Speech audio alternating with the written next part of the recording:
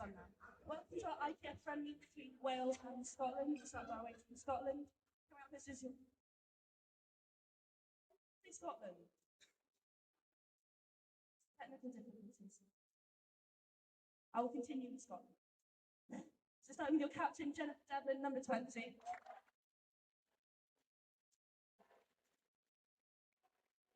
Russ Craven, 7.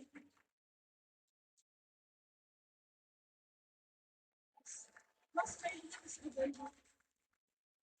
Heather McIntosh, number 5.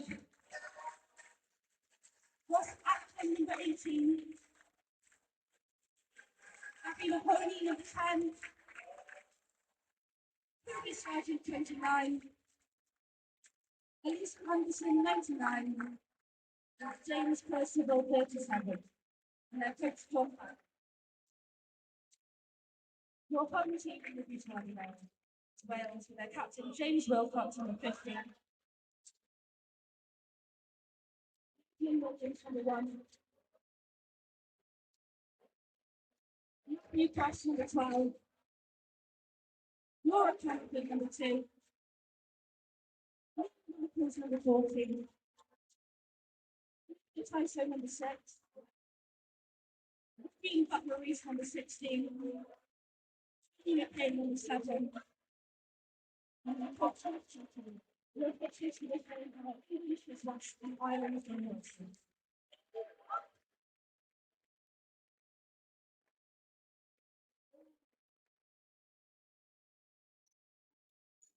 Please stand up. Scotland will be first.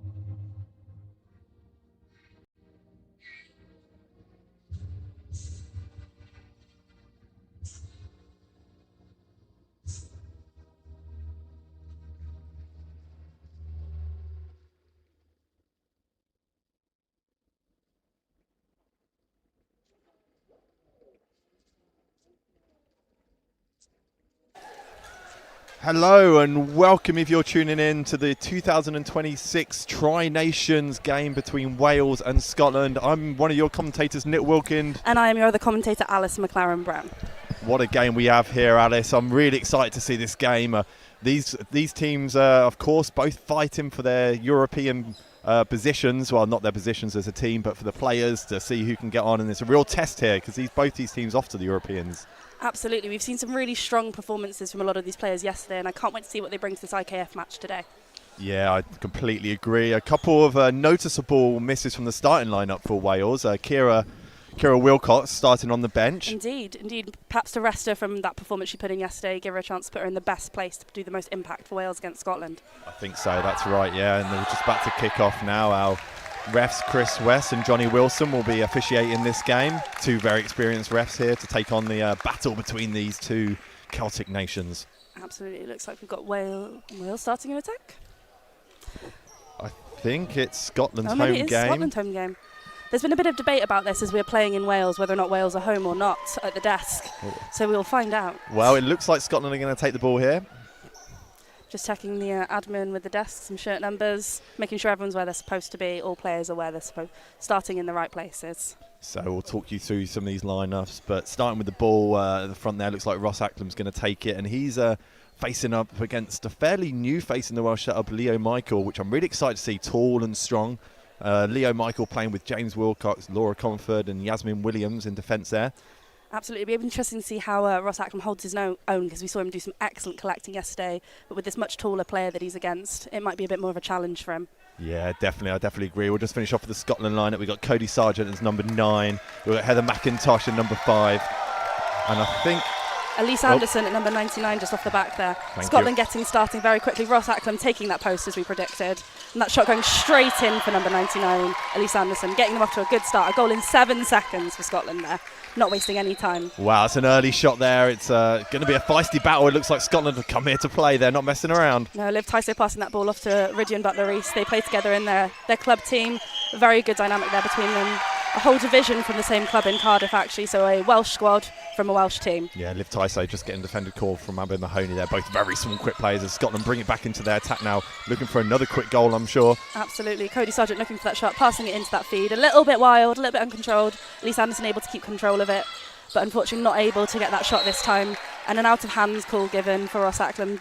Leo Michael's just leaning over him a little bit too much. Yeah, I think I agree there. Yeah, it's going to be a great battle at the post. Two strong, tall collectors. Absolutely. I think the boys in this division are both really good. Girls looking for that switch. Not quite in enough space there. Yasmin Williams to shot that goal. And the goal going up from number 5, Heather McIntosh, for the first change of ends. She was really good yesterday, Heather. I really enjoyed watching her play. She had some great games. So I think she's going to be really pivotal to the Scotland team here. As a wayward pass from Laura, but James just about keeps it on. Looking for that place in the feed, looking to feed those girls. Yasmin unable to contain it, but able to get herself a penalty just from the boy getting slightly in the way. Yeah, unfortunately, Elise Anderson just creating a bit of contact for Yasmin Williams to put that ball away. Absolutely, we love it. Penalties at this point should just be a given goal for these players with this level of skill. Ross has just got the turn on Andrew, but doesn't take it and passes it off the back there as we... Oh, a little bit of contact. And another penalty going for... She thinks she's got a penalty there. Oh, no, it appears to be pushing through, given to Devlin Wales. Walking up to the spot, unfortunately denied by the referees. Rydian Butler-Rees passing off at the front. Wales making these sensible decisions to get those passes in. Scotland doing everything they can to shut down this ball coming out of defence. Annie McKay with the ball there. We'll talk about her shortly when they get back into attack to William Press. Lovely pass out from Liv Tyso to Leo Michaels. Looking for that post run. Unfortunately denied by Ross Acklam, but keeping that dynamic moving. Those girls running. Laura Comerford looking for that shot. Unfortunately, just not able to turn herself to get a good enough angle. Yeah, it's a really hard technique coming off the back there. Full 180 twist. Wasn't able to place it into the basket. It's Abby Mahoney with the ball now. Wales trying their best to keep that post from those Scottish boys that we've seen hold so well. Quite a messy post, and all 4 boys there, all a bit of a mix-up. And if Wales do come away with that, they'll enjoy if they're going to be a little bit messy at that post for them. Absolutely. Matt Cross and Rydian Butler-Rees are a very good pair in terms of height and speed. They really know what they're doing around that post with each other. So just drawing those fouls from those Scotland boys. I don't know if Ross Acklam is playing rebound or whether Leo Michael is accepting the feed, but that's definitely the way it's happened the last couple of attacks. We'll keep an eye on what happens there. Maybe an idea to keep the tall boy out the post. We'll see. Absolutely. As Abby Mahoney with the ball again. Lovely little over ball, but unfortunately Annie McKay just able to use that skill of reading the ball and intercepting. She's got a very good gift for intercepting those balls. Yeah, and very able to quick read as the well. play very well. Wales looking to set up that attack. Definitely playing rebound here, I think, on absolutely, boys. So agree. I think Wales just need to get together after this and talk about how to break that down. It's not hard, but you do need to communicate. James Wilcox able just to get in between Cody Sargent and the post for that spot. Again, that Wales captain showing his experience and how to get into that space when he needs to.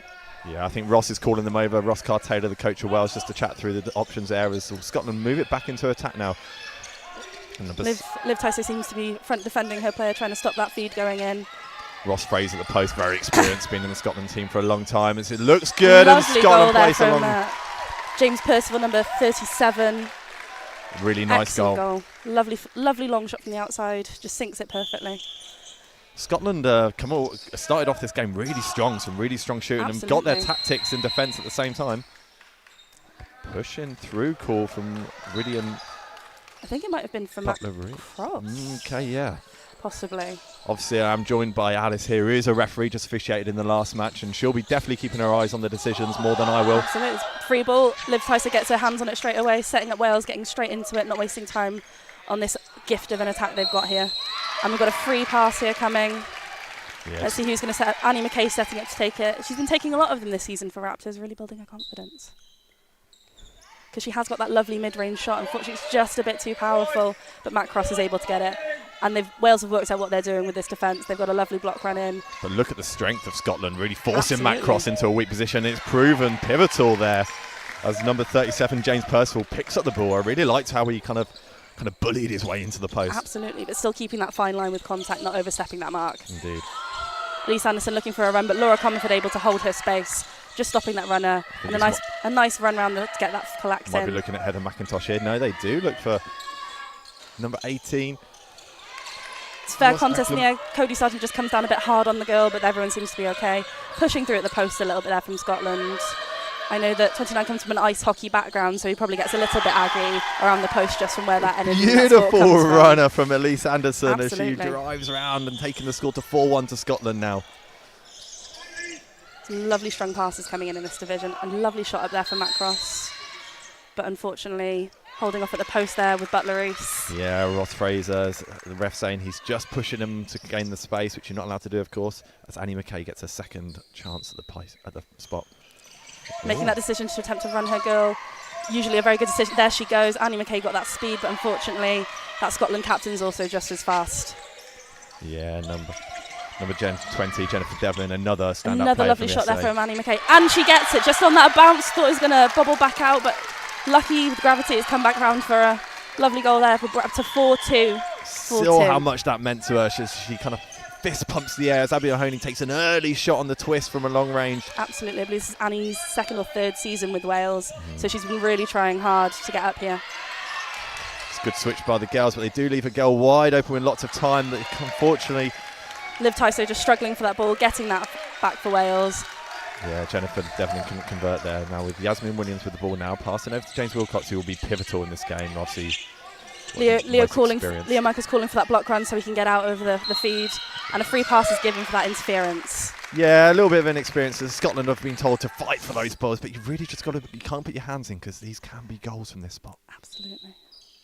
And with James Wilcox, it's inevitable. He's just so much time, so balanced He's so and cool, calm composed. and collected. He knows he's got all the time in the world to put that shot up and get that goal for his team. 4-3 now to Scotland. We've got a real fight of a game here. Absolutely. The Celtic nations know how to put on a show when it comes to putting on a korfball game. Only 4 minutes just over gone, and we've had 7 goals. It's almost a goal every half a minute here. It's really firing up at the start of the game. Keeping this ball moving as fast as they can. These dynamic passes, looking for those shooting opportunities at every time. I think that's a key point in this. They're always looking for those shooting opportunities, but also being very prepared to pass it off, knowing when you've got the right moment and when you don't. Leo Michael's putting up a lovely shot, unfortunately just not quite the right angle and bouncing into Scotland's hands. Yeah, Cody Sargent picking that off as the ball goes out the back, holds James Wilcox out the way well. As now Scotland will just take their time to work this out. These are the moments you don't want to be giving up the ball. Oh, absolutely. You don't want the pressure of Wales to get to you. You want to show them that it doesn't affect you as they now move the ball nicely into their attack. Annie McKay reading that intercept beautifully. Leo Michael's able to pick it up. back into that Wales attack, wasting no time to move it around, try and getting those people into the post. Leo Michaels using Laura Comerford just to get back into that good collect position and trying to take advantage for that shot, but unfortunately Ross Acklam just shuts it down, sees it coming, moves into that space. Oh, unfortunately a travel call there for Yasmin Williams, just maybe one too many steps there, just going in for that runner. Yeah. But she's tried to avoid the buoy. I really like the way Scotland have come out with a game plan to kind of combat Wales's attack, and it seems to be working as they're stuttering their first move. Absolutely. Ross Fraser off the bat there to Abby Mahoney. That's wayward and wide, but it's Good anybody's ball. competition there, recovered by Wales. Rydian Butler-Rees into James Wilcox for another good Wales attack. Let's see. But it's good attacks on both sides. It's really strong tactics. Unfortunately, Scotland just seem to have looked into possibly watched the gameplay from yesterday, broken down their opponents and decided that this front defence technique is the way to go, and it seems to be working for them. It's taken 7-8 seconds off the shot clock. Even though you do get up with a nice strong, it stutters them, the defence gets to set, and it takes up the time. And when Wales aren't hitting the post, but Yasmin Williams does there. We're giving a free pass just because it's the Scotland player that's knocked the post. They have to reset it. They've knocked it to an angle. Tape obviously not strong enough to hold down that. As we all know, the only way to stop them from rolling is to bury them in the ground. Free pass, converted one. James Wilcox at the spot. Again, that lovely calm, cool collected straight in with James Wilcox. Even at this level, still celebrating every goal. It means so much. It means so much. Absolutely. It brings us to 4-4, so we're level just with just under 4 minutes left in this first quarter. Scotland looking to make that move in. And a lovely goal goes up there for Elise Anderson, showing her experience in this Scotland squad. She's been proving pivotal at the start of this game. 5-4 with only 6 minutes gone.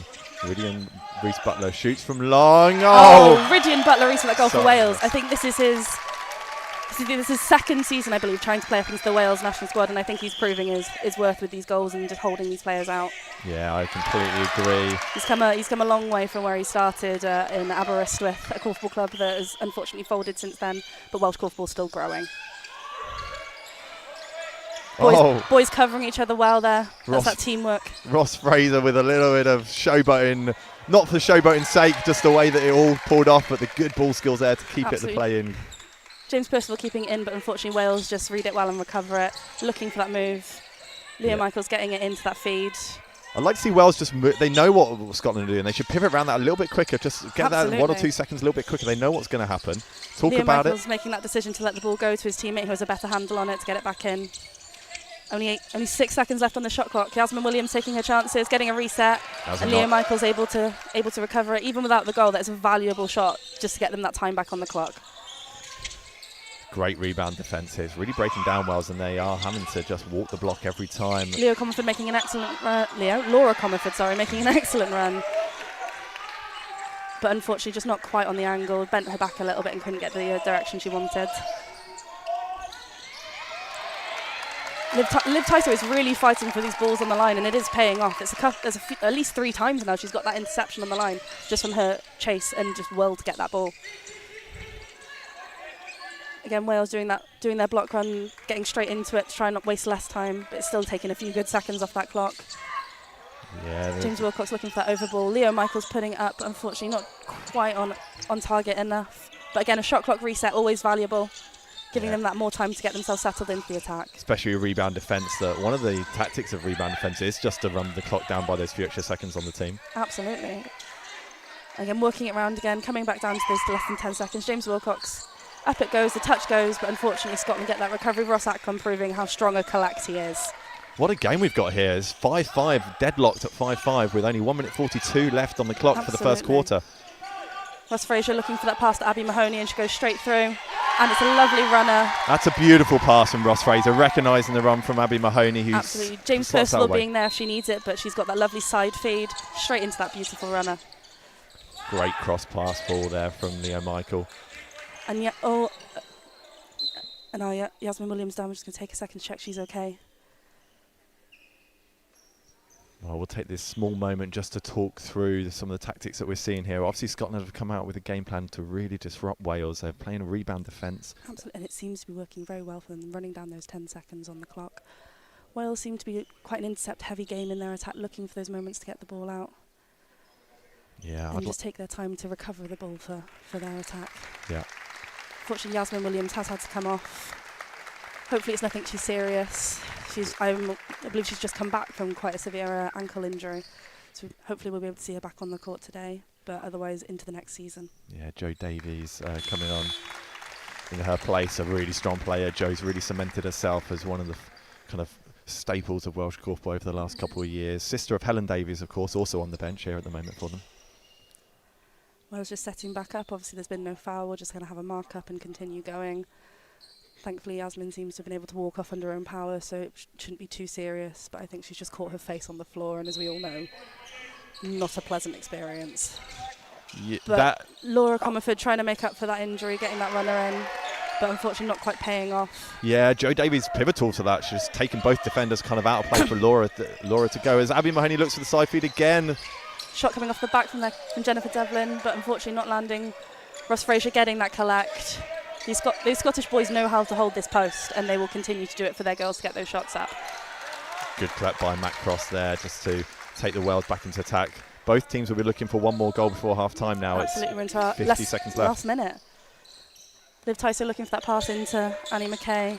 Jo Davies moving that ball quickly, getting it back in that 1-2, looking for that post. Trying to get her best of Elise Anderson, but unfortunately her body's just in the way. Running that block quickly, getting it out of the way fast. Unfortunately, Leo Michael just fumbles the pass straight into Matt Cross's hands again, but I think his foot was just across the line, unfortunately. Such a shame there, as with 28 seconds left, obviously real playing time, so every time the ref blows his whistle, the clock is stopped. 6-5. It's worked out for Scotland. They've had a nice easy ball into their half, able to set up for this possibly the final attack of the game, depending on how Wales defend this. Annie McKay and Liv Tyso communicating to be together to stop these girls from getting any runs on them. Regine Butler is able to just snatch that ball down. Yeah, James Purcell will not be able to put that away now as Laura Comerford past James Wilcox. I wonder if there's a play here where, you know, like the Welsh team kind of respect their shooting enough just to take the 3-metre, 4-metre shots without a collect. He's called it a goal. Yes, he has. I thought I heard a ref whistle before the shot. He's called the goal, so that's a goal just before the final second, in fact. So I would classify that as a buzzer beater. I don't know about you. Let's class it as that. It's always much more fun. It was a lovely little under the post shot there from James Wilcox. I'd say about 30 centimetres out. So with that, of course, like the team that had the ball at the end of the quarter starts the ball. So I'm guessing that's a Scotland ball now. It will be a Scotland ball just because of the Wales goal. So as much as they've got a goal, they've lost that possession to the next half. I think you'll take the goal. I think I'd take the goal as well. Still looking good, 6-6 into the first quarter. Absolutely deadlocked here between two teams. Not much to separate them. Scotland come out with a much stronger defensive tactic. Wales playing just classic front defence on the other end. But Scotland really shooting well. Their percentages have really improved this game over yesterday. I mean, the kind of excitement of the IKF Tri-Nations game. Absolutely. I think they've shaken off those cobwebs yesterday. Obviously, it's a long travel down from Scotland on a Friday night. And they've really settled into themselves, holding those posts, getting those girls running. I think that's their key tactic, is using those strong girls to keep the shots up and their tall boys to hold that post. Yeah, 1 minute in between quarters here, so we'll see the teams come on very quickly. Just gives that small little moment for the coaches to bring the whole team together and have a chat and bring out their tactics for the next quarter. What's gone well, what's gone right, let's work on this. Yet to see Scotland deploy that signature move of their sort of double block run to get those two boys into the post, but I think they've been able to just get that boy in quite naturally. Yeah, I don't think they need to. We saw that quite a lot yesterday, but I think they just don't need to at the moment. They seem to be working well with the mixed gender post when they need it, and also just playing off the single collect 3-1 scenario a few times as well. So I'm really impressed with the way Scotland have come out here, and it's 6-6 now. Absolutely, they're looking for those side feeds more than those post feeds, and I think that can be quite a good tactic to just keep those players out. Fewer people at the post, less crowding, less likely to get a switch call. So here we go in the second quarter now. Elise Anderson straight up with that shot again. Unfortunately, not a goal this time for those first 7 seconds. Wales able to cover it, passing it back out. Yeah, I really like that early shot. They've got a strong collect. Take that early shot. There's no reason not to. Absolutely. It shows Scotland's confidence in their shots and their collectors, that they believe they will go in, and if they don't, they know that their collects will get them. We've got an out-of-hands call. Abby Mahoney just knocking it straight out of Matt Cross's hands. She knows what she's done. She's like, that was on me. Definitely on me. McKay with the free pass. Oh, it's not a good pass back. You really got to get that pass straight back for the shot. Unfortunately, James Percival just got his hand in. Liv Tyso for that runner and absolutely nails it. These speedy girls in Wales putting in their work now. Oh, for sure. Great finish as well. I'd really like to see this. It's just felt natural to go in there as Scotland now come out. 1 goal down. First time being down in the Jo Davies, game. unfortunately, not just quite round her, but able to keep it from becoming a penalty. James Wilcox to recover. Yeah, looked contact aplenty could have been there, but did really well to stop that. Into this attack. Regine Butler is passing off to Annie McKay, to Matt, looking for that shot, but unfortunately James Percival just able to shut him down in time. It looks like Annie McKay is well, let's just look at that Ooh, runner from Liv Tyso. Tyso. Annie McKay is not going to the fee position naturally. I wonder if she's been told to stay out, like even with Ridian in with the ball, looking for a girl, and he's just refusing that down. Absolutely. I think they've been maybe told to keep those girls out, look for those runners. Yeah, for These sure. are two very quick, very good girls that work together quite often, so they know how to read each other's plays. So it's possibly that feedback from Ross, who's just giving them a little bit more information in attack, while Scotland run that block. We do see that double Blotton move now that they did so well yesterday, and Elisa's almost goal just bounces out, not quite defended. Still Scotland's ball. bit of contact under the post. No collect there now, so No, but shot straight up, looking for that. Unfortunately, James Wilcox just able to out collect McIntosh. yeah, wrong shot choice there with James Wilcox hovering near the post with no other collect options. But Wales now move their ball into attack to Annie McKay. Annie McKay off to Ridian Butler-Reese, looking for that option from Liv Tyso. Fortunately, just not quite there, but able to recover the pass. Liv Tyso gets her hands on it this time, looking for Annie McKay, looking for that collect, looking for that runner.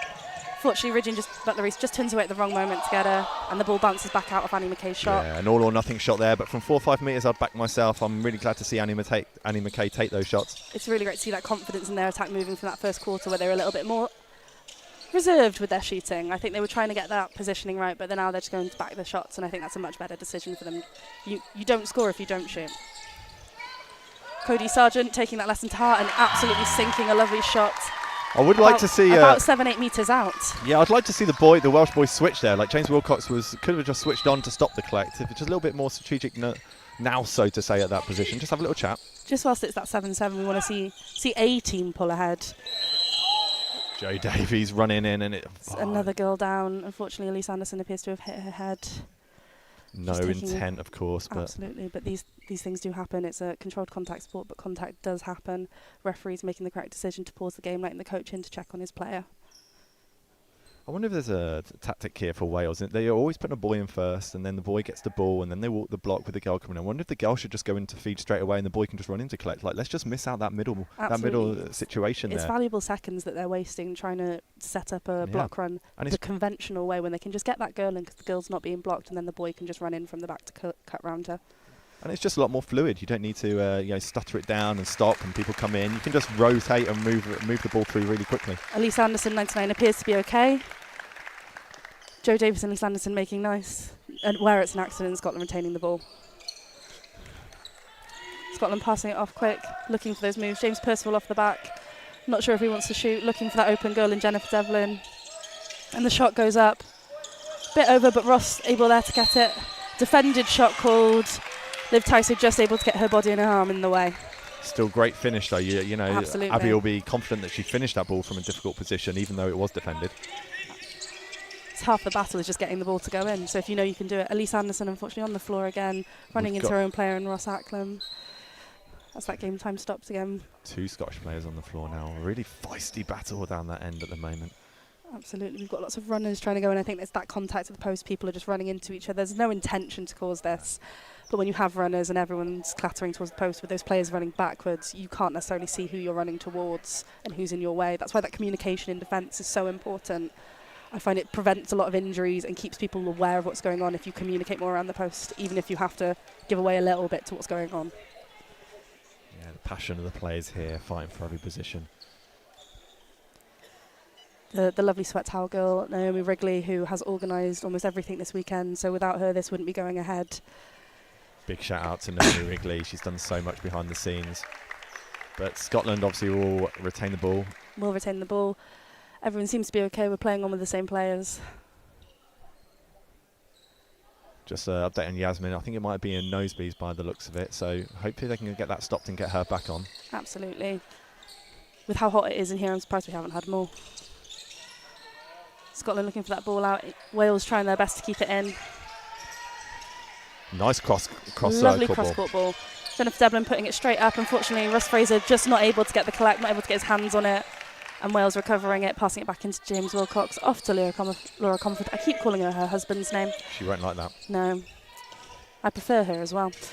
That's a great run from Joe Davies. Oh, can she and put it a away? Lovely finish there for Joe Davies. Coming on, making her impact in that injury sub position and showing why she's in that Wales squad. The game scoring just slowed down a little bit in this quarter. Not really slow, but slower compared to the first. And I think Liv Tyso looking for that ball, but unfortunately gives it to Scotland, just knocking it out of the court.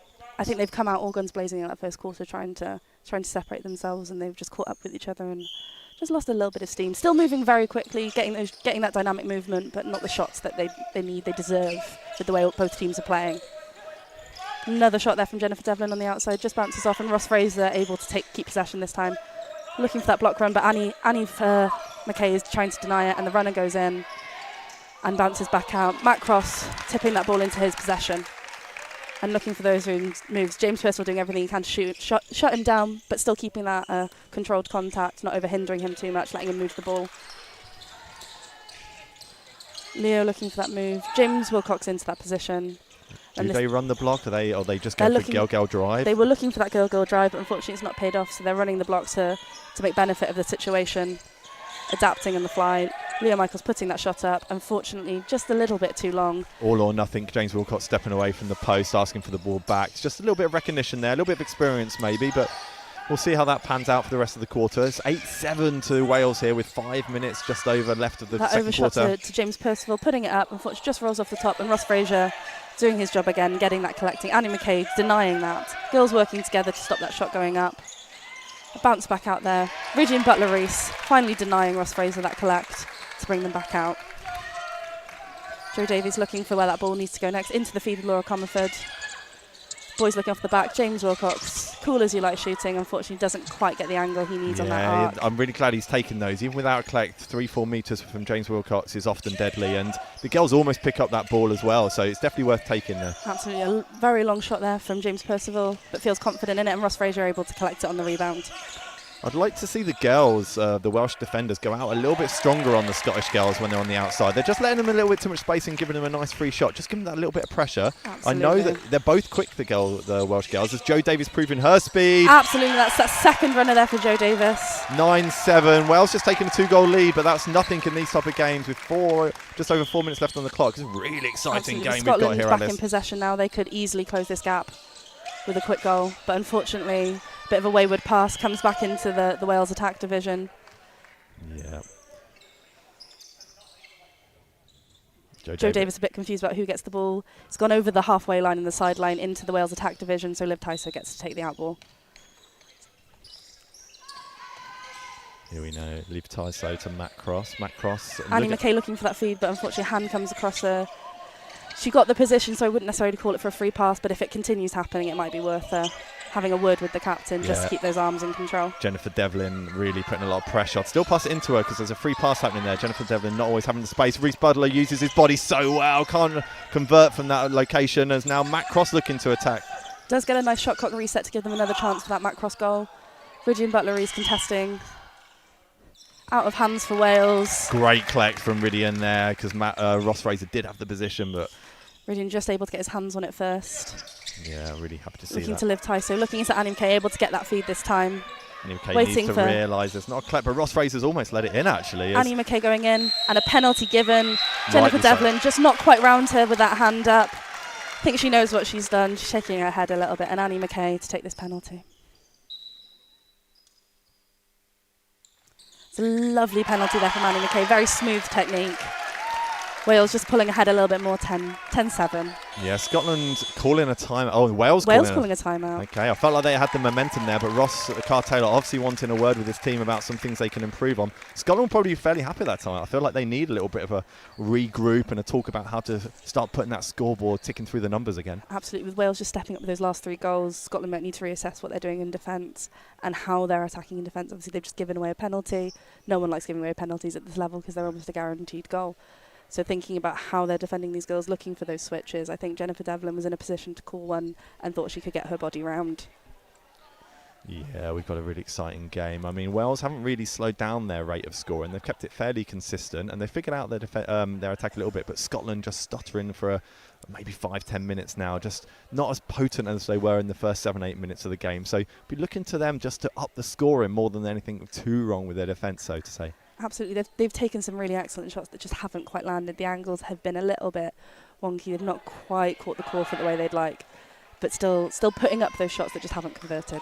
Yeah, we see this often from really intense games. A team comes out absolutely all guns blazing. They score, and then they seem to slow down. And it's what is that magic sauce that allows them to keep on scoring like they did in the first 5 minutes? And Scotland seemingly, unfortunately, fall into that kind of curse of the last. I would say, given we're in Wales, the magic sauce is curry sauce on chips. Of course.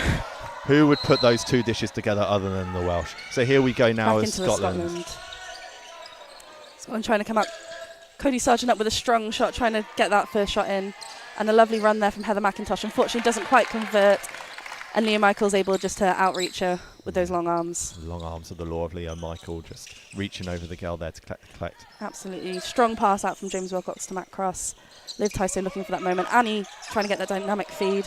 Matt Cross able to get it, but Liv Tyso denied that runner by Annie Mahoney. Really both rapid girls there battling for the running position and the defensive line. It's good to see these shots coming up from these girls, having more confidence in putting them up. Scotland looking for that move. Clark not straight in like usual. Oh no, there he goes. Ross Acklam's got that post. Heather McIntosh getting that feed. Elise Anderson taking a shot on the move.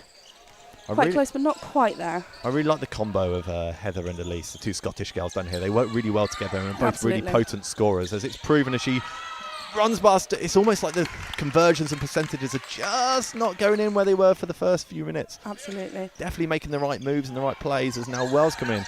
I think we've also got a really good defensive pair of boys in this Scottish team. Ross Fraser and James Percival seem to understand what each other brings to the game and how to cover for each other in those shots and those collects. Annie McKay with a quick pass off to Butler Rees and a lovely goal from Ridgeon Butler Rees, about 7 metres out. It's the second goal for the game. It's nice to see. I feel like we haven't seen many kind of long-range outer shots, and a good team will take a lot of those in the game rather than the runners. So nice to see that Wells just up in that kind of Scotland percentage. with a lovely clean over. Not able to convert it, but a nice shot. Ross Fraser doing that job again, getting that ball into possession of Scotland. Abby Mahoney looking for that feed, not able to get it in, denied by Matt Cross. Same with Jennifer Devlin. Girls looking for those feeds when they can take these beautiful outside shots, knowing that those boys will collect them. Yeah, I think the Welsh girls are putting a small amount of pressure on the outside now, a little bit more than they were before. Liv on Abby Mahoney on the outside there. Just seen that lovely dynamic from Fraser and Percival when they know to cover each other and that run the block. And a lovely goal there. No pressure from 7-8 metres. It's a great shot, but I'd like to see just give her the small thought of an arm up Elise there. Anderson just overcommitting there, unable just to get in back, stopping that goal from Jo Davis going up. A nice tactic though, James Wilcox, straight to feed, girl run, let's go, route one. Absolutely, don't waste any time.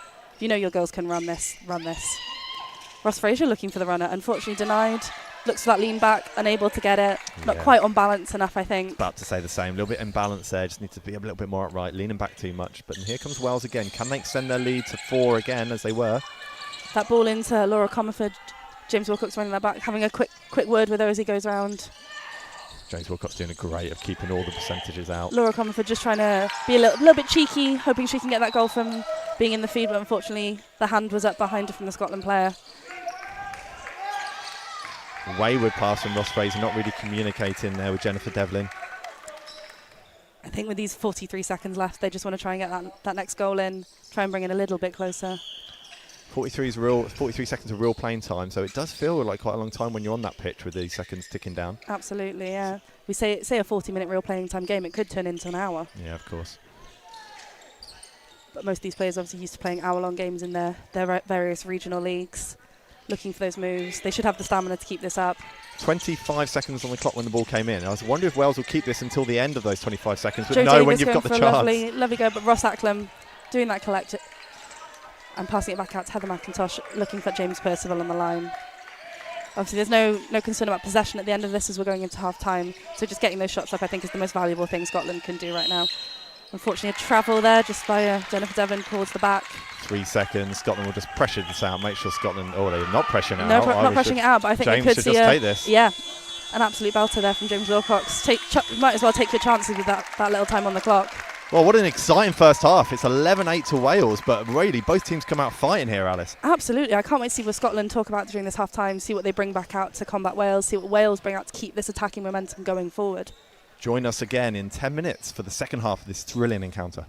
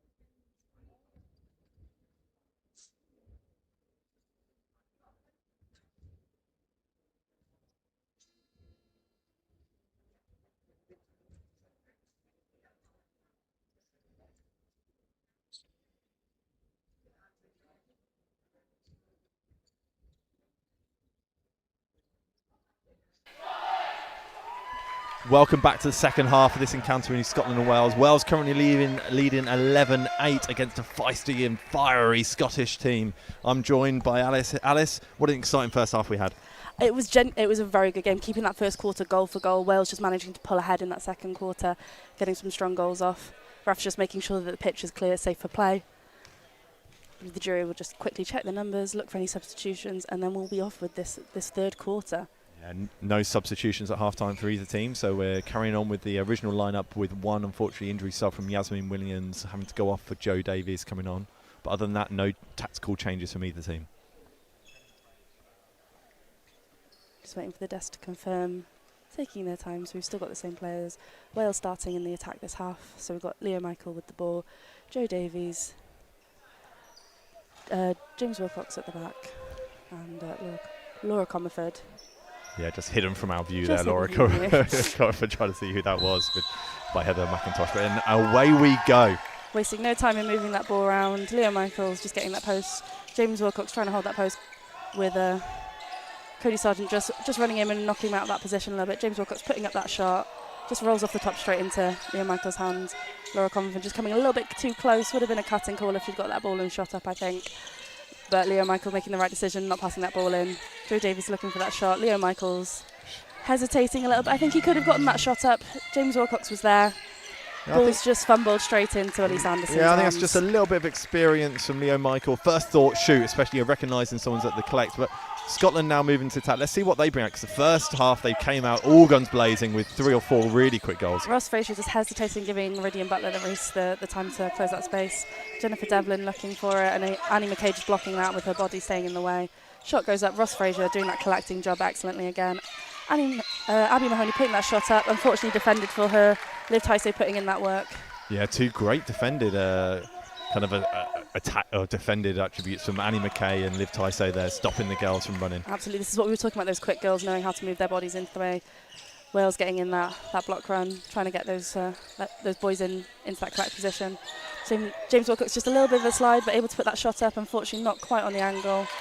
But Leo Michael's able to recover, passing off to Laura Comerford, looking for that hand in the way. But unfortunately a travel before the penalty option was there. I think that foot just slid away from under her. Yeah. And Scotland now, Ross Fraser taking the ball from the top. Strong collect, who walks into the feed and then goes. So they switch around the collect with Ross Fraser now into that collect position. Number 37.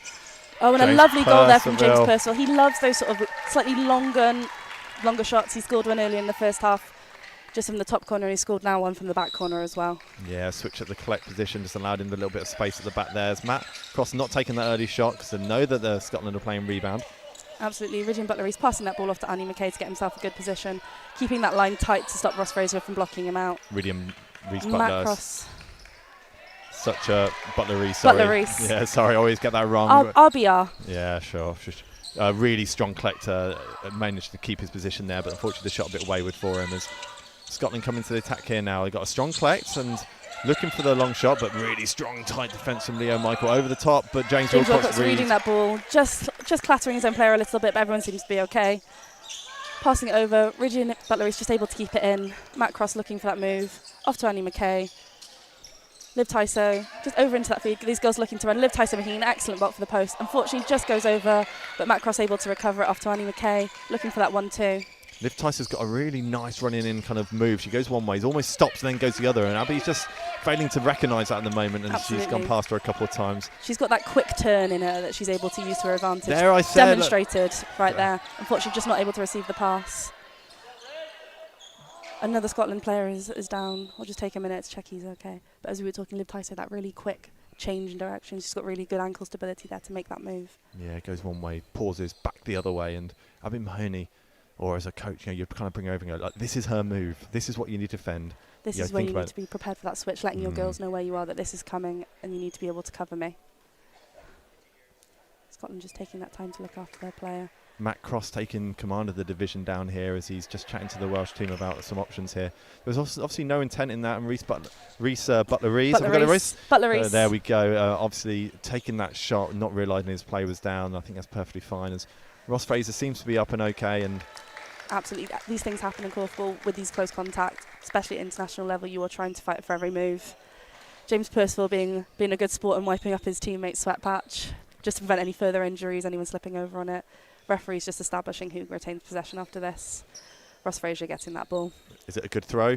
It's a great throw. It's a great throw, straight into the hands of his player. Okay, Scotland Straight got to, the ball. straight to Gemma Davis on the bench. 25 seconds on the clock. Full reset just for the foul.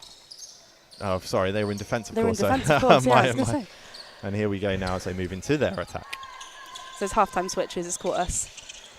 Elise Anderson looking for that moment, taking that quick shot, as she is known to do. Looking for that lovely 1-2 on the outside.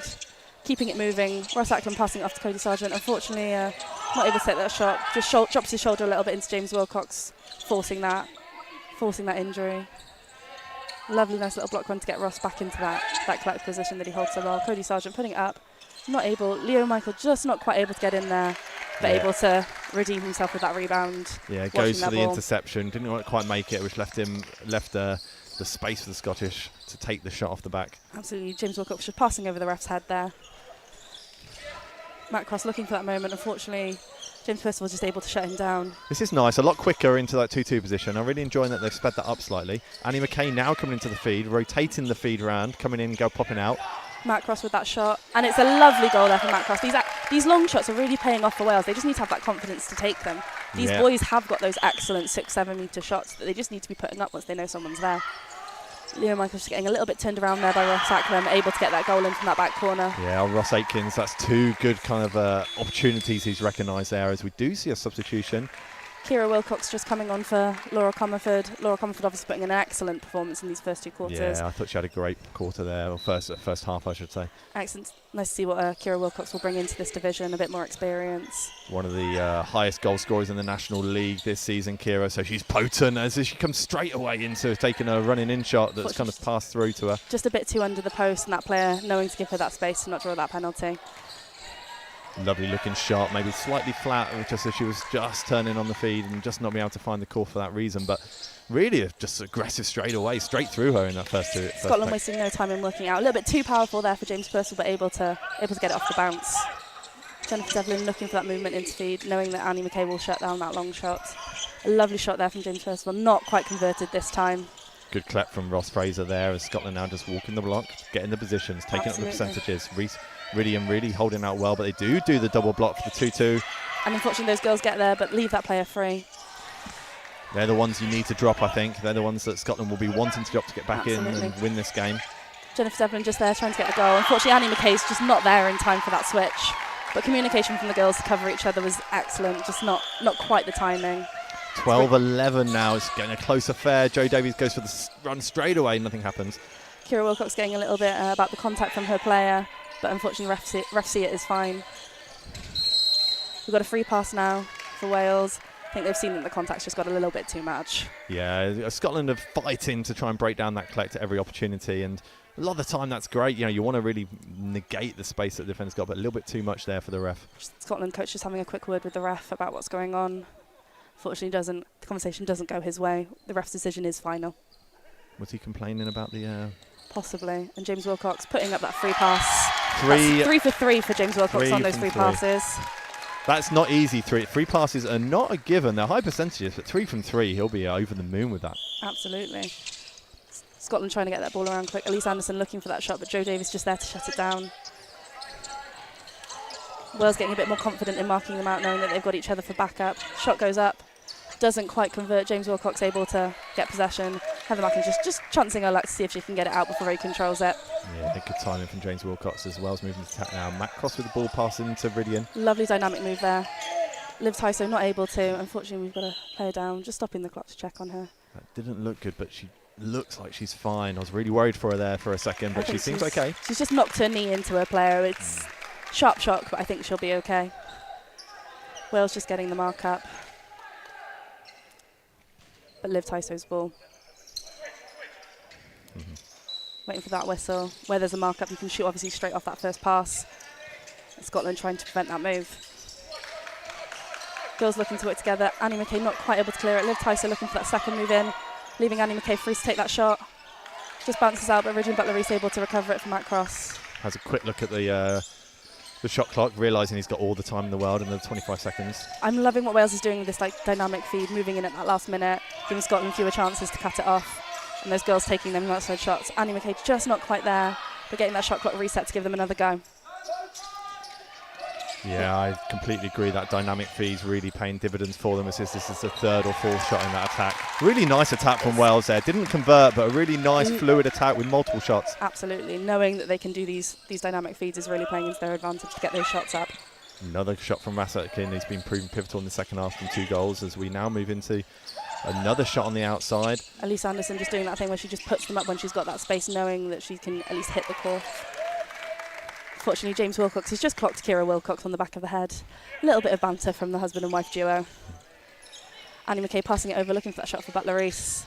Hits the course, but James Purcell was just able to keep it in. Ross Fraser taking his time, looking for that good pass out, making sure Scotland get the best chance of an attack. Cody Sargent the pass, Ross Atkin on the outside. I feel like James Wilcox had the ball and the ref agrees. Ref agrees, we've got that out of hands call. Cody Sargent just fighting for every ball and unfortunately fighting a little bit too much. Just bending the rules a bit. Really enjoying Ross Atkin, but we'll talk through that in a minute, as now Matt Cross walks the block with Annie. Just able to get round. I think the Wales need to be really a lot more physical underneath that post. They're giving up a little bit of space, a little Annie bit McKay of taking strength. the shot. Matt Cross taking his chances, knowing Butler Reese will run in for it, but unfortunately just out. And Ross Fraser just over the line, unfortunately. Another substitution coming in for Wales. Liv Tyso off for Helen Davis. I think she's had a great game, Liv Tyso. Really, Absolutely. really good, I'd say, as Helen Davies also experienced coming onto the pitch. Give Liv Tyso a chance to rest that knee that she's just clocked. Yeah, she doesn't seem to be nursing it at all, so I think that was just a momentary pain. But as we move the ball through, let's see what Helen's got now. Lovely that with that dynamic feed again. Butler Reese just not able to get his hands on it properly. And again, Helen Davis in that dynamic. Matt Cross putting up that lovely shot. And it pays off for Matt Cross.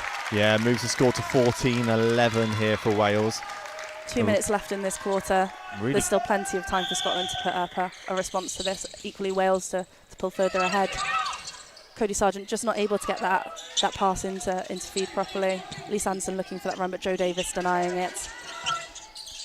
Elise Anderson with that outside shot, getting it straight in, bringing our score back up to 14-12 and a change of ends. really tall division, this division now, with Leo Michael and James Wilcox, both tall, strong boys who can both go collect. But we do see Scotland obviously playing rebound. Girls looking for that run.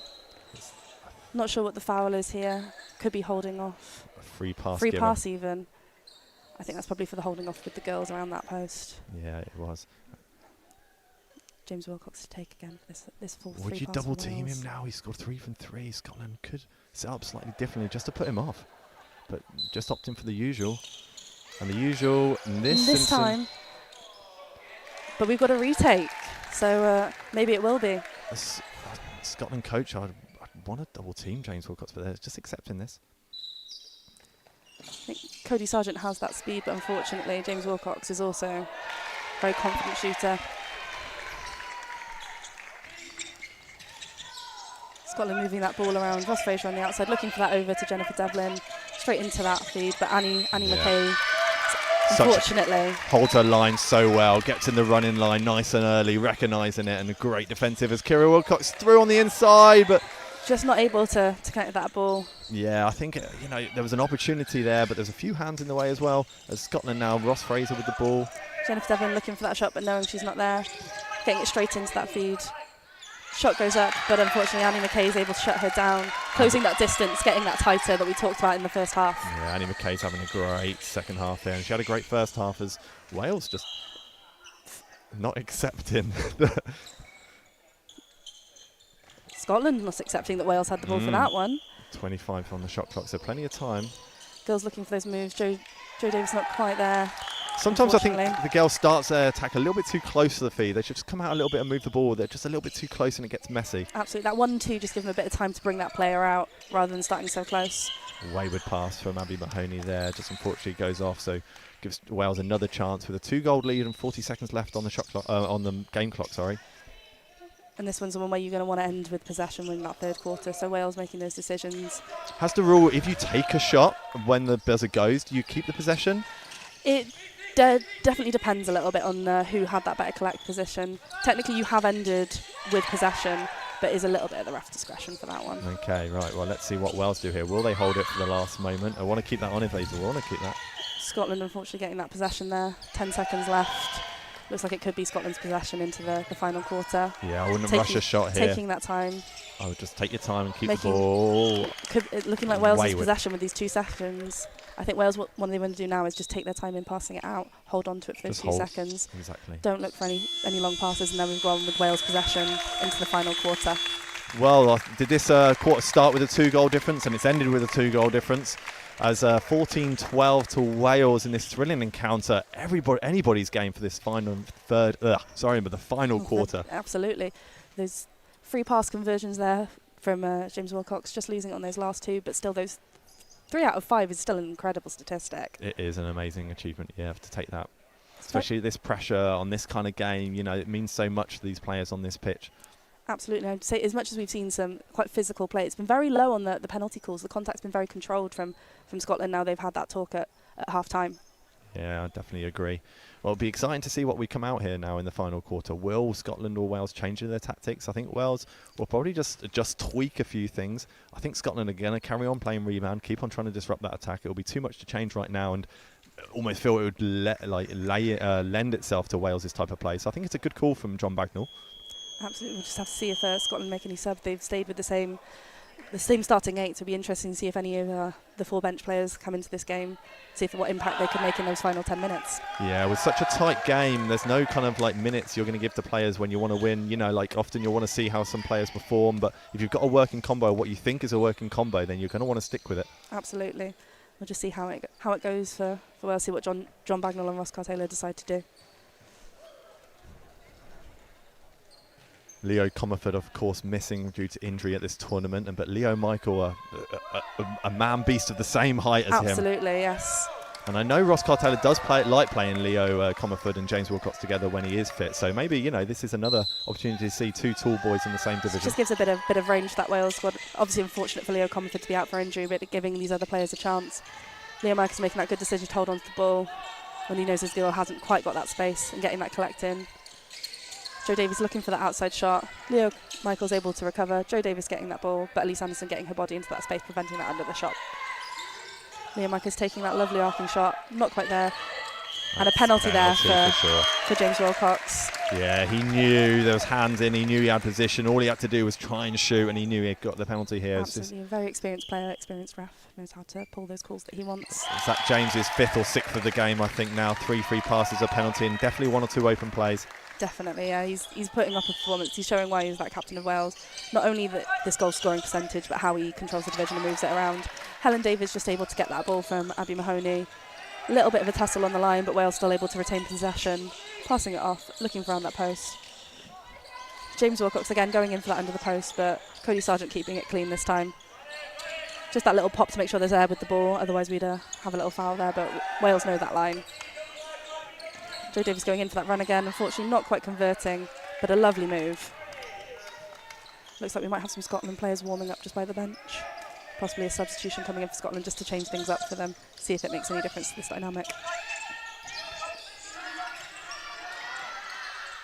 Yeah, as we see Abby Mahoney, long way out. Helen Davies really tight on her. I think Abby was looking for a runner, but couldn't make a clean pass into the free position. Leo Michael, James Wilcox has a collect, allowing people to get a free shot here if they want it. And I don't. Leo Michael taking his chances this time. He hesitated on the previous one, but put it up this time. I think that's too much. Just too much from Scotland. Yeah. They're just trying too hard to block that ball. We've got our Scotland substitution. Janik Adam coming in there for Ross Fraser. We saw Janik Adam do an excellent job of holding that post yesterday, and hopefully he'll continue that trend that Ross Fraser has set for this game. And James Wilcox back on form, converting that free pass. Indeed, indeed. He points his finger at the bench or the Ross Carr-Taylor, one of the two, saying, that's me. Oh, looks like Ross Carr-Taylor might be about to put in a substitution. I think James Wilcox might be getting subbed as Ross Carr-Taylor waves a substitution image at him. That shot from Cody Sargent, just not converting. Love that back corner shot, but unfortunately not there. Not quite a foul on the line, but unfortunately I think Janik Adam just got away with that foot over the line, just releasing it before he was on the other half. Matt Cross recovering that Nice fumbled pass. Cross-court ball as Annie Annie McKay McKay looking for that drives runner. in. And a defended call. A really good line that they took there Absolutely. from Jennifer Devlin. We've got 2 substitutions about to come in from Wales by the looks of it. Sean Berry and Sean Edwards. A pair of Seans going in. Sean Squared about to come onto the pitch as we now look at Scotland trying to remove that deficit of 4 goals. That's over the top ball. There's been 3 passes down Ross that Acklam side just now. not able to retain possession. These 2 Wales players, sorry. Regine Butler-Reese and Matt Cross coming off for Sean Squared. Indeed. It's a really powerful combo, Sean and Sean. Both excellent collectors and both very... Sean Edwards very impressive in his reading of the game, I'd say, when he's on the pitch. Really helps the division work well. There's been no loss of the skill in this substitution. It's just fresh set of legs. Helen Davis making that run, unfortunately, just not quite converting it. But Sean Edwards able to get it on the back end. Just a bit too much power on that pass. James Wilcox getting in there, getting that back for his team, setting it back up. Annie McKay looking for that run, looking for that open shot. Knock on the post. Not quite sure who caused it. Reset there for Wales, but unfortunately James Percival just able to get his hands on it first. Straight to Janik Adam and back into Cody Sargent.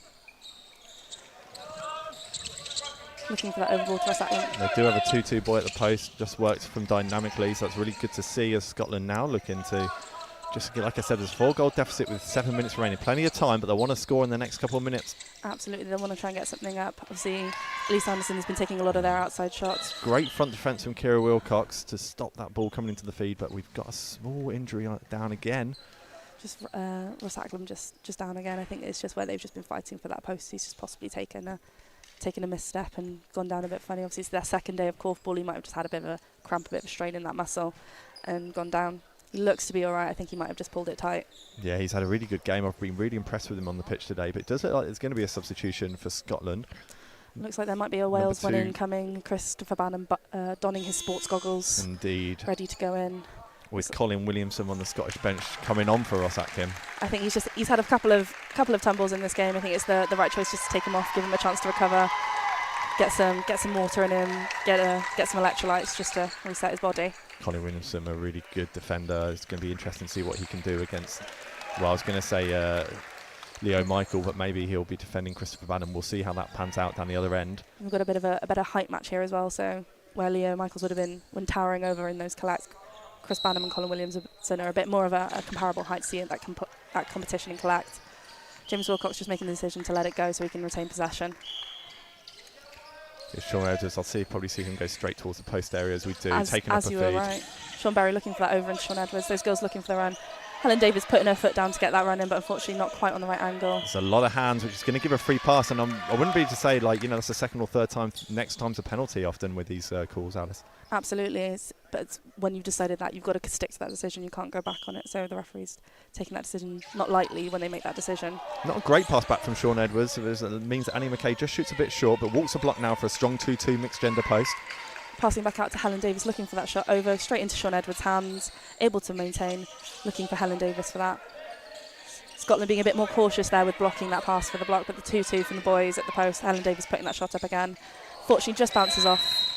But we've got a free pass coming in for looks like contact at the post. Yeah, the refs just had enough of the amount of physicality that Scotland are giving around that post, rightly so. It's just too much now in the final stages of this game. Absolutely. Annie McKay looking for that one again. Hopefully she'll get a good pass out from Sean Edwards. Oh, we've done a little sneaky shot from under the post, but unfortunately doesn't quite pay off. I like that, but Annie McKay... I love it. Annie McKay's able to redeem it, get it back for herself.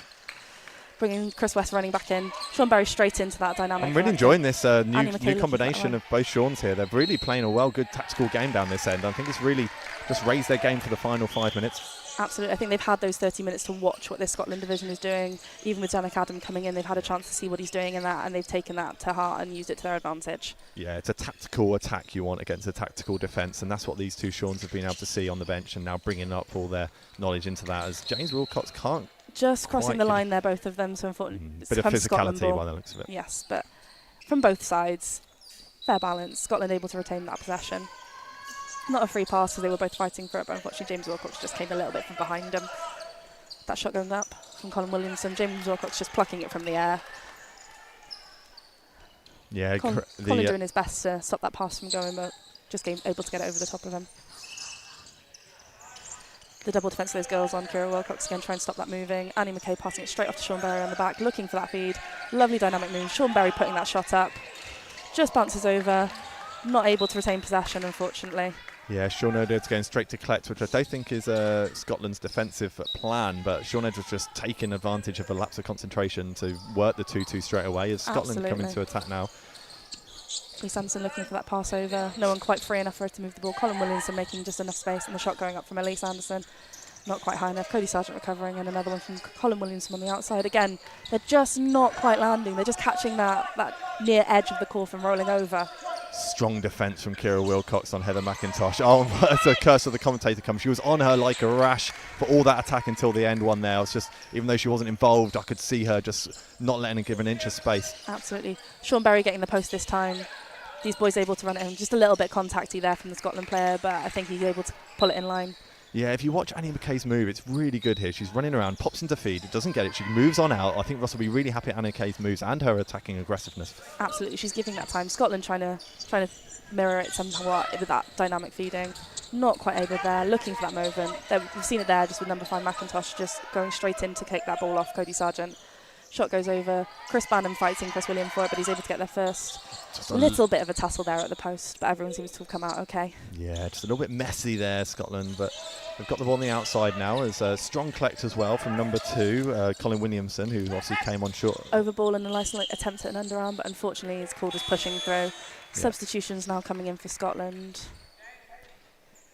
So we've got Beth McHugh, Gemma Davis and Owen Shea all coming on. So Scotland have got their whole bench on for the last 4 minutes of this game. Owen Shea, an experienced Scotland player.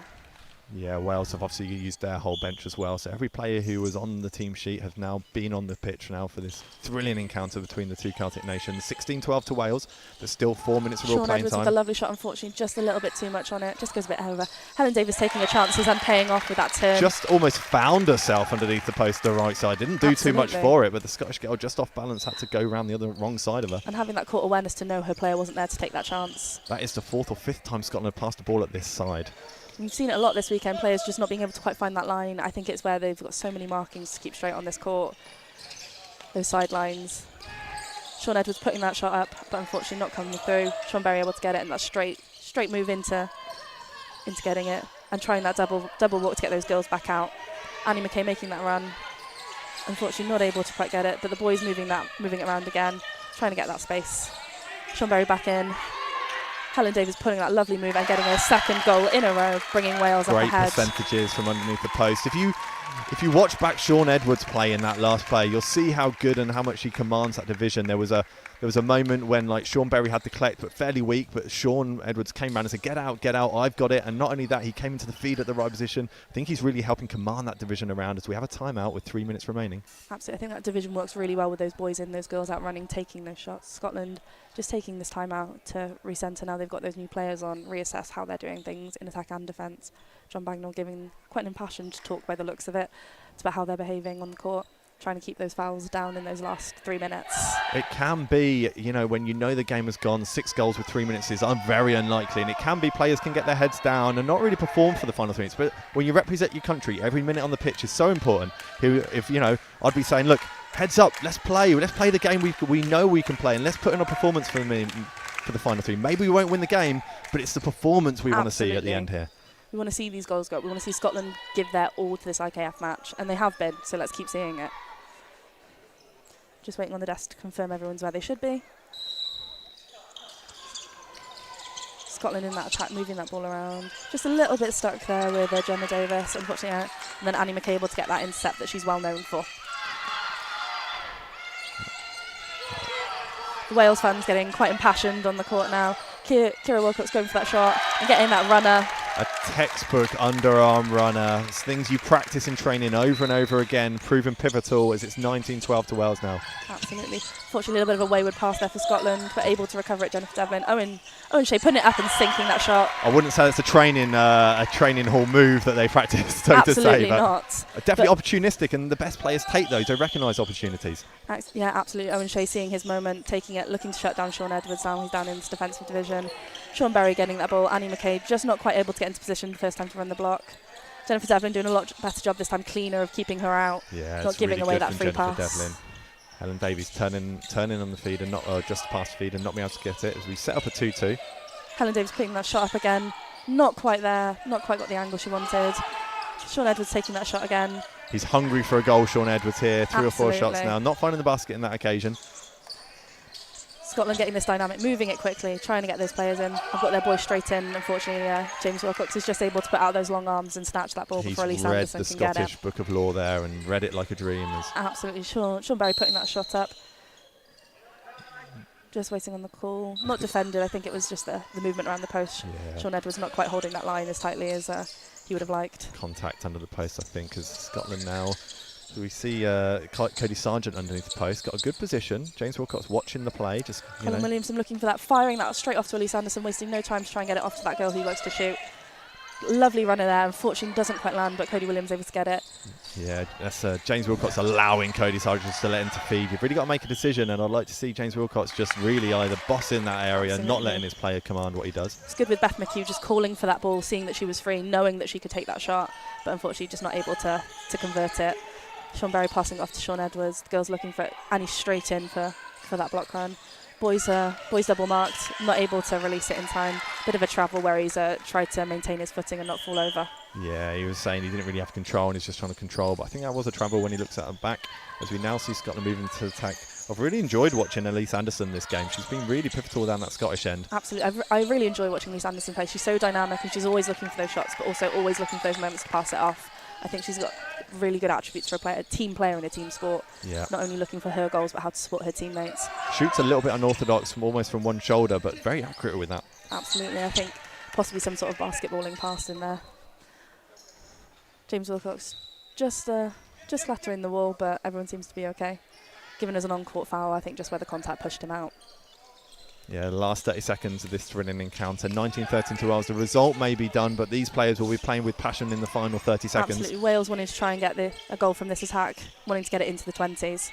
And just achieving that with Helen Davies. I mean, Helen, what an impact substitution. 3 goals from underneath the post since she's come on. She's been absolutely excellent as an attacking force down that end. John Bagnall just pulling the girls aside to be aware for that switch. Elise Anderson putting that shot up. Colin Williamson saying back off to Beth McHugh. Christopher Banham doing his best to shut him down. Joe Davis trying to get into Elise Anderson's face just to distract her. Chris Banham just coming a bit round him. He knows what he's done. He's put his hand up. It's a free pass, just not quite clean enough. Elise Anderson setting up, looking for that pass to Cody Sargent, it appears. Double teaming the free pass shooters Wales' way. And the pressure, just too much. Oh, James Wilcox just comes down on himself. There's no contact there. I think he's just landed awkwardly with the edge of the post, but seems to be able to walk it off. Oh, and a little bit of a blam there in the last second. Indeed, he knew he was going to have to shoot and the defender knew he had to. Well, what a thrilling encounter, Alice. Incredible game there from Wales and Scotland. Performances from both teams have been excellent. There's 3 pass conversions there from James Wilcox. Yeah. The running in shots there with Helen Davies. Elise Anderson doing her best with those quick goals in those first few seconds of the games. And obviously Ross Fraser holding that post so spectacularly throughout. I think he's done his country proud with how well he's held that collect to give those multi-shot attacks to Scotland. Well, thanks for tuning in this thrilling encounter. We've got another exciting England versus Ireland encounter coming up now, or England reserves, maybe England reserves to Ireland reserves. Stay tuned for that one. Thanks for tuning in. I've been Nick Wilkins. I've been Alice McLaren-Brown. See you soon.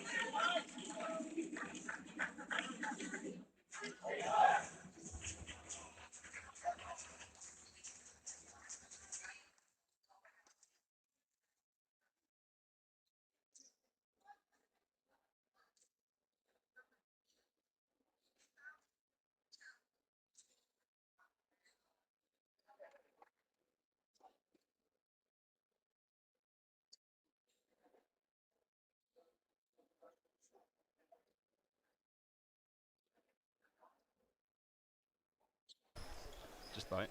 Hello and welcome to the second day of the Tri-Nations tournament. I am Lizzie Ty and I'm here with Johnny Wilson, both from the Irish contingent. We are here to commentate the hopefully very exciting fixture of England development versus Wales development here. Starting in attack, we've got Wales, Andrew May with the ball, and his teammates Heidi Smith, Gary Lamb, and I'll number be one, honest. whose name we will check We'll and find then out at some report. point. So one She of the plays for few- Cardiff Raptors, and I've been very impressed, but I cannot remember her name for the life of me. I think, to be fair, about half the team is probably from Cardiff Raptors, so that we might see some connections that they're used to playing throughout the season. So, see what happens. Gary Lamb normally very, very quick.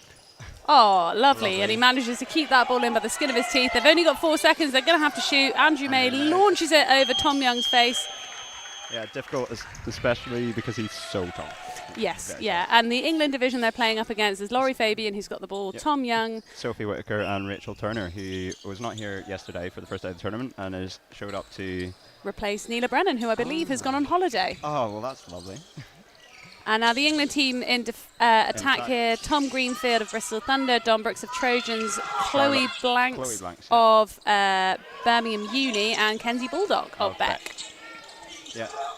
So again, we've got 3 National League players down this end. Lovely shot from Don Brooks. I think he maybe had a bit of a quiet day yesterday in terms of scoring, so maybe coming out with a point to prove that he's still a very efficient player. Very good shot, can shoot from anywhere on the court. Absolutely, very, very smooth shot. Scores a lot in the National League, and yeah, asserting himself on this game pretty early today. Yeah, especially with the size matchup, he is a very physically dominant player, and we'll see it around the post. A lot of good work, constantly moving. Lovely shot. pass there for a lovely shot by Chloe Blanks, who brings Again. it to 2-0. English debut this weekend. Had a very good tournament at the University Championships a few months ago, and has since then been scouted. Lovely shot from Dan Williams, I believe. Is that Dan Williams? That Lovely. is what I've been told by Nick Wilkins. Lovely little kind of turning shot from the sideline. As the pass to Rachel Turner, slightly disrupted, long ball to Sophie Whitaker and Tom Young, not quite finishing around the basket. Using his size well, and at least manages to retain the ball for the attack, but then maybe just trying to force it a bit too much on the inside. But back into attack from the English. Tom Greenfield ready before the attacking division, trying to get them going. Somehow they still end up with the ball, and a travel there from Rachel Turner. So tell me, from this attack and then just moved into attack on the switch, what would you like to see from them over the next, like, say, 5 minutes? From the English side. Yeah. So, yeah, with Rachel, Sophie, Laurie and Tom, I imagine that we'll see Rachel and Laurie working on the outside, but I imagine Tom and Laurie will be pretty happy to rotate that post, though Laurie's got a size mismatch against Gary Lamb. And uses it very well and immediately just sinks one in. One of the smoothest shots I think I've ever seen in the English National League. Yeah, and a very nice top knot as well.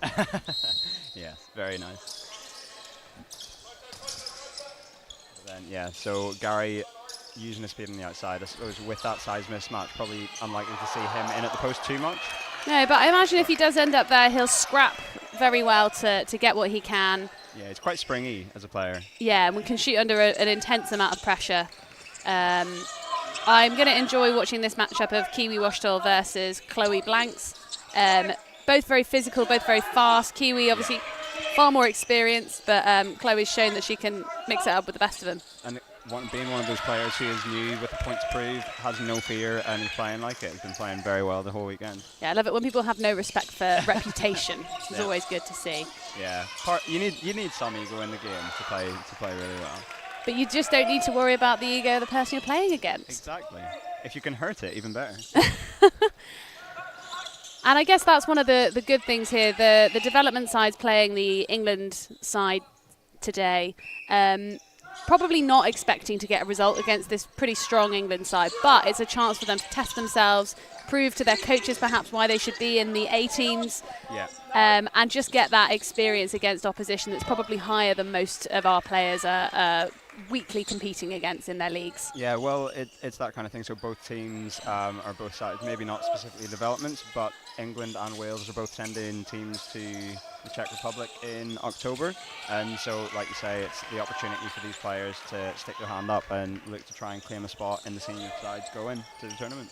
Absolutely. A matchup I do just want to point out is Alfie Hawkins versus Tom Greenfield.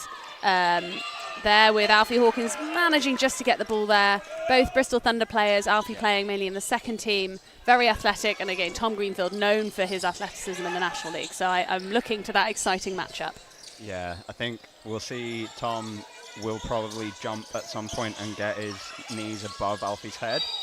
It would not surprise me, he's very springy. Yeah, and Heidi Smith there just called for the travel, stepping forward. Yeah. There was no feed No when she feed, really needed so I it. thought she had to release it for the shot and just maybe could have held it on for another second, looked for another pass on the outside. It is hard though when you're like, I'm free. I know. You just love, you see your name up in lights. Yeah, Tom Greenfield in the waiting room there, getting a lovely overball from Kenzie Baldock that And bobbles lovely off the dynamic top. rebound from Dom coming in. I think something that we have been seeing from some teams today, rather than just going with your kind of traditional static post player, maybe a 3-1 with someone in the rebound, there's a lot of dynamic rebounding going on, where it's just you're open for a shot, lots of quick drop balls from the post, and shooting percentages are like quite high for that type of shot. Absolutely, and we've got Kenzie Baldock picking herself up off the floor, having clashed with Alfie Hawkins for a ball. She comes up with a it dead leg. with a dead leg. I mean, England have got Catherine Brooks and Emma Kerrigan on the sideline, so if she did need to come off, not quite a like-for-like substitution, but lots of talent there for England lots available. Of danger as well. And for the boys on the English bench, you have Johnny Potter and Paul Kim of Exeter. Great assist in there from Kenzie Baldock, just rotating between that feed and collect so comfortably as she does in the National League. Yeah, and something I suppose we could mention as well, the two refs, Tom Dunn from Scotland, he plays up in Glasgow, and then Rachel Seddon, who I also believe is Cardiff Raptors. I think you're absolutely correct. So it's this tournament as well, really good experience for the reffing side of things, allowing some aspiring refs to get their first taste of international korfball. Absolutely. Move up the ranks. Yeah, and a good chance to develop kind of home nation refs, give them a good level of exposure. Obviously, the games matter a great deal to the teams that are playing, but don't have the same level of stakes as kind of a formal international tournament official matches. Yeah. But then it's the same kind of thing, so we're getting a lot of the reffing experience with duo reffing, with the radio mic set up as well. And I think the players have found, the players I have to say have been great this weekend in terms of not really complaining, and so whether that's saying to the refs or making all the right calls, well, hopefully that's the case, as always. Regardless of what we think as players, if the ref calls it, that's the call, eh? So this Wales team trying to kind of break a bit of a dry spell for both sides here. Working to get boys in and the girls working on the outside. But the ball was deemed not to have kind of travelled through the air before being received by... handed over. Yeah. I think these games, being the development games, are running at 4 10-minute quarters of just running time rather than real time. So it may feel a bit shorter and it's like faster paced, and that's why just goals need to go up, lots of shots and lots of movement the whole time. I think this Welsh team have been developing a style of play under Ross Carr-Taylor for the last 4 years. Yeah, I think it may be 3 years or so. Yeah. They're very diligent trainers. There's a lot of hours of training, a large squad of players, all of whom are really keen to prove themselves. Yeah, and the spaces in their squad, since I think the squad's about 40 or 50 people deep, there's such a high level of competition between them all. Absolutely, and we've seen a little bit of change between the squads in the last 2 days for the Welsh and the Scottish teams. I think with them trying to try out some combinations, see who the team that they may be sending to the European Championships. Yeah, and especially I think the Welsh side and the Scottish side, they've had quite a lot of new people to the international teams as well. So it's like you say, if you have a relatively unknown entity, then they need to have a shot playing with some of the best players who've been in the squad for, say, 5-10 years already. Absolutely. And actually some of that's from players retiring. So for Scotland, we've had George Rourke, I think, step back from the international setup. Yeah, since he's moved to Barcelona. Yeah, I mean, he's done that commute for some time, but I think personal circumstances have changed, so he's sitting this one out. Whether he makes a glorious return, we'll have to see. And for the Wales setup, again, a few key players not like Nicky currently Morgan, playing. Beth Phillips. Yeah, Leo Comerford currently injured, so lots of space there for players to potentially get in the mix. Yeah, and Jordan Evans as well. He's got an ACL injury. Yeah, he's injured his knee in some way. He has been here this weekend, kind of showing support, like actually getting involved with lots of the work behind the scenes, and that's lovely to see from what's so far been a fabulous event hosted by Wales. Yep, moved up from 3 years ago being in the House of Sport in Cardiff to Ebbw Vale. The valley is about, 40 minutes drive? Yeah, around that. I think the plan originally was for House of Sport, but there weren't sufficient bleachers for our spectators. And actually, we've had a good crowd these past few days as Wales successfully hold England before the quarter-time break. Yeah, with the score being 3-1 at the end of the first quarter to the English development team. Absolutely. I mean, for me, so far, the difference between the sides has been the crispness of passing. I don't know what you think, Johnny. Yeah, no, I completely agree. I think there's a lot of quick 1-2s happening between that England side to get open shots on the outside. Whereas you're seeing when Wales are passing the ball, they're maybe like pass, hold, and survey the options. Look for another pass, couple passes, and it's definitely a lot slower. Yeah, and England, I think, are privileged to be able to turn down some shots to build for a better one, whereas often I think Wales are having to take the shots that are available to them, and that just reflects the level of pressure that the various teams are able to put on one another. Yeah, and I think something to notice on the players currently on the court, I think the size advantage is very much in England's favour right now. So trying to retain the ball, have multi-shot attacks, and just even as a defensive rebound, I think England are picking up a lot more of the loose balls. Yeah, for sure. But I'd say that Wales have got a lot to be pleased about, though they've not scored many. Yeah, actually holding the they've England team to only 3 is a credible effort. Oh, very much so. And I think it's something they can stick in at it and cause a lot of pressure. And it's the case of if they get 1 or 2 more goals, like, do they start to worry?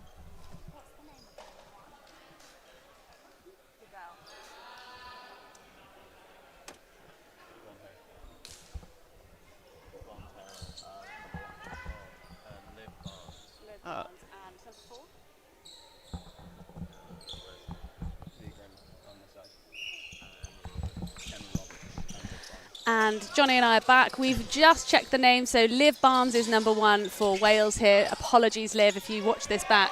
I hope you do. Maybe you don't want to listen to us, but it means that we can now name all those Welsh players. And Emma Roberts, number 4, is a substitute down this end. Yep. Marked up against Kenzie Baldock. Yeah, quite a tough ask that for any player, but I'm sure she's going to do herself proud, and certainly seems to be doing her best to make it difficult for Kenzie Baldock to step out. Short shot there from Chloe Blanks, and England have to shoot and get buzzed out. Buzzed out, shot clock violation.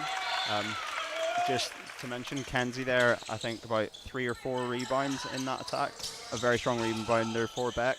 And then we noticed in the first quarter she's maybe playing a bit more on the outside, looking to get a lot of shots up herself as well. And now just showing that she's got such a deep bag of play styles that she can play both inside and outside for the team, whatever's needed. Yeah, and quite patient setup there from England. Happy to work it round. And I think a push being given of Dom Brooks against his player, preventing Chloe Blanks' shot and potential penalty from being counted. Yes, I agree. Right. Who's going to step up for this Welsh division, do you think, Johnny?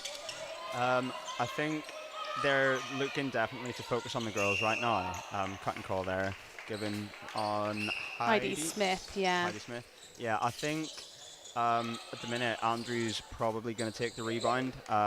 He's a very, despite looking fairly slim, he's very strong and very good around the post. I think we're just going to have to see probably Gary Lamb knocking a few shots because he can't shoot from anywhere, as Tom Greenfield gets a nice 3-meter shot off the back of the court.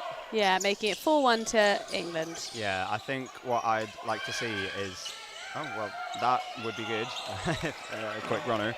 But I do think I'd like to see Gary take a couple of jump shots from the outside with his basketball-style shot. But it's very effective and it's a very quick release.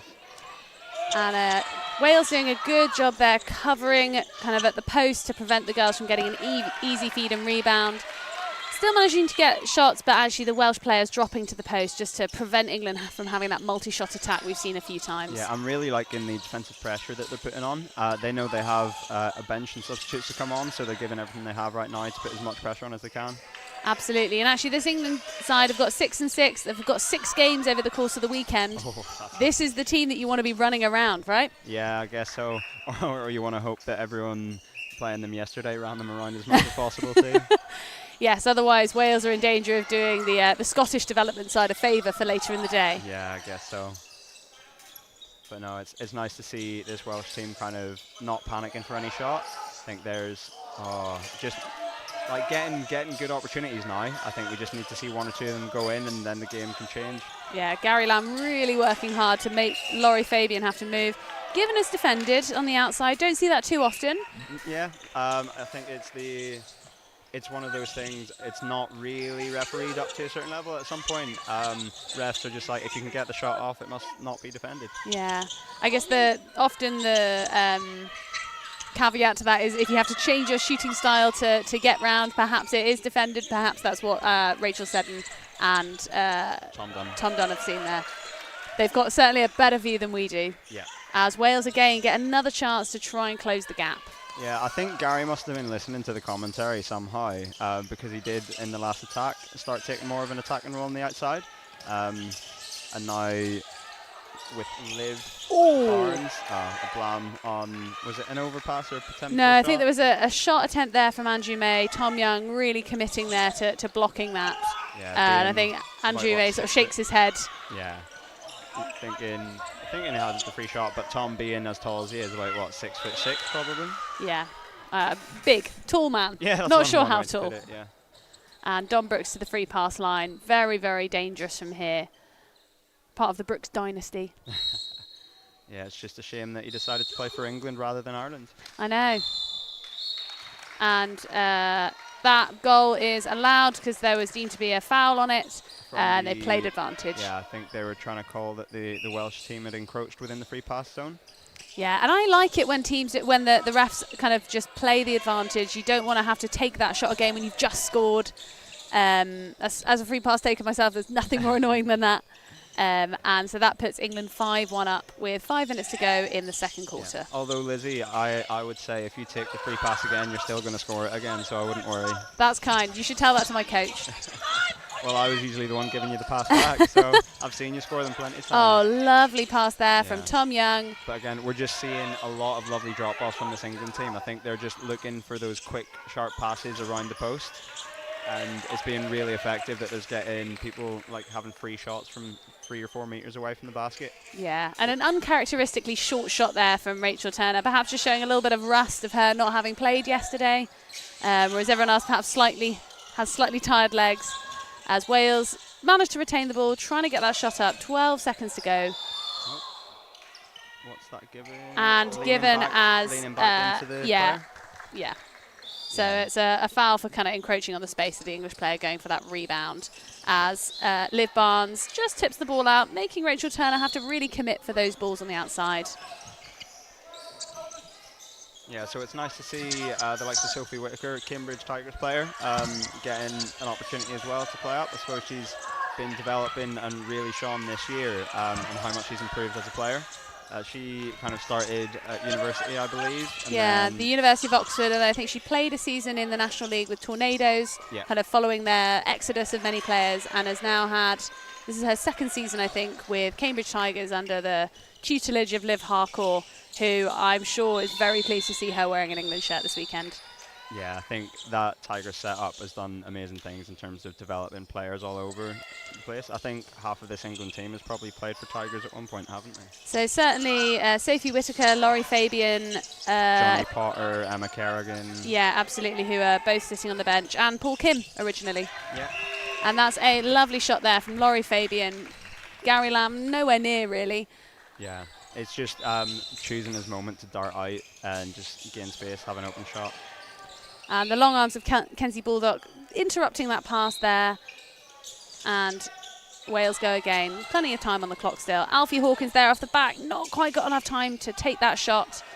Yeah. So what would you like to see from this Welsh attack to change? I suppose this English defensive side has had a lot of pressure and been quite disruptive.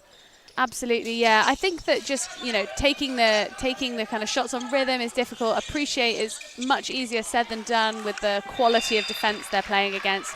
I just want to see Alfie Hawkins out shooting. Yeah. I've done shooting practice with him. He's at my club. He does not miss from within 4 or 5 metres. So actually getting him the ball will pay dividends. Yeah, I think we're just starting to see England shift through the gears a little bit. They kind of started off, it's nearly half time, and we're at 7-1.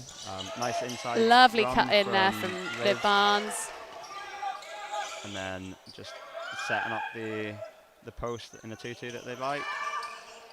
They've got 2 rebounds at the moment, and Same Andrew goes May in. goes out, gets it over the arm of Tom Young, and Liv Barnes ends up with the rebound. Smallest player on the pitch, I think. We love to see it. Doesn't matter what size you are, if you still got the heart, you can still get the rebounds. Absolutely. And Looking again, nice runner, cut side, smothered nice there pass by Sophie Whitaker. I really want to see Heidi Smith take that shot. I wanted to want to take the shot. especially from the distance she was. Like, yes, maybe she'd fumbled it a little bit because the pass wasn't to exactly where she wanted it, but she was still open with a good shot opportunity from about 4 meters. You got to trust yourself. Yeah, you're going to work a lot harder to get much worse shots than that. So take it when you're free. Yeah. And then again, we're just seeing those quick 1-2s on the outside from the English team. Nice rebound picked up by Alfie Hawkins. Bring it into the Welsh attack, but poke dart is they're going to notice. That's all right, as the shot clock still runs. As it should, yeah. So we need to look again. Bit of just hurry make up there something from the Welsh team.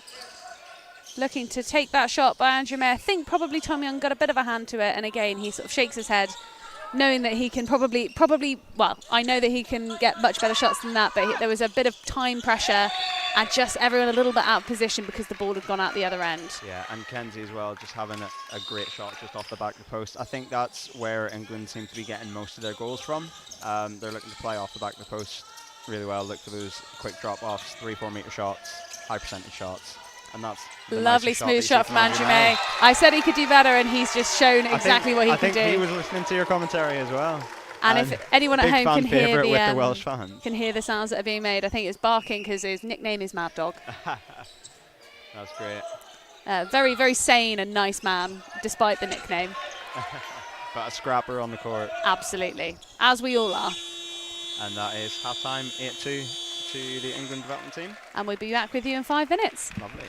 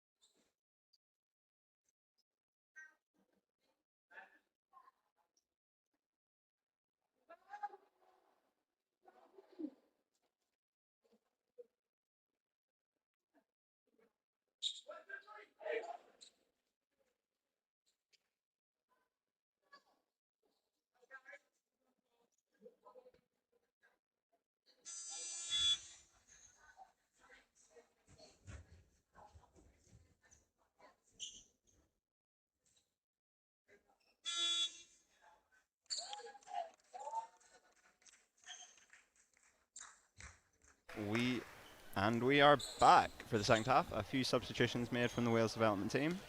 So we've had Hannah Eastwood come on into the Welsh attack to join Bristol Thunder. Of Bristol Thunder fame, yeah, to join Kiwi Washtel, Dan Williams, and Finn Mumford in that far end. And England there facing a slightly changed Welsh division with Niamh Sully coming on to play against Hudson Sophie Hannah Whitaker there, number 5, and Hudson Hannah posting up against Tom Young at the post as well. Yeah, I'd like to see this size. So Alfie Hawkins, I believe, is in. No, It is now off. Now off. But yeah, just trying to play a bit of more size against sides, but doesn't matter if you have size on the inside when Laurie shoots like that. Yeah, Laurie Fabian shooting over the long arms of Andrew May. Yeah, I think both very good friends and club mates as well. Yeah, I think Laurie's 3rd goal of the match so far. Yeah, and all have been on the outside, very smooth step backs with really good passing facilitating that. Yeah. That's a nice inside cut from Rachel Turner. Yeah, slightly fumble, but manages to retain that despite 2 Welsh players' hands kind of getting involved. And she feeds as Tom Young posts up. Sophie Whitaker takes a shot from range, doesn't hit, but England have still got 10 seconds to reset that clock. And they do. Reset and a quick rebound again, just that dynamic picking up the ball from Tom Young. As Hudson Hannah disrupts, but gets caught the wrong side of Tom Young. And Rachel Turner, quick shot. Also a very dangerous free pass taker. Absolutely. Although we saw Jim Wilcox for Wales against Scotland earlier, I think score 4 of 6 from the free pass spot. Very impressive stats. A nice runner from the Welsh team there. Just shifting his weight, getting Dom slightly on the baseline side, but wasn't able to finish. I find it very impressive. People who can do 2-hand underarm runners, never something I've been able to do. And a lovely shot there from Rachel Turner from a beautiful pass from Tom Young. Really playing quite expansively there. I think just, again, the movement that's getting them so much joy in this game is just a quick cut off the back, quick drop-offs. Tom Young just seeing the pass from the Welsh team and dropping off his player to pick up the intercept. Yeah, slightly predictable perhaps from Wales there. Not a bad setup, but again, just needing to keep all their players engaged on the outside. But they're going to get another chance because England have thrown the ball off. Yeah, so as just Wales work it up, Tom looking to cause a nuisance on the halfway line. But then, yeah, we'll see with the introduction of the new players coming into attack for the first time, we can see what's going to change in the way they play. Just taking a couple of attacks to maybe get onto the same page as each other. Yeah, and it's always difficult in any game where you get a couple of substitutions, especially after a break. As Kenzie Baldock there, shooting from the outside. Ball kept in by Tom Greenfield very well. But Hannah Eastwood disrupting that pass from Liv Barnes. Yeah, it's just the length over, I think, Not the shortest player of Chloe Blanks. Chloe Blanks, yeah, shortest player on the England squad, with one of the tallest girls on this Welsh squad.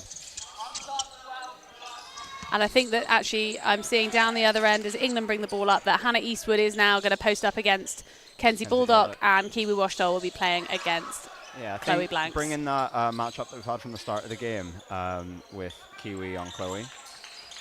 And then Chloe just getting an open shot again, just Kenzie being so dangerous around the post. Such a great player and able to do everything, a rebound, shoot, assist. Yeah, and Tom Greenfield there takes a shot perhaps slightly off balance, but very much within his range. That's picked up there by Kiwi Washtel, who's just dropped off. And Wales are very happy to take their time passing this ball out. They're 10-2 down, so probably want to get the ball into attack, but would like to make sure that it's a good ball in, ideally deep into the division as Andrew May receives the pass just at the sideline. Yeah. And they're having to work for everything here. Yeah, I think potentially at the minute this Welsh division in attack is forcing things a little bit with the passes. I'd like to see them kind of slow down, just make sure in an attack everyone gets their hands on the ball, take a couple of safe passes, look for the open shot. Moving off the back, I think there's maybe a bit of a feed focus so far. And whereas they all have the capabilities and the ability to play a much more expansive game. Oh, and Dom speaking Brooks, of expansive games. Yeah, can shoot from anywhere on the court. And will. Yeah, and will score, apparently so. Yeah, Wales here, getting the ball into the back, passing a few 1-2s. And again, this is already looking better. I think clearly they've heard your discussion there, Johnny, as they get a good shot rebounded. unfortunately turned over for, I think, a bit of contact at the yeah, post I from think Andrew May. Calling the elbow in the back, I believe. Andrew's face says he disagrees, but we'll But the referee's word is final. absolutely. Oh, and a flying challenge there from Tom Greenfield, but Finn Munford ends up with the ball. Sorry, Finn. Yeah, so I think, like I say, we must be playing on the speakers, because it seems to be that everything we say on commentary, they then choose to do. Oh, a lovely little step back shot there from Liv Barnes. Lovely second chance opportunity, drawing the penalty, Niamh Sully. Another very experienced player. Absolutely.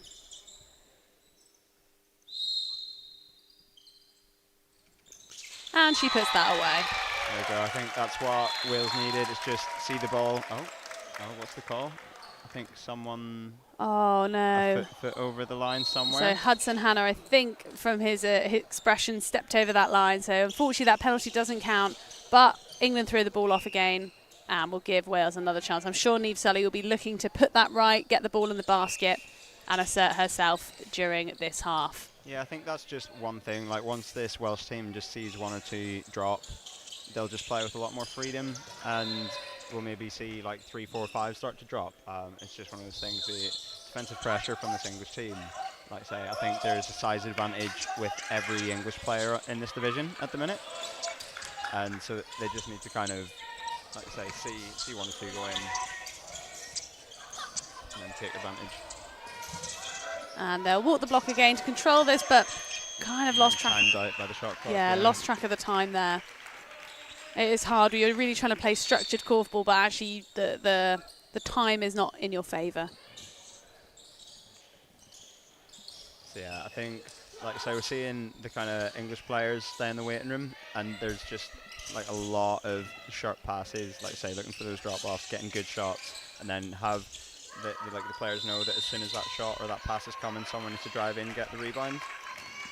Call for holding off there, free pass given. Yeah, and for me, the difference here with the English and the Welsh side is that I'll let them take the free pass before I start chatting. As Don Brooks really makes that look very easy. With the score 12-2. Yeah, as so you were saying. the English are able to get these dynamic rebounds because all of the Welsh players are having to look at them. They've all shown a real willingness to shoot under pressure, and so they're having to kind of face those players that much more. The English players are able to, because they're pressuring those passes a little bit more, they're able to be a bit more open, pick off those balls that are flying in and around the post, and just disrupt that Welsh attack. Because they've got that kind of real confidence to be able to take that space.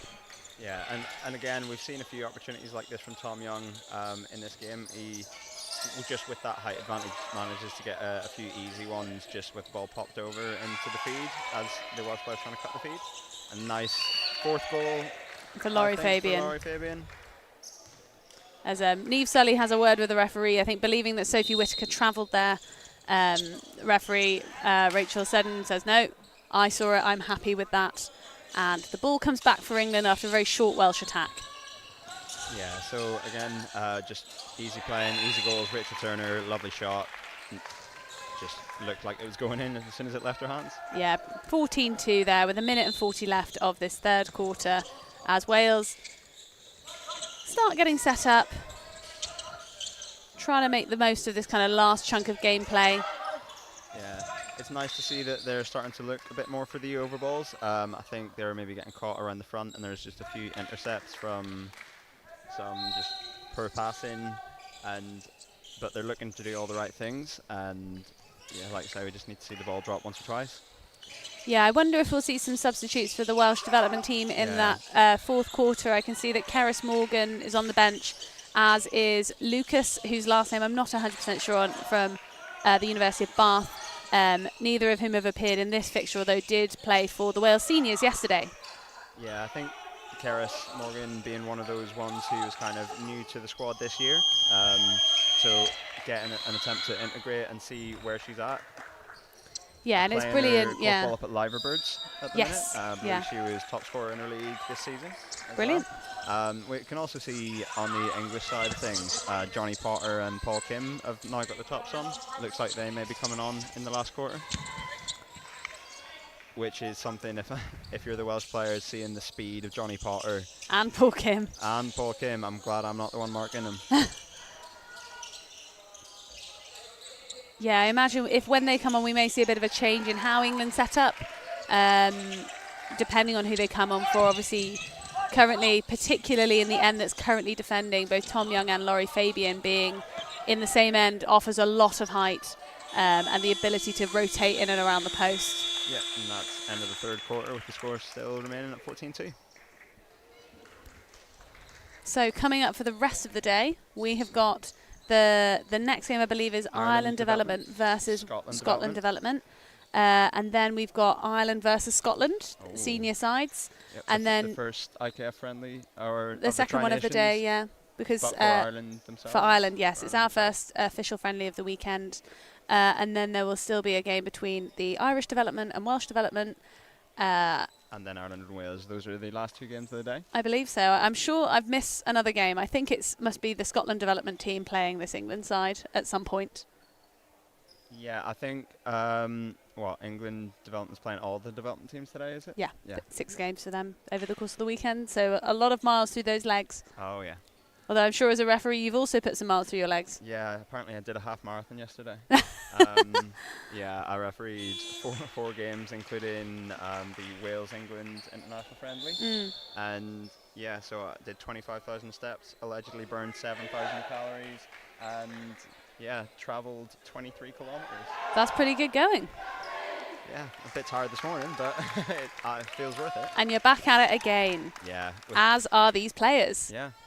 With the Wales-Scotland game earlier, refereed with Chris West. So Yeah, very experienced referee who's very generous with his time and is really, mentorship as well. yeah, very, very useful from an IKF and England corporal perspective in kind of training up other referees in order to increase the pool of quality reffing that we can have at events like this and all the kind of respective leagues. Yeah, so now just with the last quarter starting, we've seen a few more substitutions from both sides. So Paul Kim has come on for Tom Greenfield. And nicely assists Dom Brooks immediately with a little 1-2 on the outside. And yeah, Johnny Potter has come on for Laurie Fabian in the defence. No changes from the girls for England. For Wales, I believe we've had a boy substitution as well. We have had Lucas come on for Lucas Moore. come on for Dan Williams. Yeah. And Keris Morgan has also joined the field. That just shows how observant we are. Well, I saw people move on. I just wasn't watching who. That's my fault. Yeah, so we bring it into the Welsh attack. We can see what's going to happen from this Andrew May, Keris Morgan. Oh, nice So drive Niamh there from Niamh Sully. Niamh Sully gets a drive as we move to counter attack. Rebound maintained. Saw that the defender was on the inside. Keris Morgan getting the shot up. And Johnny Potter with the rebound. And again, Andrew May facing yet another teammate in Johnny Potter. Big Bristol Thunder presence here this weekend in all of the teams. Yeah, it's great to see. It's a testament to what Bristol has been able to attract and develop players and combine like international players from every nation. And they've had a good performance in the National League for the last couple of years, probably the best they've ever had. Yeah, absolutely. And our second team also winning the league the last 2 years, which is always enjoyable. Going undefeated, I believe, as well. Yeah, 1 draw this year. One draw. Against Cardiff Raptors, so many of whom are here as well. Also here, yeah. So by the signs of it, everyone just plays each other all the time, so we should be used to each other by now. It does feel like it at these events, I have to say. Yeah. Wales there looking to get an early shot, and that is beautiful from Hudson Hannah. Even Tom Young high-fiving him after that, and the crowd has certainly enjoyed it as we go 15-3. Wales breaking their kind of dry spell there. Yeah, so we see in the defensive side, Keris Morgan set up on Rachel Turner. I think that's the first height advantage that the Welsh team have over the English for the majority of the game, really. Yeah, I mean, with Johnny Potter coming on, Andrew May now has that, but he's going to have his wits about him to not lose Johnny, as everybody who's marked him, I'm sure, would say. Yeah, and actually a height advantage down in the Welsh attack as well at the minute with the post. as Dom is defending. I'm sorry, I've forgotten his name. 14. Lucas. Is it Lucas? Yeah, Lucas Moore. Oh, and Paul Kim Nice step. absolutely Lucas. is absolutely sold on that shot. Flies out. Yeah, we've seen a few big blams this weekend, and I think maybe Paul Kim wanted to get one clip of his own as well. Yeah, I think Dom Brooks saved Paul Kim's bacon there. As Rachel Turner comes flying through, but Andrew May picks off that pass, saying, no, I will also protect my teammates. And that was a really good cover from Niamh Sully as well when Karis Morgan got beaten on the outside. I'm really going to enjoy this matchup because it's one of those things, Rachel Turner being one of the best players in the National League. Absolutely. You really get to test yourself. And again, a second lovely shot there from Hannah Eastwood, Nice rebound from who's Sheely. really showing willingness to shoot. Her family are sitting in front of us, so I imagine if we see her score, they're going to go mad, and I will enjoy that greatly. Go on, Hannah. Nice overball there from Johnny Potter to Rachel Turner. Yeah, Not nice quite. pressure on the outside on the shot. And again, Sophie Whitaker very willing to shoot with Tom Young in there, posting up, tipping it to Johnny Potter, and they go again.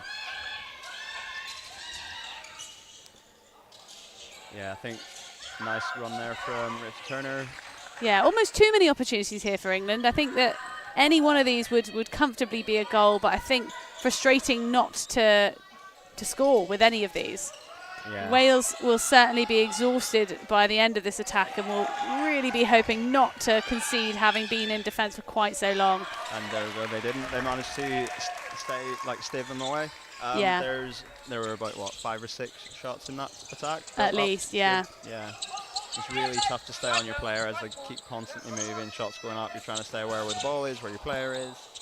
Oh, well saved there from the Welsh team, but Just too not quite much safe at as the Kiwi halfway Washdale line. chases it to the halfway line. Lovely cut in there from Johnny Potter. Good pass from Rachel Turner. Tom Young manages to retain, and the girls Sophie cut in and Whitaker, around. quick shot. Again, something I'm really enjoying of this England team. They are getting shots, a lot of their shots within 3 meters, 4 meters. And Johnny with a lovely shot, nice rebound, controlling the area around the post Yeah, from Tom Young. and actually several, Ooh, push in the back there. big penalty there. Even Niamh Sully nodding, saying, sorry, my bad. Yeah, trying to look a bit innocent to begin with, just in case. And then Gary Lamb coming back on for Andrew May. Absolutely, and I do just want to shout out Andrew May. On the last attack, there were about 2 or 3 drives to the post that Johnny Potter made that he managed to just keep a really good line. Obviously, Rachel Turner ending up with a penalty there. But there was a long spell where actually England were denied the easy shots they were looking for. And I think there's quite a lot of positives that can be taken from this Wales performance. It's just frustrating not to be able to score more comfortably. Yeah, I think it's one of those things with players. It was like you were saying earlier. It's just really good experience to play against these players who are playing National League, most of them week in, week out. And that's good pressure on the shot there by Karis Morgan. And a nice rebound by Hudson Hannah as we'll look to see what the Welsh attack can do. See, we're seeing Lucas take the post most of the time. And I like that height advantage. I like the ruthlessness there from Finn as Paul Kim was on the floor. That's what I would do. Yeah, if you've got open shots, you've got to take them. And then just the pass a little bit too overcooked for Rachel Turner to grab. Welsh interception. Back in. I think we're seeing at the minute, I think the passing from the Welsh, they're pushing themselves out quite far to the sideline.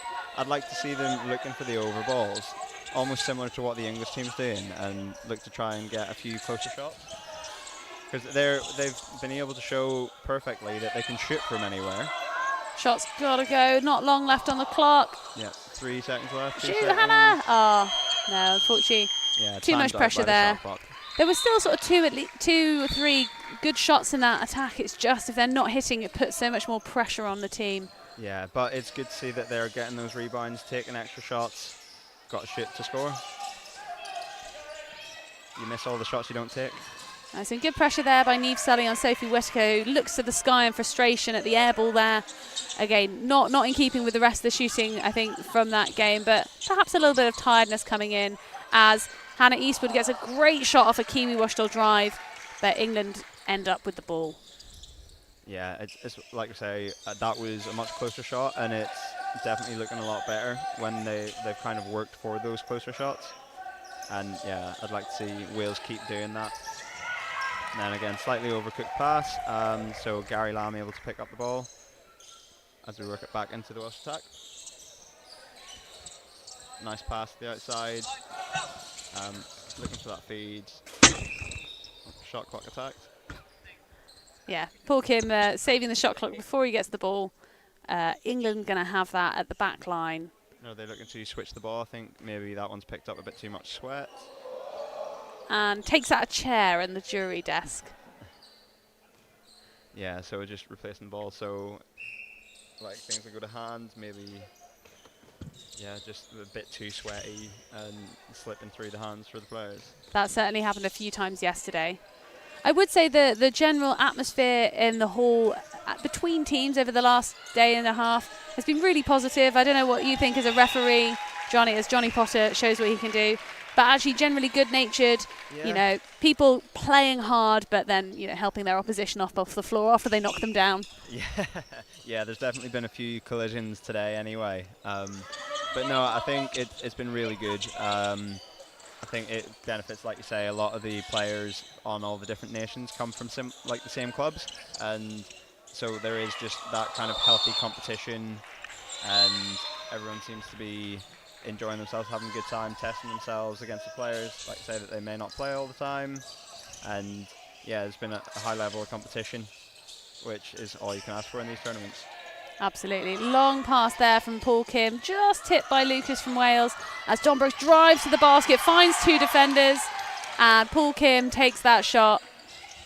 And Don Brooks takes a hit and scores. Yeah, John's one of those players, he may take a hit, but he probably doesn't feel it because he is that solid. I'm sure if he wants the call, he'll make a meal of it, but he's going to try and score the basket first. Yeah. As that brings the score to 18-3 with 20 seconds left to go. Gary Lamb Lamb shoots. shoots.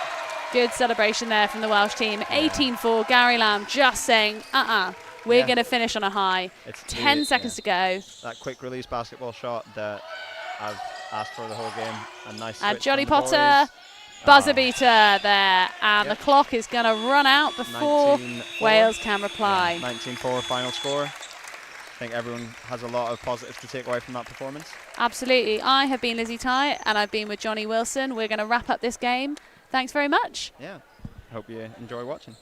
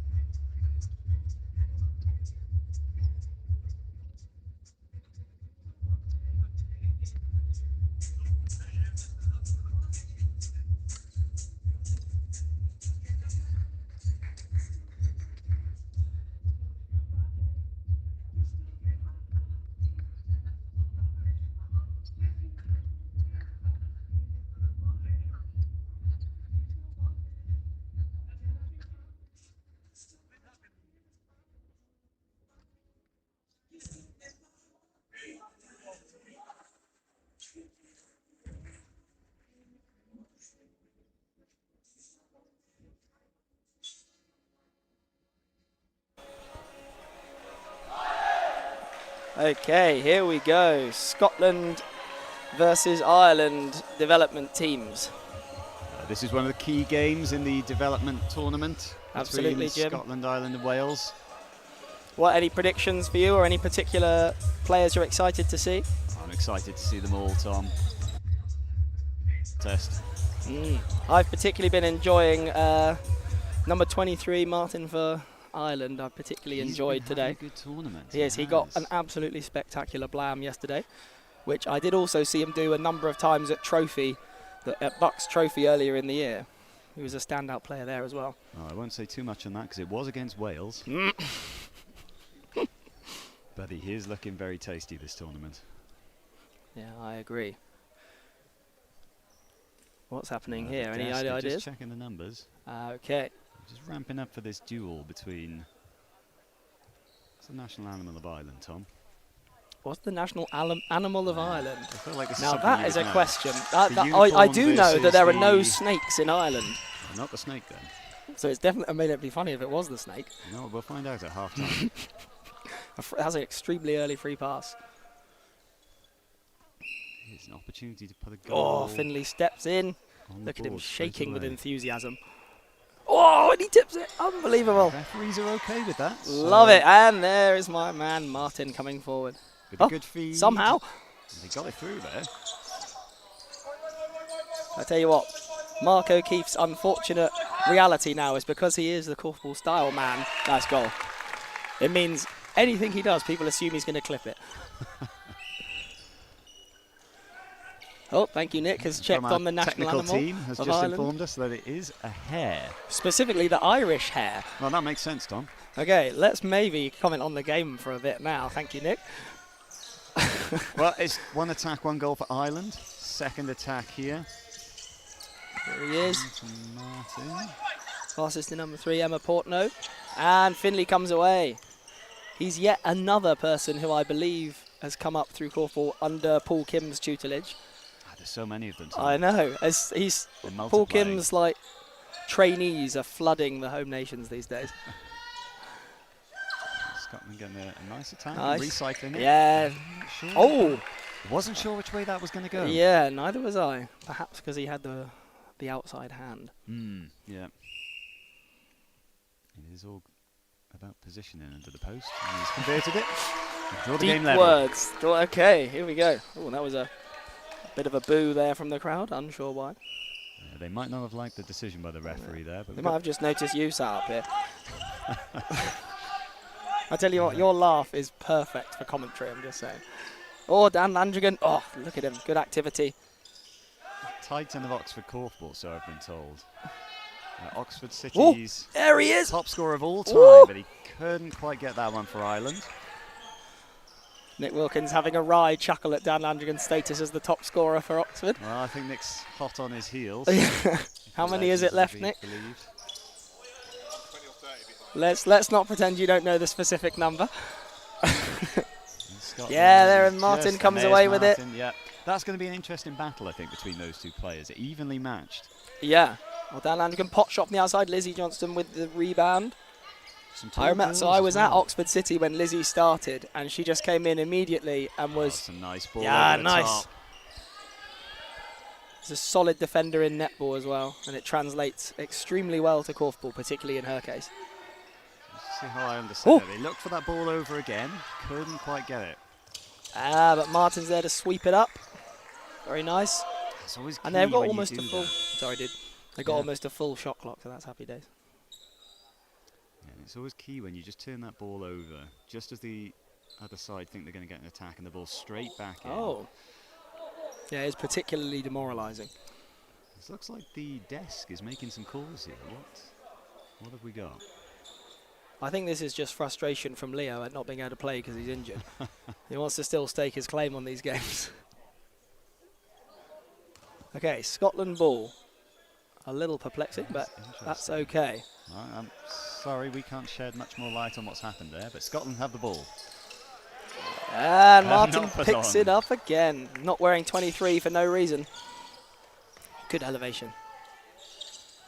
So Harrison, I believe, plays number 1 for Ireland, plays at Beck under John Denton. So in the England game earlier, he scored a couple of, maybe 1 or 2 nice goals and Didn't see that. stared down John Denton, who had a little chuckle at it. Scored an absolute screamer off the side. He's got a very good long shot. I have noticed He's that. a clean player. Oh, Finley takes it. Good rebound. Good control play from Scotland. He wants another blam. doesn't Yeah, he? I tell you what, he closes the distance. It's really fast. He looks like he's nowhere, and then suddenly he's in your face, and then the ball is as well. Oh, Oh, that's a cheeky lovely little move. step from Dan Landrigan. Very lovely. He must have move heard there. us, and he wants Nick to know that he's not got a hope of catching him up. Not if he's playing like that.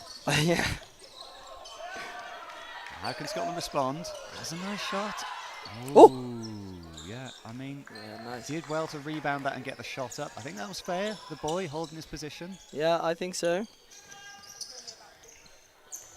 I think the refereeing this tournament's been really, really good and consistent. I imagine they met beforehand to kind of discuss how they wanted to ref this, but it's been really consistent and really As the referee with coordinator, good conviction. Say again. thank you for that compliment. You're very welcome. I mean, I haven't done any of the refereeing myself. I'd but like. Oh yeah, you refereed one of our games, I think. one of them.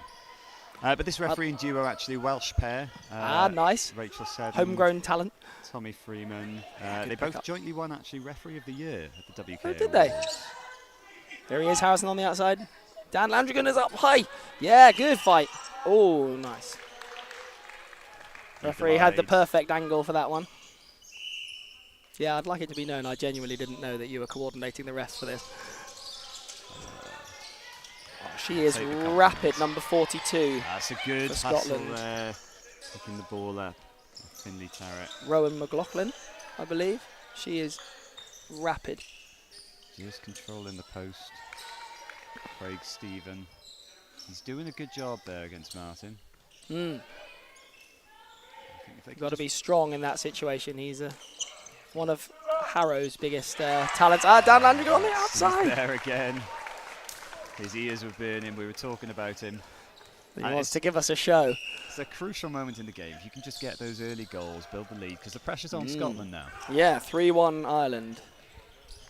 There he is, straight in the face of number 31 from Scotland. Good ball line defence from Ireland. Jess O'Shea just tipping the ball out for a throw-in. What kind of structure is Scotland looking for? Good step from here? them. See what's going on. Sorry, dude, I'm Free for really a shot. struggling not to get really excited and then interrupt you. I do apologise. By all means, get excited. It's an exciting game. All to play for here for the Development Tri-Nations Championship. One of the three Is games. there in so that. is there a standings for that that aspect of this tournament? Do we know who's where at this point? Yeah, so Saturday evening, last night, Wales Development beat Scotland Development. Oh, she's through. Oh, nice. Good rebound, and then she gets the second chance and scores it. Nice. She picked that out of Number Craig 88 for Stevens' Scotland. hands herself and put Yeah. that away. That was very well worked. Was good heads-up play. Number 34 shoots from the outside from Scotland. Oh, nice, good pick-up from Matthew McHugh. Yeah, Emma Portnow there with the goal for Ireland down the other end. Collecting her own runner and then putting it away. Into There the he post. is. I'm liking the work of Stuart Neville on this one. He wants to step forward to give the girls a chance to run at their players. It's good. So timeout called here by Scotland. We'll see what John has to say to them. They need a win to kind of stay in contention here Okay. for this Tri-Nations tournament. So they lost against Wales. They need a win to kind of get themselves on the board. If they lose, it's just going to go down to the final game between Wales Development and Ireland Development later on today. Okay, so Scotland, if they win this, it becomes still anyone's Potentially, game. Yeah. Keeps it wide open then. Okay. So currently it's 4-1 to Ireland. So we'll see what Scotland have in store for us for the last 2.5 minutes of this quarter. See how they come out now for the timeout. What instructions have they been given? They just need to get a few more goals in. That's the thing. If it ends the quarter with one goal, they probably won't be happy with that. Let's get a few more. Can I just say I'm loving your analysis of general sport here, Jim. I think my strategy would be score more than the other team. You know what? You're not wrong. You are not wrong. At Okay, the here we moment, go. It's Ireland that are doing that, and they're back in attack They've here. got. They just look like they've got the enthusiasm and the drive here. They really want this. They can And play they're a bit making more good moves, freer as and well as Martin shoots. Oh, somehow he's ended up. I thought he was free there.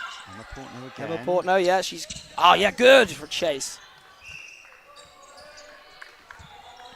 Yeah, Emma Reid, they're using her body well to prevent. Oh, okay, no. It must have come off her, I think, when she was blocking out the number 88 for Scotland there, Craig Stephen. Yeah, Craig Stephen under the post did a good job with his position in there to sort of hold off Martin. She's getting Oh, that Dan Landrigan comes up opportunity. trumps, and he Some thought, confusion about yeah, the he line. had a good little twinkle toes moment, but unfortunately not required on that line. That's possibly maybe the Scotland player thought the line was nearer. They didn't Ooh. go forwards for it. Ah, good rebound. Finley, I'm afraid I don't know how to pronounce your surname, so I'm going for it. But Finley is a springy boy. He also plays mixed netball, I believe. You need a lot of fitness for netball. Depending on your position, but I'm going to go ahead and say that Finley's a mid-court boy, which means he's got lungs and legs for days. I once got roped into an England mixed netball championship. I remember it well. Mm. Who roped you in for that one, Jim? Well, Are you still friends some with him? madman, some madman. It happens to be sitting next to me. So he does. Okay, here we go. Free pass for Scotland. Oh, Dan Landrigan, what He's a having day. good game. He's just composed and controlled. He's giving that to Ireland. That's a good shot. That is a nice shot. And Harrison from Ireland picks it off. I tell you what, we are not Stuart lacking Melville. for very springy male players in this hall today. So they're bringing the energy. Getting some chuckles from Ruth Barbier over here. The crowd will love in the commentary. It's a good turnover by Scotland. Now they've got just a last attack here. What do? Do they go for the goal? They've gone for it. Yeah, Or 10 do seconds. they So this hold is onto the ball? yeah. Now they want to hold on to the ball, so they don't lose possession. And start the Oh, but second he's gone for it. quarter. Oh, the he's fake in out! space. Unbelievable! That was lovely. worth Lovely. sacrificing the possession for. Stuart Melville to end the half with a goal, and that's exactly what Scotland needed. Unbelievable work. Fantastic. You love to see it. I tell you what, I've never successfully in my life pulled off a fake like that. If I ever did, there's no chance it's not coming straight off the bottom of the basket. That was good composure there. Well, that's the thing. It takes a lot of skill to do that. You know, just fake, reading the players, that composure to just put it in the basket. Well played. So, 4-2. They narrow the margin. What would you be saying to them right now, to Scotland, Jim? I think they're not doing anything badly. They maybe just need to recycle the ball a little bit more. Just sort of see their shot selection and control under the post, make sure they get good positioning. Yeah. I think if they can keep the ball, get a few more shots up, that's what they need. Yeah, that's I would agree. And defensively, I think they need to be giving Ireland a few more problems to solve. At the moment, they've got a plan and they're executing it well. I think if they can bring a couple of question marks up for them, we'll see how they respond. They're playing quite freely in attack, Ireland. It's quite nice to watch. I'd But agree. like you say, if Scotland can just disrupt that a little bit, Yeah. more turnovers. Well, I'm going to have to be asking Dan Landrigan what he had for breakfast this morning, because I'm going to have to replicate that myself, I think. He's back in attack now. Okay, so there's been a sub for Scotland there. Number 22, is that coming on? Can't see. So Jack Pitt. Aha. Oh, no, it's his job now to mark Dan Landrigan. It's not what they would have wanted. They're just passing the ball to Scotland. Scotland will accept the gift gratefully. Well, it'd be rude not to, Jim. So front defence from Ireland is just... There he is. Oh, I tell you what. Anything you concede against Mark O'Keefe, you know is getting clipped. Here's a good front D from Ireland. Finley takes it. He drops out from the post. Oh, I tell you what, from this angle, I thought that was going. It looked like it could go in. I think Ireland's defence there at the front defence just slowing them down, getting the feed in. Needed a few loopy balls over then. And then the shot clock pressure comes in. Yeah, I thought Finley did a good job there. He spotted the shot clock, dropped out, left Mark at the post, lingering there for the rebound. In the meantime, we've had... What was his... Who just picked that up? Was it number 43? Stuart Melville. Stuart Melville. Yeah, goal scorer. Intercepting the ball down the other end. That's okay, she's created. Lovely That's a shot. great long shot. Fantastic from distance. So Rowan McLaughlin in there. Really nice. So she's earned the space on the back of the fact that she's absolutely rapid. So it's just it's a high risk thing to get too close to her. What do you do if they can score the long shots and they've got the speed to get round you? I think you can only cry, Jim. It's a defender's nightmare, Tom. Scotland are right back in this game. There's Finley. Oh, They're looking I like like to they've see got a him bit looking more for the oomph shot about there, them. Finley. He's got good space and he's got a really nice shot. He's doing well there to come around and get the feed for the girls. Ireland are Yeah, trying he's a to very stop them giving doing player. that. Here he is. That's the one. Nice. Ball over. Moving the ball. That's another long shot. Ow! I tell you what, if you got two hands on that, Yeah. that's a drop off all day. There's Martin. Nice. Just, It's a big job to do, out rebounding Martin. he's just picking it back Oh, up. Sophie Spavin goes for the interception. That's good. She gets back. Well done. Harrison, he has got confidence coming out of his ears. We love it. They're quite happy to just sort of get that collect in and then start looking for a shot. They're not messing around with the feed at the moment. Yes. It's quite free flowing. 3 seconds. They're going to have to zing it. Dan Landrigan steps out. Pressure. Oh. Yeah, Jack Pitt with good pressure there. He wasn't fooled by that at all. You may hear some chuckling in the background here because we seem to have amassed a bit of an audience for our commentary. Everyone wants to sit by the commentators. Everybody Tom. wants a slice. It's the place to be. That's Ireland turning the ball over. Now, how are you feeling as Ireland at this point? Your lead's been slashed. You're only 1 goal up. Well, one thing I will... There we go. Never mind. Anymore. Never mind. Well said, Jim. I was going to say, they don't look like it's O'Shea. affected them too much. Their players been...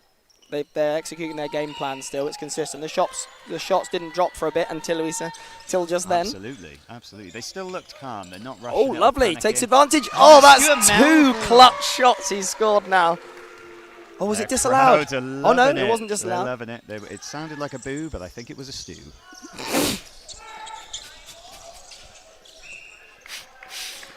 Oh, We've okay. got a game on our hands, Tom. Scotland are not 5-4. going to go down.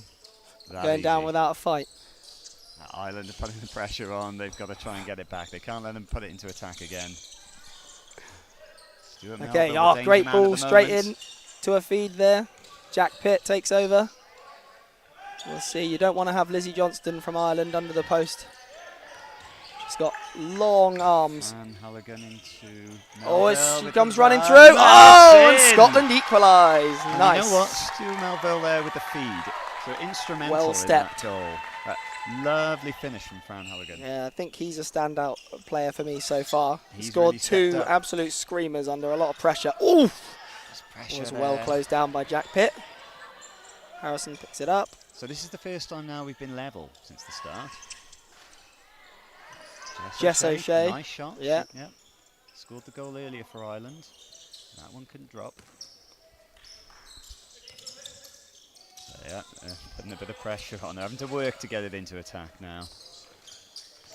Whoa. Just a little bit static, I think. There. It's quite an easy one for Emma Portnoy. yeah. Was a good pickup.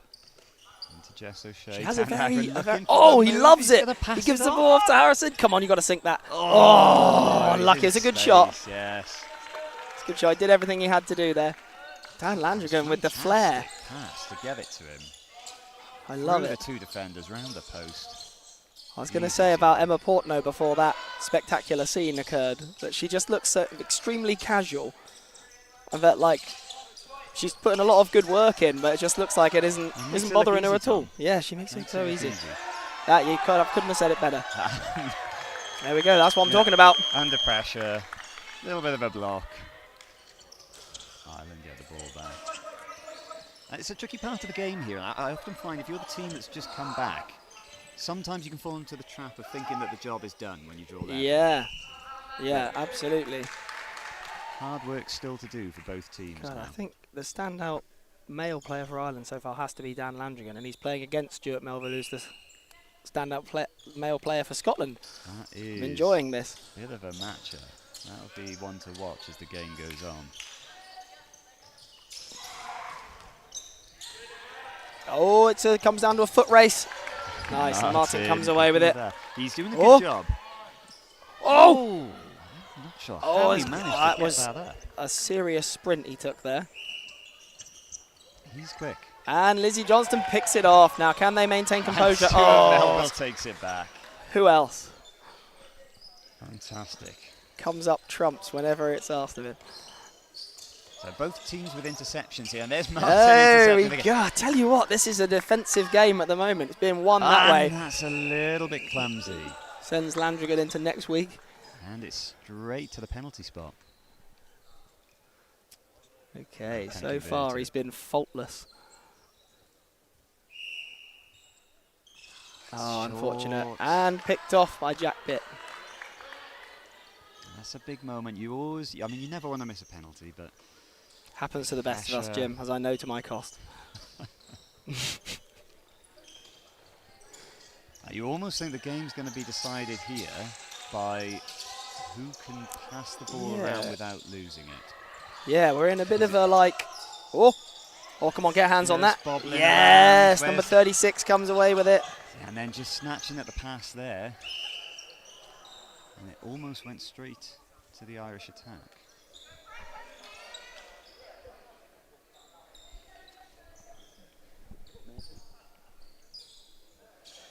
Okay, there's some shenanigans going on here.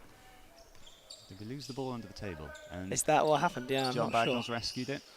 sure. Okay, Not just a coach. keep that one safe. Here he is, Findlay from range.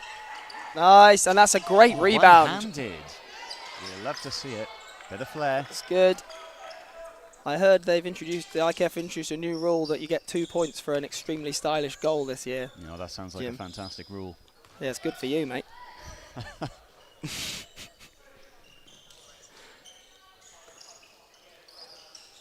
Okay, Lizzie Johnson passes up.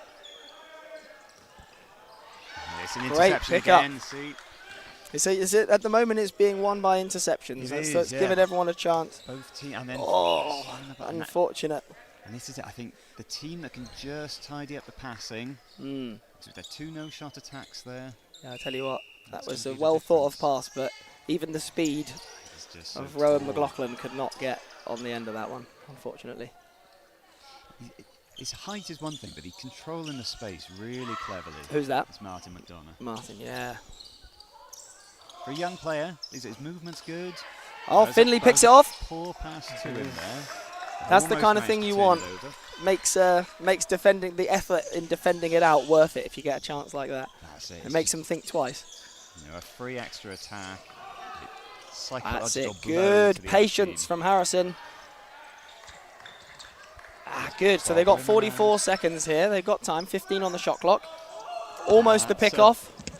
Brave interception. If Spavin. you mistime that, you're looking at the penalty spot. Mm. But he's come away with it. So this is for... Is it we at the end of the first quarter or the end of the... No, this is And for the coming up to- half-time, This eh? is coming up to half-time, so they So- don't need to keep hold of the ball here. They can- Half-time, it doesn't matter who has possession at the end. Oh, Nice long shot. oh that Almost was goes close, in. but who else but Martin picks that one off. Hope Murphy. Nice shot for Scotland. 10 seconds. What can they do here? Jesse Who wants to O'Shea. be the one? Nice Come little on, keep step it, up. keep it. Can she keep it? Harrison picks it up. Lizzie's got it. Dan's got it. Passes over. Okay. Well, they got a bit messy there. But, I mean, with 6 seconds to go, it's almost impossible to keep It is. when one of the ball's loose. You just lose your mind for a time. As It is. once again, I know. All too well, unfortunately. Okay, so it's 5-all. It was at 1.41. There's a good comeback from Scotland, bringing the game level at half-time. I think we're going to be looking forward to a Yeah. very exciting second half. Nick's got eyes on us because thankfully he's not expecting us to talk out this entire half time. I mean, we can.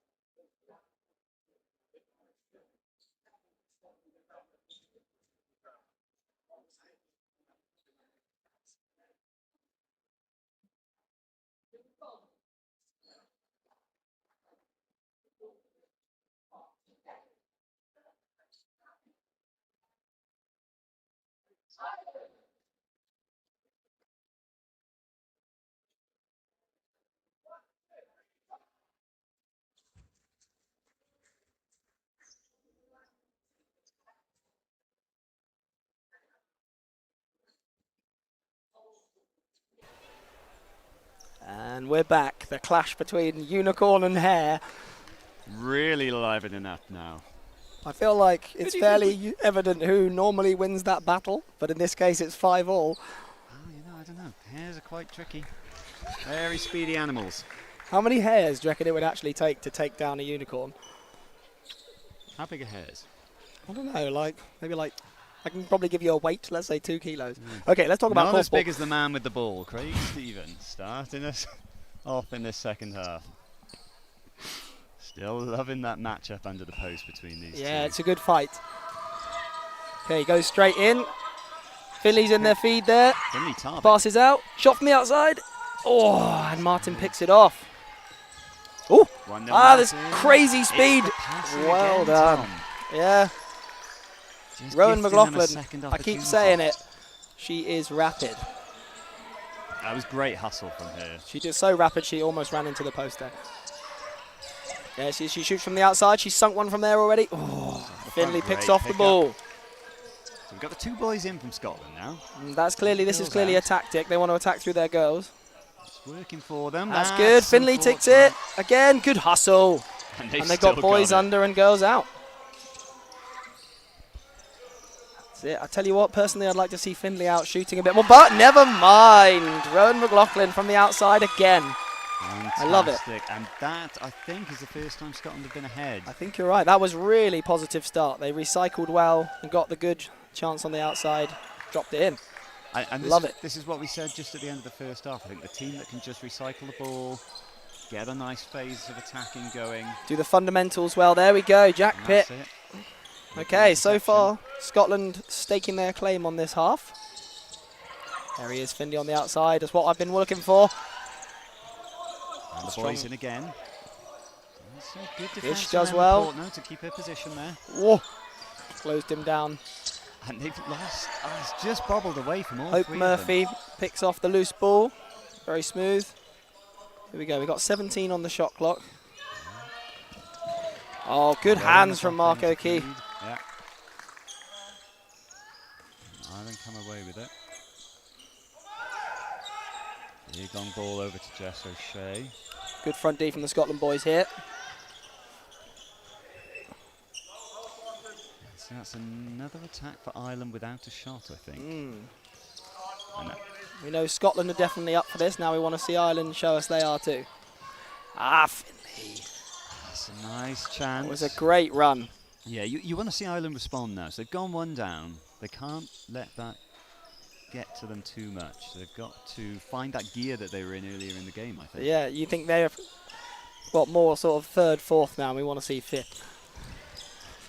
Cranking it Actually, I up. guess we want to see sixth gear at this point. That's a That's good pickup. Save something for later. Yeah. That's really smart there.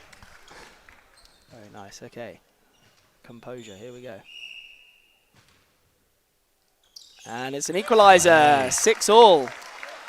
Great. How are Scotland going to react to this? Let's see, but they've got. So now we've got Melville and Landragon at the post at the moment. Oh, unfortunate pass. Sophie Spavin. Good idea. Yeah. Just a bit of miscommunication there. So far, it's probably fortunate for Scotland that Stuart Melville.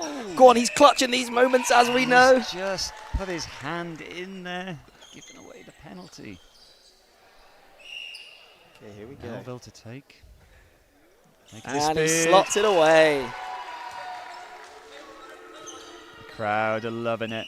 3 goals, I think, for Melville. Yeah, you're right. He's really doing bits for them at the minute. Yeah, good front defence again from Scotland. Yeah, they're working hard there. He's just let Martin step Get one in. in Great there. run Emma from Portno comes Emma. round. Yeah, good pick up. But they recycle the ball, and here we go again. It's the chances that they need to be making.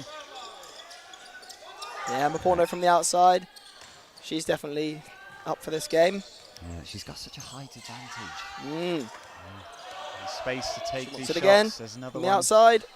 Yeah, good. Well played. And Irish boys doing a good job. That's a cheeky little shot. That would have been nice. That would have been nice. I would have been up out of my seat and pulling this cable out of its plug Would have in been that one for situation. fourth ball style if that had gone in. Cheeky little fade away. Melville with the feed. He's working hard for his teammates as well. And there's a penalty. Fran Holligan. Lovely drive. The penalties are coming in now. Yeah, both big sides. time. Okay, this is Sophie Spavin coming off for Lily Hart, I believe. See if she can bring some energy. This goes Not that in. Sophie didn't have energy. Should be straight into. Oh, it's a good rebound from Jack. So it's There one he is. He wants the penalty shot from the missed outside. by both sides this game. They both missed one. each. Yeah, yeah. Yeah, close game. You always look back at the penalties. Can be crucial. Yeah, Emma Portno on the outside. Expect nothing less. Driving through. What's the refs calling? Yeah, Yeah, I think it was a good defensive line there. I think she held the line well. No, I agree.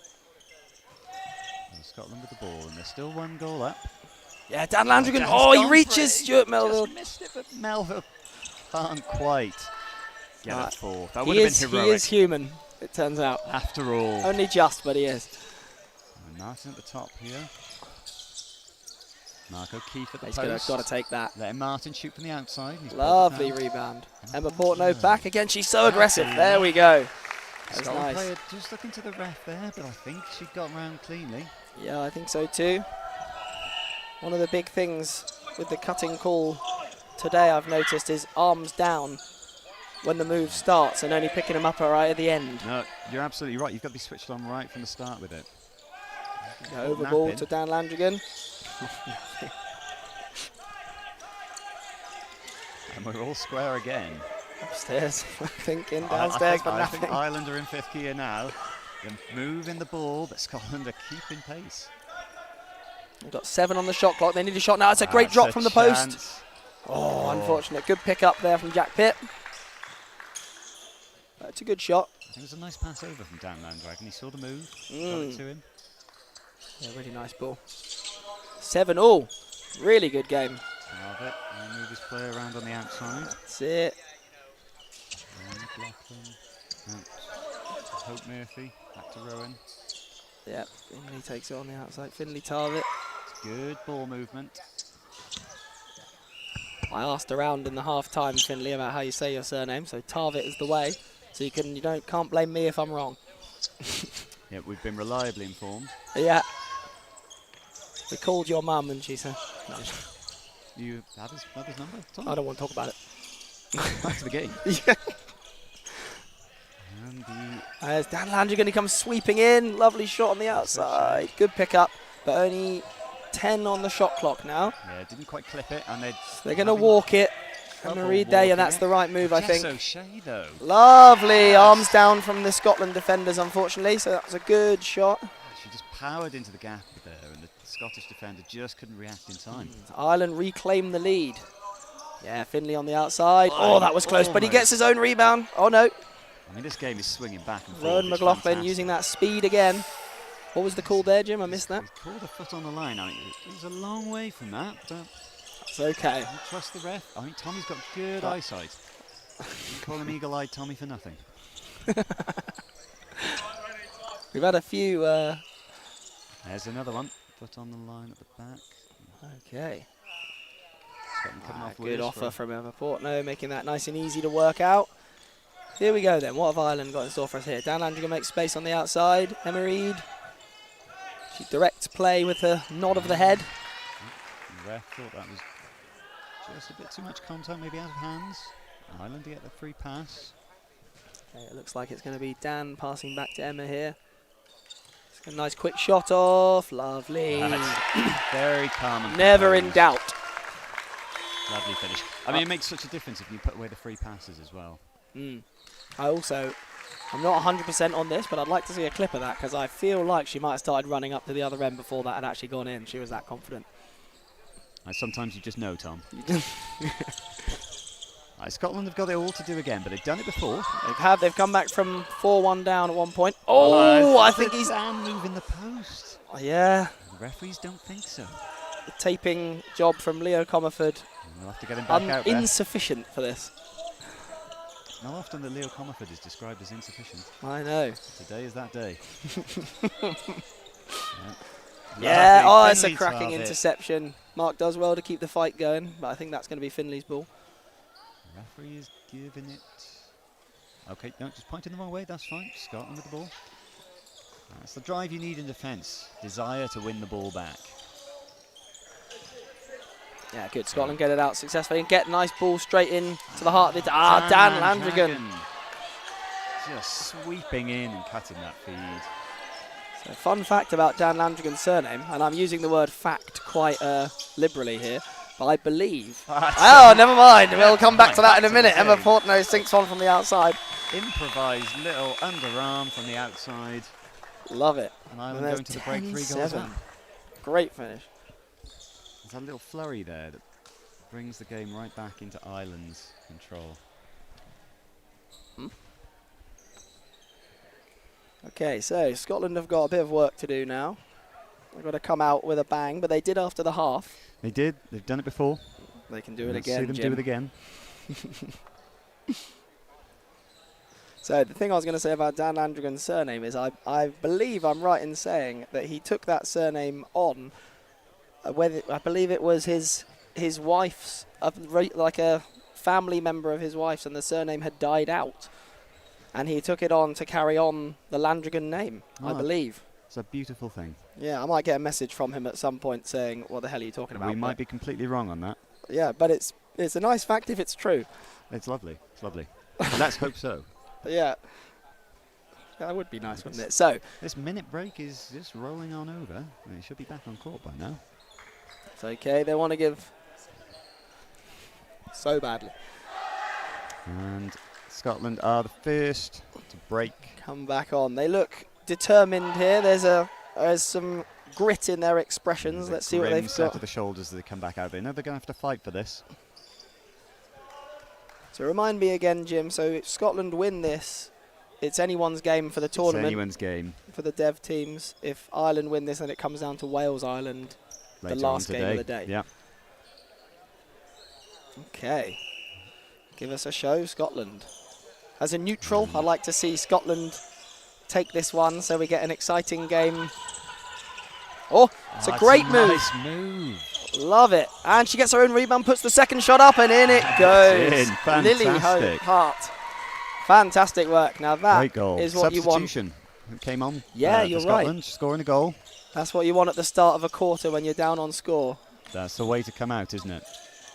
First attack, scoring a goal. Okay, Ireland on the outside, and they get right back. Immediate response. Jess O'Shea. I think she scored a couple today. And that's important just to maintain that 3-goal margin for Ireland. One of the most frustrating things in the game is playing against the team that every time you score, they seem to get one back. We have a penalty. A penalty straight away. It's Ireland are end-to-end not stuff. happy about it. The Rowan referee- McLaughlin, referee said was free under the post and gets fouled. Can she tuck it away? It's a bit long. Yeah, good rebound from Scotland. Go there, they get the second chance. Have a bite at the cherry. Oh, Mark does well to keep hold of that. That cherry remains unbitten. Oh, if they can get the ball back, they'll have another go. Melville there. Just getting in the way on that ball line. Jack Pitt picks it off. And it's back. In attack. Yes, Good, Finley sharp scorches. movement. That ball bobbled up. Hit him in the face. It's not what you want when you're going for a runner. It's not what you want any time, I don't think, Jim. Generally, no. Yeah, that's good. Finley's got the drive. In space there. He wants this game. That's going to be the key thing for Scotland, is not to give up. 3 goals can come in a very short space of time. Emma Reid on the outside. She's got a really nice shot. Scored that free pass like it was nothing earlier. Lily Hart, the goal scorer for Scotland, just picking up the ball, doing the work at both ends. Finley gets the ball straight in. Sends it to Rowan. Nice. He'll set shoot up now on from the outside. Scotland. Oh, it's close. Good rebound, but unfortunately, he gets the tip, but it goes off the back. I think that's clever for Martin, though. He's just moving him around as the ball's going up. You think positioning-wise, Yeah, it's just enough maybe to distract him. Nice. Just not able to pull it down. You have better eyes than me, Jim. You're a better man. 20/20 vision, according to my optician. I tell you what, I haven't had an eye test in a long time. Oh, it's a great pass over. And he picks up his own rebound. Composure now, well done Ireland. So I think Ireland just need to control the game now. They're the ones in the lead. Yeah, James Morehouse keeps a really nice, strong position here. Well, that's lovely. A great goal. I did miss who shot that, Jim. Was that number 12? I think it was Jess O'Shea, which would be her 3rd goal of the game. So she's having quite a standout game as well Screamer, yeah. for Ireland. So we're 12-8. What Ireland have That's a 4-goal widened their margin now. lead. It's the biggest lead of the game, I believe. That's It's lovely. Lovely movement on the outside. good positioning from Melville to keep that rebound in. That's great. That's what we like to see. That was a Fantastic. really nice attack from That Scotland. was Fran Holligan. All the movement was good. Okay, interesting call. Melville coming off. I think we'll see him switch ends, or do you think that's it for Melville? I'm not sure. Ben Fleming. Maybe He's lucky come not on to for give away him. a penalty there. It didn't go in, and we're playing on. Here we go. Ben Fleming's first chance. I did play against him actually earlier in the day, and he was a hassle. So it could well be that they want a bit more shooting power perhaps, and he's the man for the job. Lovely, great pick up. See if he can hassle Ireland. So he's in rebound at the moment, This number double 40. drive from Ireland is, Scotland even, it is bringing them some joy. Yeah. Yeah, that's some good positive attacking there. It is, yeah. No goal at the end of that one, but if they keep that up. It's all work into the legs of the Irish players though, eh? Exactly. Emma Portnow really wants this. Probing the Scottish defence. Oh, and she comes scorching past and tucks it away. 13-9. Yeah, and this is it now, Ireland. They just need to get one each time, every change of ends. Yeah, Manage the game. that's it. Emma Portnow's decided she's not letting them lose this. That was a nice switch from Emma Great shot Portnow to from cover Finlay. the runner. They had the two boys in, Scotland. Finlay Tarbutt picking up the ball, back to him, shot from the Shot outside. again, nice. Oh, that's a good pick off. So there's 4-goal margin, 4 minutes 50 to go. It's been done. It's been done. It That's may a be big done ask. again. For some reason, my ability to track time is really... Oh, okay, we got a free pass.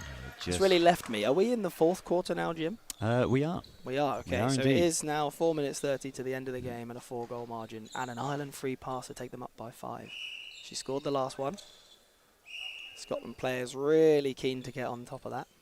Bit of a speculative call from Pitt. Emma Reid shoots from the outside. Oh, I tell you She's what. got another one. Landrigan fights for it. Well That's done. good hustle Lily from Hart Lily for keeping that. She's done well since she's come on for Scotland. Yeah, and I know Dan Landrigan is an intimidating man, so to keep your Quite the foe. composure there. Referee is just coming in to... Okay, it's Ireland's ball. Every Sort minute things precious out. here for Scotland. Oh, and Rowan can't quite get that, but that's what we want to see. They need as much possession as they can get here. They do.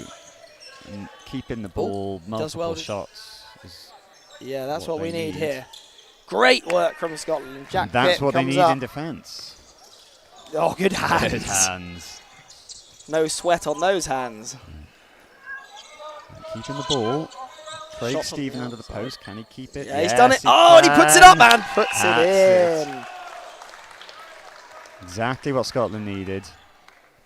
And we've gone from 4 goals needed in 4 minutes to 3 goals needed in 3. They're doing what they have to do. That unicorn isn't dead yet. The hair is running rampant, but it's not over yet. She's been looking Another free lethal pass. from this She free really pass has. spot. Oh, but Scotland interrupt the pass, and here we go. They really want a goal here. That's smart from Jack Pitt.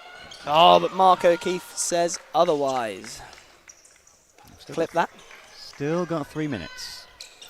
That may well have proven a crucial interception there, because Scotland are definitely in the ascendance here.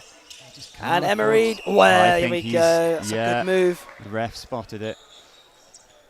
I think that was just a little bit of movement. I'll tell you In what, front the of the two girls' Emmas path. for Ireland are really doing bits this half to keep them ahead. You got to start thinking at this point now. It would be one for the ages if Scotland. Yeah, it would Can be a come hell of a back. comeback, but that's the kind of play that gets you it. Great work from Lily Hart to keep that ball. Yeah, look, you've got to fight to the end with these things. Absolutely. Let's have a shoot on the outside now. Let's have it. Oh, yeah. Oh, well, Landrigan has other things to say. Not today. Not today. Just slowing it down, I think, Ireland. They're just going to want to look after the ball. That's it. It's a good pass over. That's great defence from Finlay. It's a good turnover. I thought they maybe had a bit more time there. Look for another opportunity. Yeah, but Mark O'Keefe's happy to back his high shooting position, which I can't blame him for. It is very nice. If you get a bit of space there, it's not a bad place to shoot from. That's taken right out of the Jim Wilcox rulebook, that one, eh? I just couldn't quite gather it. Good effort from Jack Pitt. Yeah. He's going for it still. I tell you what, this whole Scotland division down here that are in attack currently, Oh, he's another step away. if anything goes loose, there's at least 2 of them scrapping for it, which is exactly what you want to see, Yeah. particularly at this stage of a game. I think if you're a coach, that's what you want to see from your players. You want to see that drive, that desire. 100%. Just And with the Euros coming up, this is the point of this tournament, right? Is show That's people it. what you can do. yeah. And the players that step up, going to put their name in the ring. Possibly step in to Step a it- European Ah, squad. yeah, well played, Jim. And as you say, all these players, Scotland, Ireland, Wales, England, trying to state their claim. So Ireland For a pick it off. stop. We've got 35 seconds. This game is is over, but can we see if Ireland can score? I'm backing Martin McDonough here to score a screamer. He's tried a couple of fadeaways. He has. quite Here come he is. 22 seconds. They need composure here. That's a great pass over to Emma Portnow. No, maybe Emma's the one. Here she goes. She gets under the post, takes her time. Woo! Craig Stephen just doing enough to stare her down. Yeah. Here we go. 6 seconds. Jack Pitt's the man. It's gone in. Here it is. Ben from the outside, 21. That's the last shot. Whoa, well played. So Ireland come away with a win, but Scotland put up a really nice fight there. Yeah, I thought they gave it a good battle. So Yeah. that leaves us then, later on today, Wales Development against Ireland Development. And the winner will take the Development Tri-Nations title for 2026. What we like to see, Ireland respectfully, the hares respectfully dancing on the corpse of the unicorn. It's been a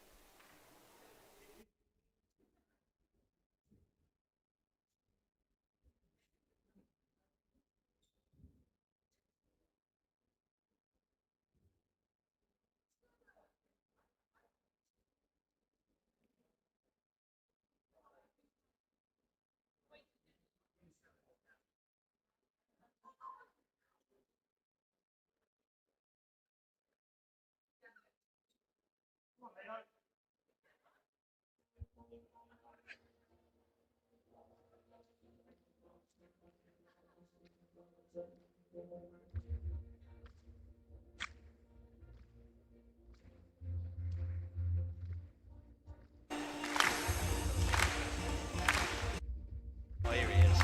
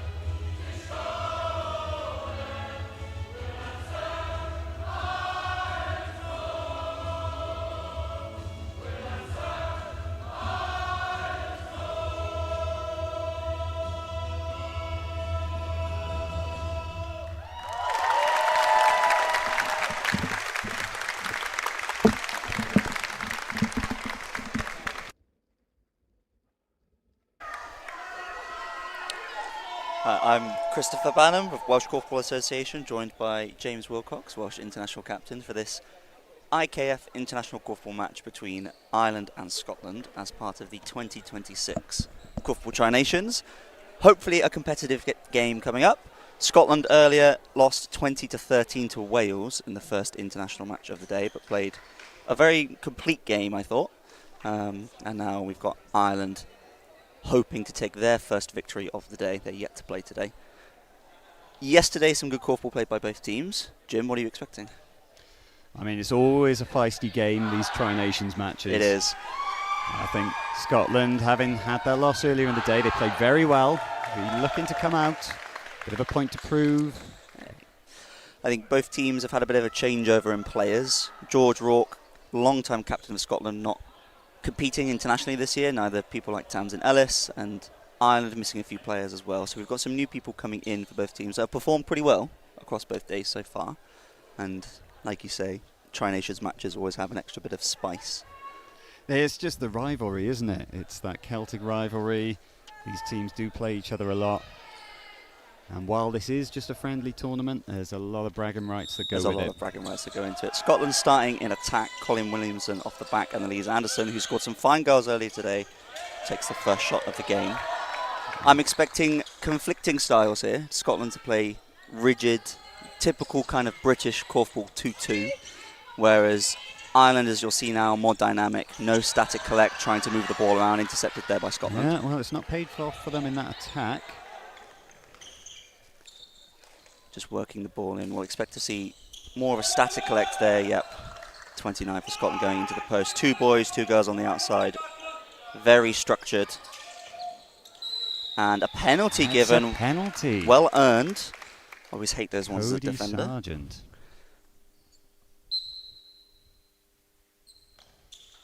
Oh, unfortunate.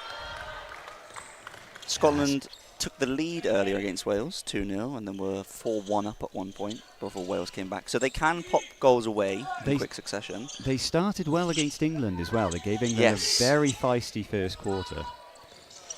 Good shot there from They this would have time. just liked that penalty to drop.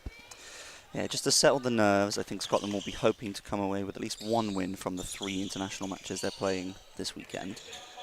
Obviously, European Championships this October, all 4 British nations will be competing in, hoping to qualify for the World Championships. And both girls driving. Ends up with a long shot. Just bounces off the top. Yeah, just picked up by Connor Williams for Ireland. And as you say, all these players looking to kind of stake their claim for a spot at these European Championships. It's not actually been a full European Championship for 8 years due to the COVID pandemic. So this is a big moment for a lot of these players.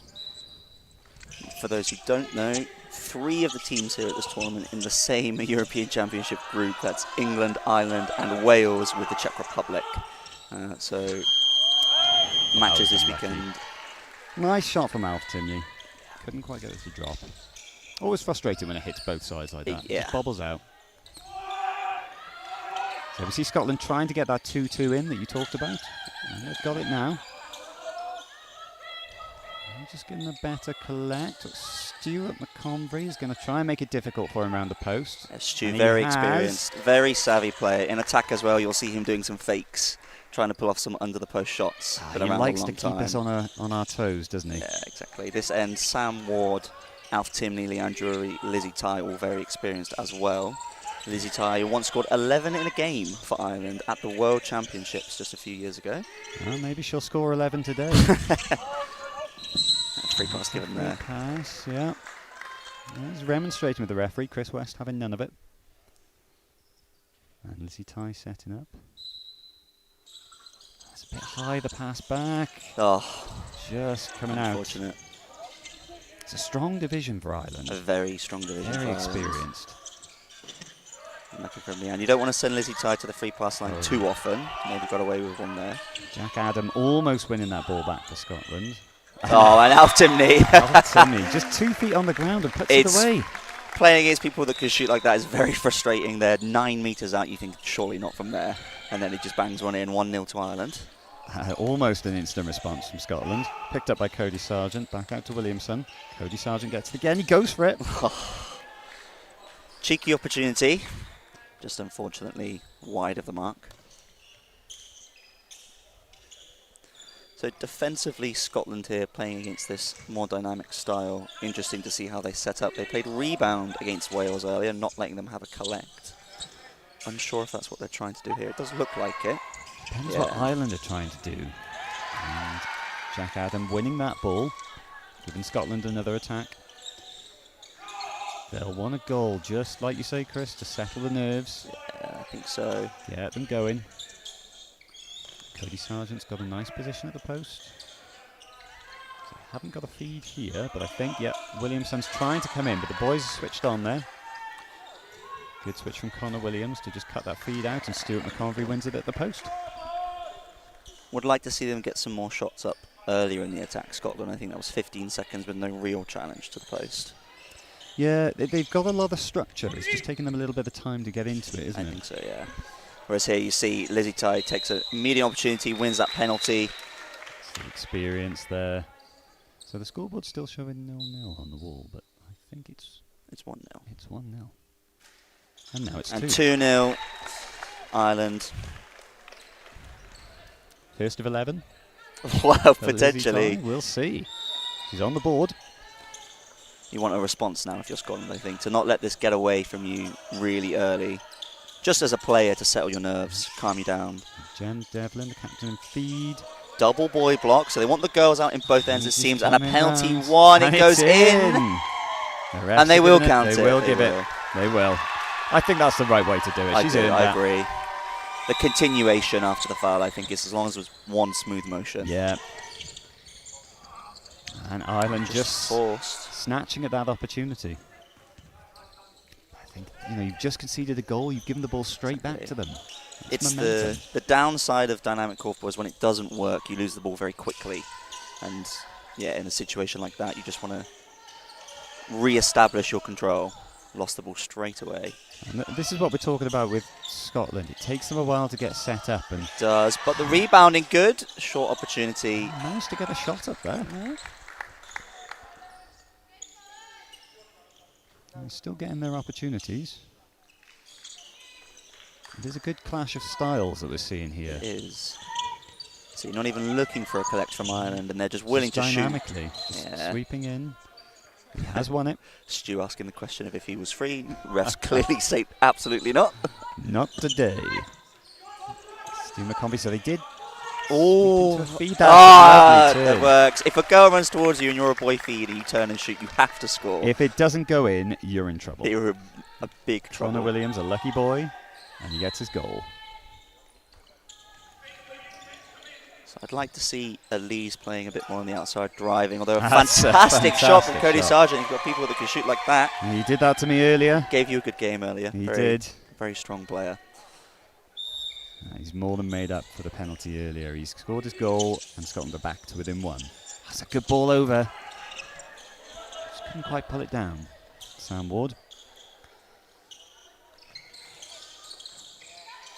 Elise from distance, rebounded by Cody Sargent. And Yeah. again, just looking to run the block. Can't do it, so they pass it out. He looked a bit confused there. He was sort of waiting for something, and then nothing came. Just slightly dangerous on the rebound coming over the top of the girl. Yeah. Yeah, you've got to watch those elbows. And see, It's what happens when it breaks down the dynamic korfball. You get not on the same page. Yes. Ball gets thrown over. You've lost possession within Yeah. 2 seconds. it is beautiful when it works. They just weren't. And Ireland can do it very well. They can, yeah. It'd be interesting to see if they stick with it the whole game, actually. Decent shot. And the follow-up straight away. If you're going to leave her open for a second one, first one to get your eye in, second one to put it in. McHugh. Beth for Hugh. I always find if you can get the ball straight back, you've set yourself for the first shot, you've got space for the second, the defender's often dropped off. I was going to say the defender has one eye on, can I win that rebound, Yeah. leave you free. And the attacker. Daisy Tai responds straight away. Yeah. Goals starting to flow now. First 5 minutes, 1 goal. The last couple, we've had 6. A high-scoring game is always a good game to commentate on. I think international corporal with the 4x10 of real playing time, you're aiming for at least 16 for a quarter, closer to 20 if you can, to really put yourself in a position to win. Obviously, some games you see finish 12-11, 11-10. But realistically, if you want to be in control, you need to be going for 4 a quarter, which both these teams are on pace for at the moment. Yeah, I think 4 or 5 in a quarter you'd be very happy with. It's fine margins at the start. Great That's pass nice from ball Stu. from Stu. Again, the dynamic rebound off his own shot, actually, and they just get the ball out. Just tipped out by Cody Sargent. Oh, hand in the Won cookie another jar there penalty. from Colin Williamson, Scotland defender, and it gives Daisy Ty a trip to the line for a penalty. Yeah, and that shot there was well after the whistle, so she's going to have to take the penalty. Oh, unfortunate. Free boy at the back, though. He's picking out really nice, clever passes from Stu. He's picking the ball up and looking for that free player. Has fantastic vision, Stu McConroy. Very experienced, one of the most experienced people at the tournament in general at the international level. Good rebound. We didn't say old. We did not say old, Stu. Don't come for us. Or Beth. Oh, a good finish off the back. 4-all, so Scotland keeping pace. It was Gemma Davis. And so lots of new faces in the Scotland team, which is good to see. They've got a strong development system. And an early substitution. So Cody Sargent coming off. He looks a little bit laboured. He did play the full game against Wales earlier. I wonder if he's just picked up a knock. I think this is James Percival. Rebound at the post by Owen Shea as Scotland win the ball back.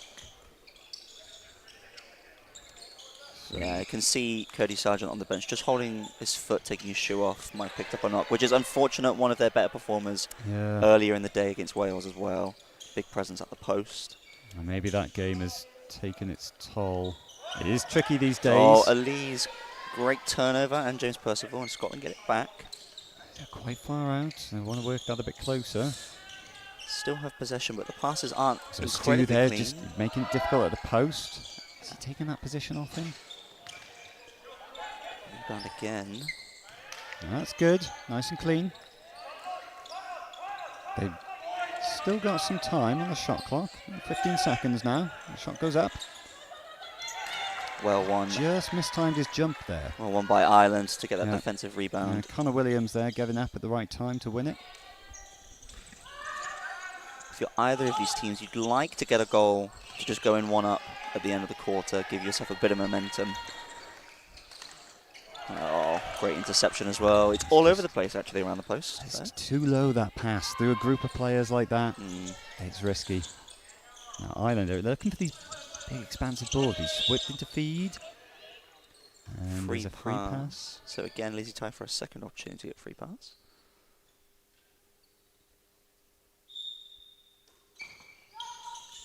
Yeah, free passes at this level. You give someone one opportunity, they might miss. You give them 2 or 3 goals after goal. As you all know, 4 free passes earlier scored yourself. Oh, I'm glad you mentioned it. It was a great game. Lizzie, 2 out of 11, maybe. Well, maybe. Pass back from her fiance, Sam Ward. Nice little combination on the free pass for Ireland. They will retain possession going in, it looks That's like. the thing, with 8 seconds left, you want to keep the ball and go into the... So now you want a second shot, I quarter. think. Last second. Just It's missed going to time. be too late. I But think. they will have possession for the second quarter. So 5-4 at the end of the first. Ireland in the lead marginally. Slow start, but the goals picked up. They did, yeah. I think it's shaping up to be an exciting game. It is, yeah. Very conflicting styles. As you can see, like you say, I wonder if Ireland will stick with dynamic the whole time. It's very taxing. They only have 6 and 6, not 7 and 7. And they have another international game later on. So I wonder if they'll do 2 or 3 quarters of dynamic and then go back to 2-2 towards the end, or if they'll practice it the whole way through to get used to it. Well, this is Ireland's first match of the day. Scotland with a bigger squad, as you say, but they've played a game already. How that kind of pans out. Both coaches here, John Tye of Ireland and John Bagnall of Scotland, both very experienced. Actually, head coach John Bagnall and assistant coach John Tye of Bristol Thunder this year, so coaches together. in the National League Yeah, this yeah. past season and the season before. Took Bristol Thunder to a silver and a bronze. I bet you liked Two that, good putting that seasons. around your neck. I enjoyed it. There's just the gold left to go. Just the gold left. You Maybe heard it next here year. first. It doesn't look like any changes at the end of the first quarter. Quite rare to see changes after the first quarter unless things are going terribly wrong. Yeah, it's usually something tactical, maybe an injury, but I think the coaches looking like they're happy with the matchups at the moment. I think so far both teams have been competitive. There's no glaring weaknesses at the moment. No, on the whole, there's not many mistakes. Few fouls, which makes a difference, I think. Great vision, free goal. Through both players. Yeah, exactly. Just unfortunate hits the front. Lots of space for Beth McHugh. We've seen her score from distance. For those ones, you kind of want to step in a little bit. You know, you're wide open. Yeah, Make it 4 or 5 meters rather than 6 or 7. So just increase the shot percentage just as close as you can get. Ball over the It's a top. beautiful The ball. one-handed underneath from Lizzie Tai. Outrageous. That would have been something. Fiancé to fiancé. Sam Ward now. Lizzie returns the favour with an assist to Sam Ward as Ireland take the first 2-goal lead, 6-4.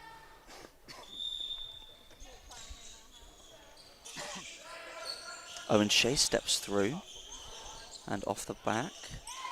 So a little bit less structured for Scotland, but now I imagine they'll slow down. Yep, walk the block. Two boys. A bit of trouble with getting these two boys in. Free pass one. No continuation on the free pass goal is unfortunate. Jennifer Devlin here taking the free pass, number 20. Very lethal finisher when she gets 2 feet on the ground. So Lizzie Tai is Lizzie Tai primed to winding jump up. out. She timed that well. And the boy jumping across as well, Altoni and Sam Ward making the pass back difficult. It's good defence of the free pass, I think. Defended there, yeah. Solid from Ireland. So it's interesting how you defend free passes. Do you double because it's their best shooter and leave someone free at this level? Can everybody shoot? Is it worth leaving somebody free there? They don't double. They use both boys to stop the pass. Stu McConroy finishes one up. To bring Ireland 3 goals ahead. So Scotland now, I think, just need a bit of calm. 3 down, it could be easy to rush something, think it's getting away from you. But in the first quarter, the 2-2 was working. Very long distance shot there from Jennifer Devlin. I think they're still looking for the 2 boys. They Scotland, are here, but double block. They're just, it's a little bit messy. It's not a bad tactic. I think the executions, they're just losing a bit of shot clock time as they go for that setup. Janik Adam with a shot from the outside. They are recycling though. This is a 3-shot attack. They had a 4-shot attack earlier.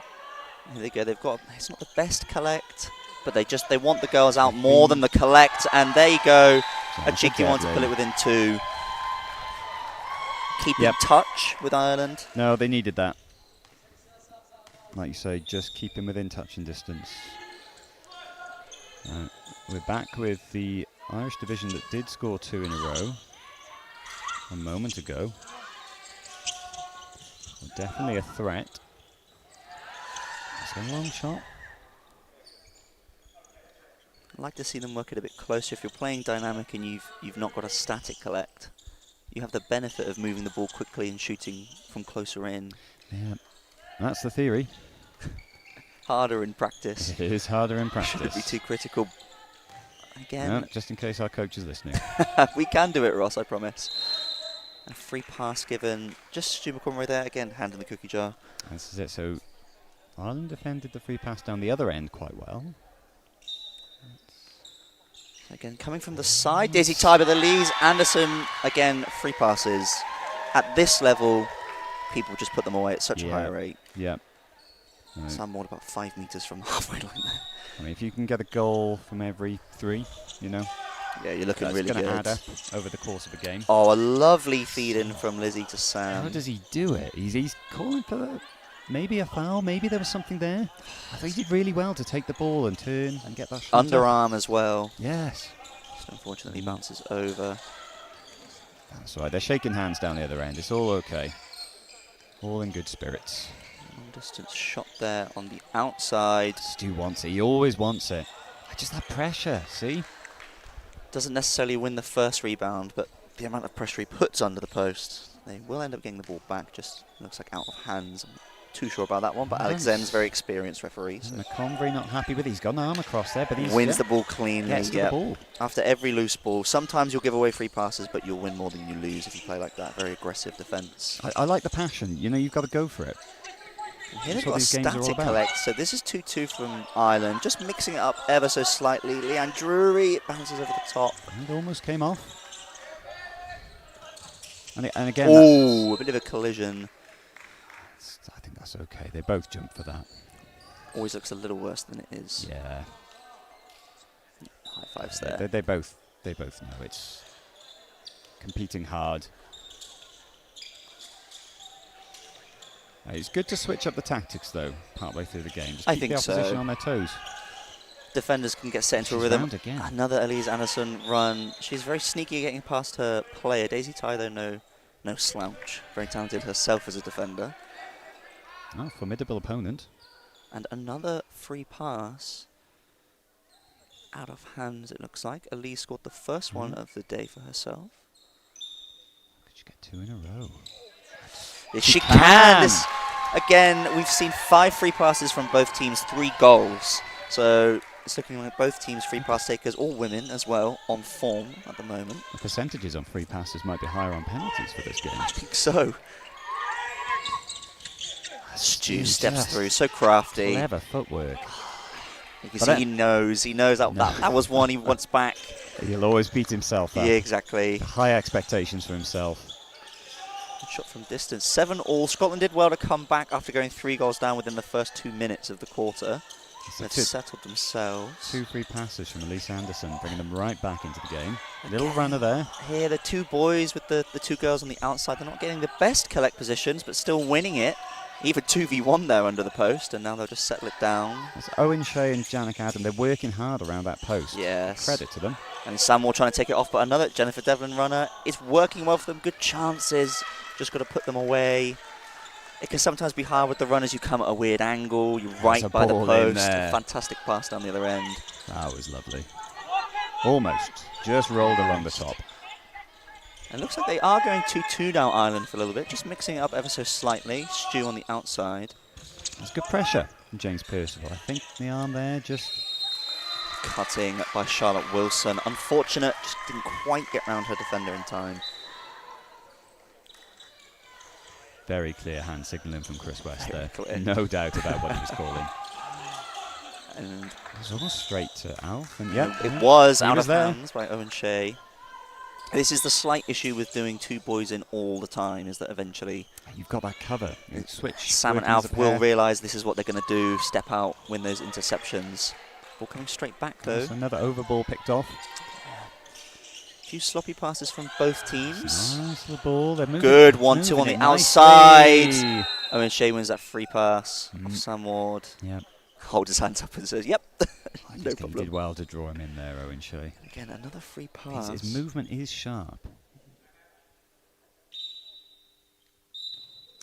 She moved very quickly the first time. She's going to have to be cautious on the second. This pass was a bit low. But she drives Just back in followed it afterwards. So Jennifer not Devlin. from the free pass shot, but from the free pass setup, they get Yeah, the follow-up. That's smart. You've got to be switched on. Exactly, to that, I think. you know. Lizzie Ty did go out very quickly on the first. I know it as free well. You've got the best shooter you're marking. You go out on the free pass, and you sometimes jump.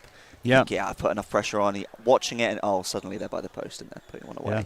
And that's Scotland in the lead. So 4-3 down at the end of the first quarter. Back up now to 8-7 for Scotland. I think they were 7-4 down, but that's They were 4 7-4 down within in a 2 row. minutes of this quarter. You're right. So that's 4 in a row for Scotland. A big turnaround. We saw this with the development team in the last game. They can go on runs, these Scottish players. They can, and it was good to see in that last attack. I know it didn't pay off in a goal, but it won the free pass. Not just sticking with the 2 boys. Owen Shea working on the outside with the 1-2. Just something different. Yeah, yeah. And I think that's maybe what Scotland need a little bit more of. They've gotten stuck at times when they're looking for that rigid structure. Yeah. And that was just a bit more free-flowing, and they've got something from it. Be interesting. Ireland, the last few attacks have gone 2-2 in both ends, so not continuing with the dynamic. Maybe they'll go back to it now. We'll see what the coaches have said to them. Perhaps they're doing a quarter 1 and 3 dynamic, quarter 2 and 4-2-2. It could be. See if there's any noticeable changes to the teams after the timeout, having instruction from their coaches. Still holding off on the subs. Only one goal in it. Understandable. Daisy Ty with the drive. Underhand back close to the post. You want to see those go in. He's trying the step through. So crafty. He's looking at every opportunity. Oh, the passing as well. Just not the standard side passing. Looking for anybody that's open. Any chance for him to shoot. It's very frustrating to defend, I have to admit, from playing against him. Well, you can't settle for a moment when the Exactly, ball's moving around yeah. like that. But time down. And no shot hitting the core. 3 shots, all of them missing. And again, we're seeing on the outside, it looks like they're trying to get the 2-2 boy set up with Owen Shea from the outside this time, although he takes a long shot there. Just off the post, but Janik Adam pulling it down. I think these two boys have done a really good job around the post. They're up against commanding tough the opposition. post. Ah, unfortunate on the runner. Alf getting the better of that duel on this occasion. Connor Williams to Daisy Ty. She takes the shot. Nice Scottish. So that's, Percival I sweeping in think, there. 4 or 5 of the last handful of attacks from Ireland have either been one shot or no shot. Just handling errors. Owen Shea, the turn and feed. Whereas Scotland, Close. it's 3, it's 4. You know, this one's only 2, but it's multi-shot attacks from Scotland. Generally, over the course of a game, that adds up. It just wears you down as well, defending that long. Yeah. You can have a lower shot percentage as a team. Again, the cheeky underhand step through. He's going for flair, isn't he? He is. They will start to drop. Yes, just a Penalty. bit of too much contact. Elise Anderson just with her back, top of the shoulder as well. Yeah. That one goes in. She Put won't that miss one 2 in a away. row.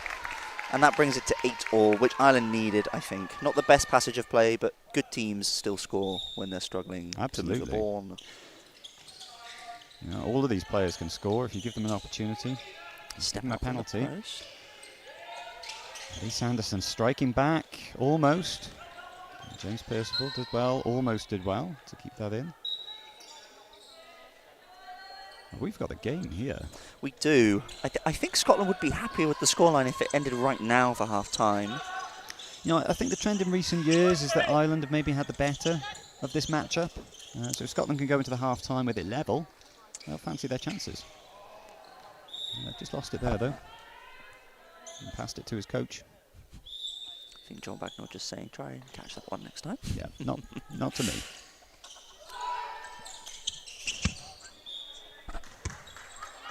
And the ball off at the other end as well, so... And again. Thrown out again. So Yeah, given right back. These moments, these unforced errors almost. You know, when the score's tight like this. Free pass just again. He's just reaching round, isn't he? Getting his hand in there. Lizzie Ty at the free pass line again. 1 for 2 so far.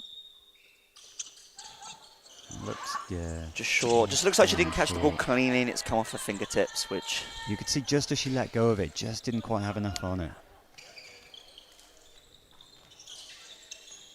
We've got 2 minutes. Can one of these teams get their noses in front? It's just Stu McConvey just taking charge of the post area.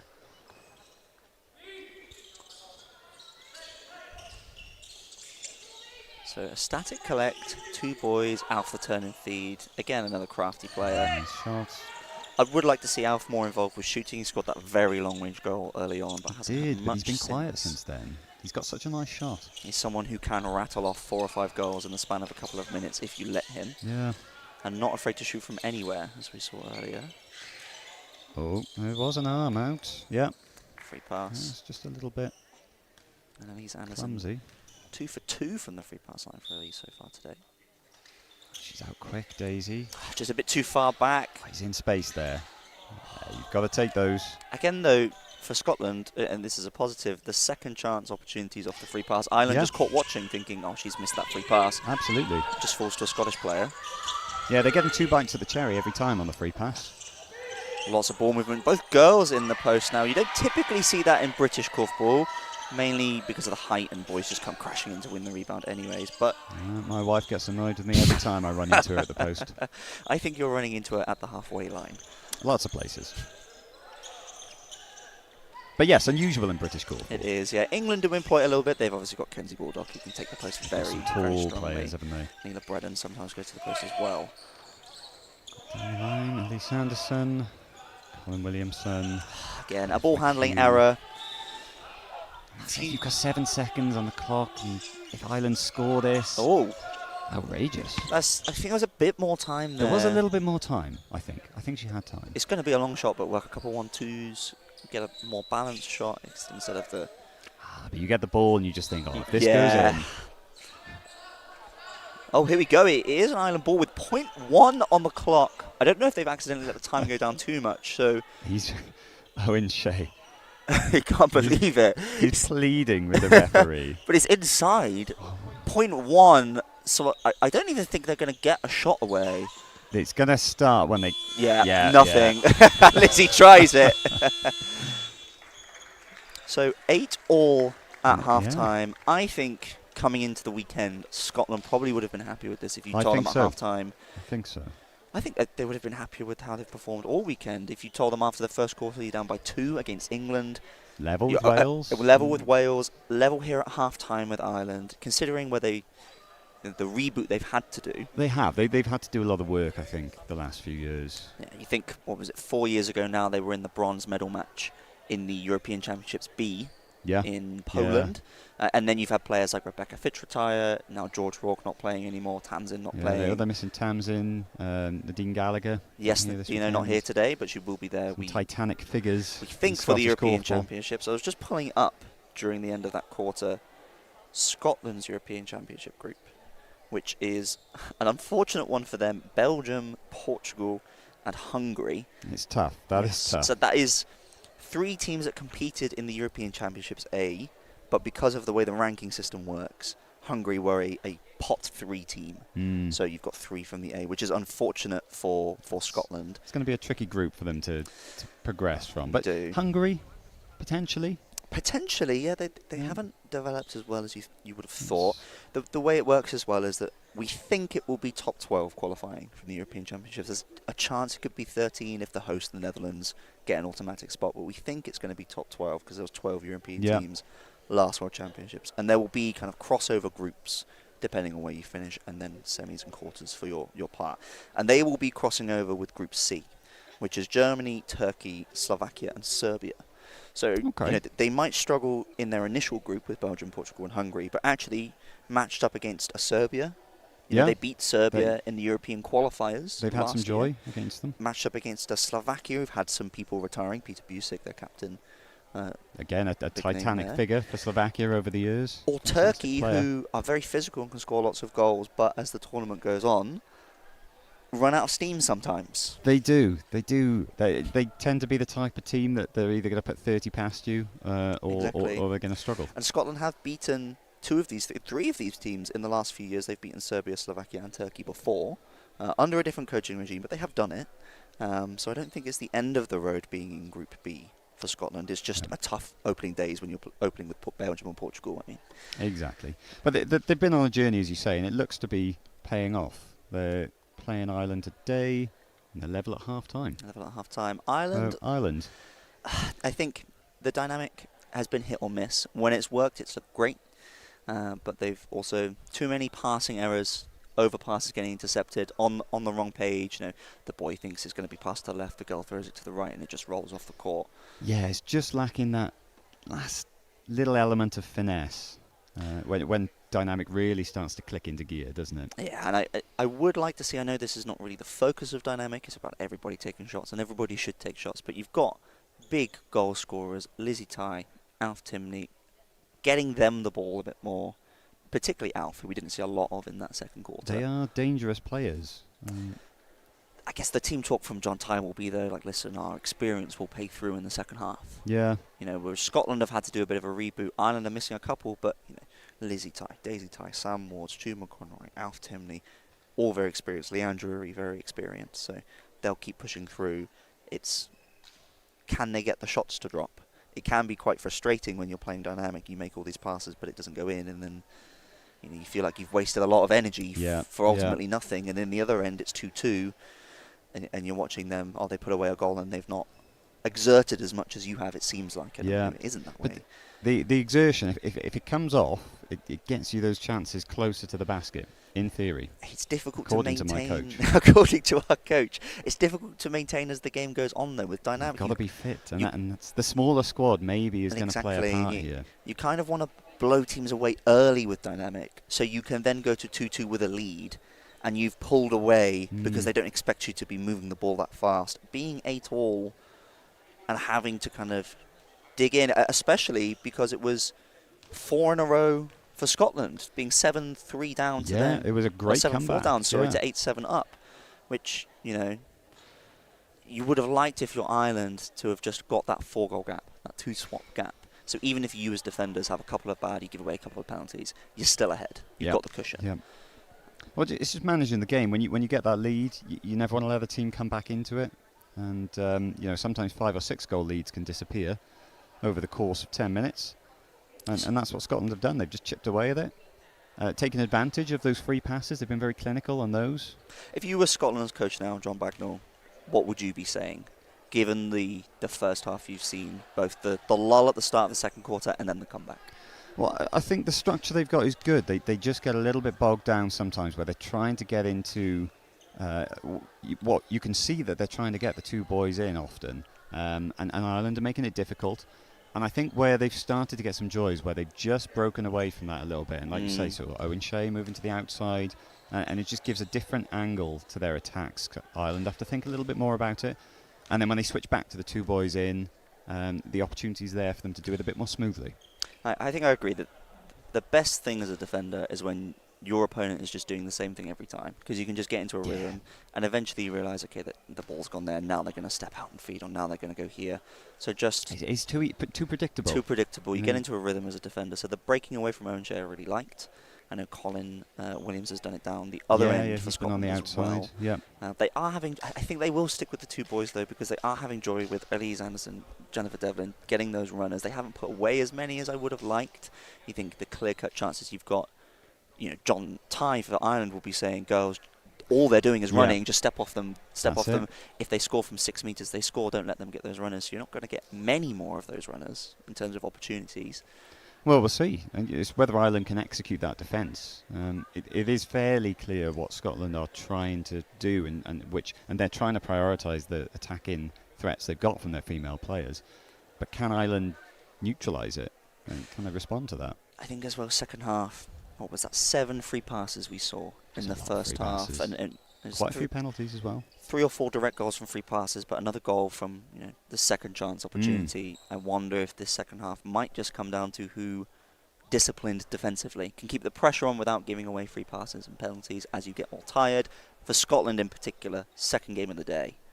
Yeah, well, and this is it. I mean, are we going to see any changes or not? Because tiredness does start to play a part, and it's giving away the fouls, but it's also some of the unforced every time you throw the ball off, you gift the other team an attack. Your attack ends. It's such a swing in momentum. Just demoralising as well, I think. It is. The last thing you want to see as a defender, you've worked to get the ball back, it goes to attack, and it's given away early in the attack, and it's coming straight back. I would maybe expect to see some Scotland changes. So you've got Ross Fraser on the bench, played in the Wales game, very experienced, plays for Manchester Hawks. You've also got Abby Mahoney, formerly Abby Coleman, who plays for Oxford City. And I wouldn't be surprised to see her pretty early in this third quarter. She's another one that is good at running in shots, very quick. They are to be doing a bit of stretching down the side. I wonder if you want to keep that intensity with your girls, but you've played a game before and you're playing again now. A like-for-like change, where you can keep the same play style, but actually just get some fresh legs on the board. Yeah, they've got a few players who are firing for them. You'd expect them to stay on, but they've got those options, It unfortunately doesn't look like Cody Sargent will be returning. He's got both of his shoes off, he's ice on his foot. It's confirmation of the suspected injury that he went off with earlier in the game. Now, Ireland are sort of loitering on court now. They're looking ready. There's no more talking to be done. Doesn't look like any of their subs are particularly warming up. I know some people don't believe in warming up. They'll just rock up and go. John Ty Chatting to both with the a couple of the boys. So Martin McDonough, Regan as well. Regan, very talented. I've had to play against him for Bristol Thunder. Yep. Did a season of National League actually for Thunder 1, didn't he, a few years ago? And Yeah, then played he's a for Thunder talented young player. 2. And I believe now heading back to Harrow, I think, as his university is finished, perhaps, or maybe he's on placement. I seem to remember someone telling me. Which another great club. Maybe it's Bromley actually. Might have been Bromley. I don't know actually. You should know. probably He's should your know that, he's your yeah. club mate. You should know. But I do know he's a very good player. Good option to have on Very the good bench. player. Can shoot as well, which fits him in this dynamic style of everybody Yeah. taking shooting opportunities. But Ireland also with some options with girls. Sinead Cross, Rebecca Blees, John Ty, just having a chat as well. So he's having a chat with all his subs. Having a chat, John Ty, there with Sinead. Giving some instructions. So maybe they're gearing up some replacements, some potential replacements. I do like this from coaches as well. Sometimes they focus just on the people on the court, and then they go to make a sub when you've not spoken to them about anything in that division. But actually, Ross does it with Wales, says, okay, you guys go with that division when they're talking. So Yeah. if you come on, you know what they've been talking about, you know what they've been dealing with in the game, and you can come on a little bit more ready to go. Well, this game is hanging in the balance. Exactly. You know, without being prepped on the side, you're being thrown straight into the deep end. 2 boys in, 2-2 for Ireland. Sticking Lovely with the ball from 2-2. Al. Sam Ward finish. Is Exactly we what you wanna want see. to start the second half. A quick goal.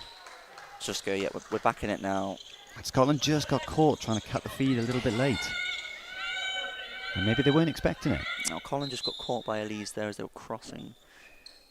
Unfortunate today, we've had a few people with head and face injuries. I think Colin's asking for a timeout. I think he's been hit in the eye. The ref will give him a minute. Just make sure he's all right. You get this sometimes. It's not malicious. Accidental. I Arms, actually think it elbows was in the way. his own teammate by accident as they were crossing over Elise, Outrageous. who herself took a fall early today to the back of the head. She did, yes. And she's picked up that ball. Beth McHugh passing it back. So you can see her Stu's dropping right off. They don't want to allow the 2 boys. And like we said, Yeah. are you going to cutting get that many more option. opportunities with 2 boys? But yeah, they're communicating the well. You post. can see the 2 Irish boys They around the are. post. They're not letting the Scottish boys. And there's get just the no feed. other options. And if you're a boy, That's good. Stepped out from Colin. Just thought Connor not paying attention. 8 got seconds, feed. not enough time to run the block here. It's got to be out and shot. Holding it for 7 seconds there, and yep, not in time.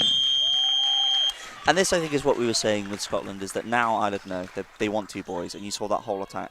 The girls passing it to each other, and the boys just running back and forth trying to get a feed. You'd like to see one of them break away, even just to get the ball and pass it back and go back in. Yeah. I think when they're cutting it out so effectively, you've got to look to change it up. That's Alf off the back. Unlucky. Just hit the top. Didn't drop this time. Beth McHugh, Colin Williamson into the feed. So this is it. They've mixed it up now. They've got the girl in, and that's see, there's space for a shot. You won't get the running in shots, but they've got good outside shooting as well. Elise scored 2 free passes from the outside, and her teammate Beth also. McHugh again, hitting the top, so they get the reset now. This is better, and now you've naturally got 2-2 because the boys picked up the rebound. Yeah, exactly. And you can kind of sit in this for a bit. Right, Charlotte Wilson turn around, just She finds a shot from anywhere. But that's where Scotland look a bit more dangerous, I think. They're not forcing it. exactly. It came naturally, and I think there's more opportunities there where they mix it up. It looks like Ireland are committing to a static collect to start the second half. Oh, he's caught him in return. Owen Almost the Shea same has spot. returned the favour, pretty much the same part of the court. Lizzie tied to the free pass line for a 4th time. This is what we 1-3. talked about.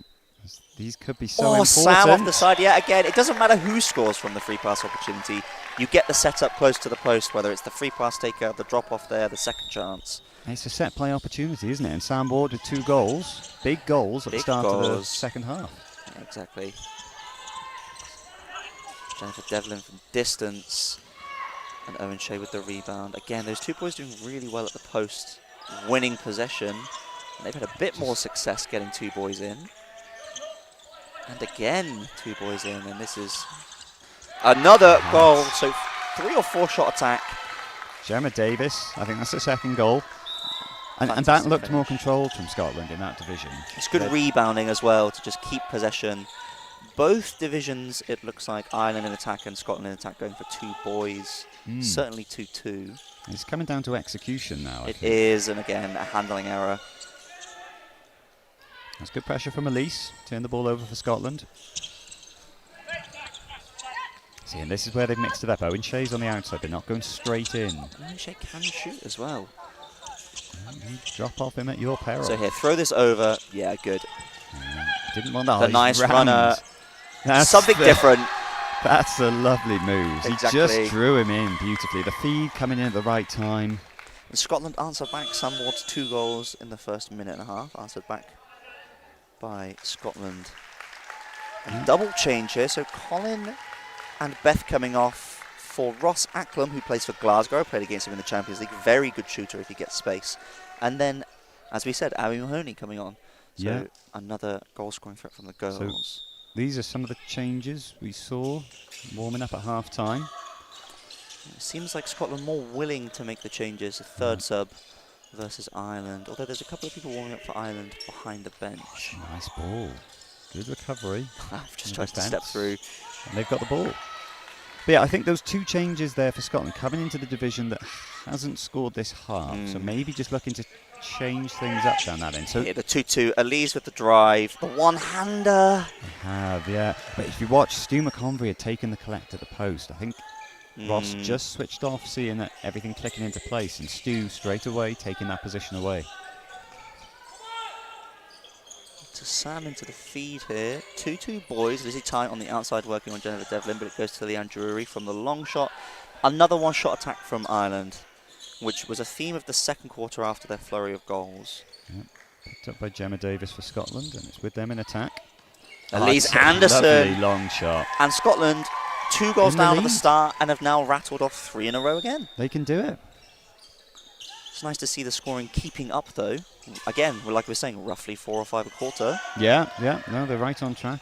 And it will keep both teams in contention to win. And we've still got plenty of time left in this third quarter. Ross Acklam at the top. So Bit of a good changes, I think, for Scotland. different setup. Ross from the outside. It's almost gone in. Could have probably took another step or 2 in. Yeah, he just set himself. He fancied that. I think you've done the hard work in the first half of getting the Ireland boy defenders to think they want boy-boy, standing off you to front defend. Now you've got space.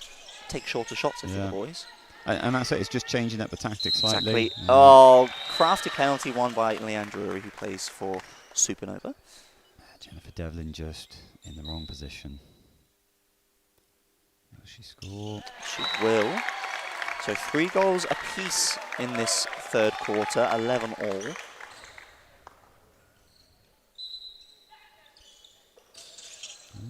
And 5 minutes into this quarter, Big and we're interception still by all this guy. square. It does look like both teams are able to get opportunities that they want. Yeah. We're not seeing, we've only seen 1 shot clock violation, I think, from Ireland. Good ball movement from Ireland there.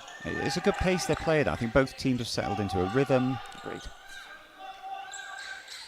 It's not Stu It's a into the nice post ball in position. from Charlotte Wilson. Good pass from Charlotte Wilson. Crafty from Stu McConroy. Good vision to spot that. A nice finish from Stu.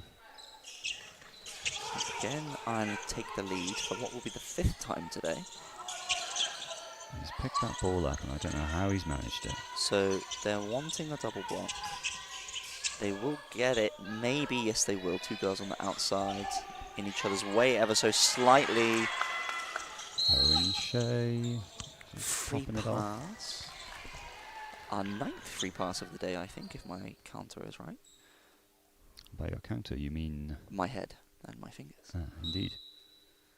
Stepping ahead for Yeah, Lizzie she Ty. does go early. Trying to catch her. She's going to come flying out here. She does. Jennifer Devlin. Not enough. Again, a 6th, Clinical. 6th, maybe 7th goal, I think, generated from a free pass. Which Free passes are all important this game. and thrown And off. there's the unforced error, and that's after you've conceded it. Exactly, yeah. Because now Scotland can get the ball right back into attack. Are they going to mark it out? They are, but it's just going to long ball in. Unfortunate. You just got to shake those off. There's another 15 minutes to go. It happens. It's just in those moments, you know, just keeping the ball and make a difference. So they're looking for the runners very aggressively. Ball handling error again out of the feed. Yeah, just sort of passed straight into Charlotte's hands there. Wasn't even facing the ball. No. So 2-2 with the boys for Ireland. A loose pass. They're still figuring things out. Oh, it's a little ball over. Sam's grabbed it. I actually think that was intended for Lizzie Ty, but her fiance Sam said not today. He says, I've got 2 already this quarter. I think I'll take that one, thank you. Thank you And a very sub, much. so Sinead Cross-Foley and Drury. Yep, so there's the Irish subs we talked about. So the coaches were prepping them at half-time.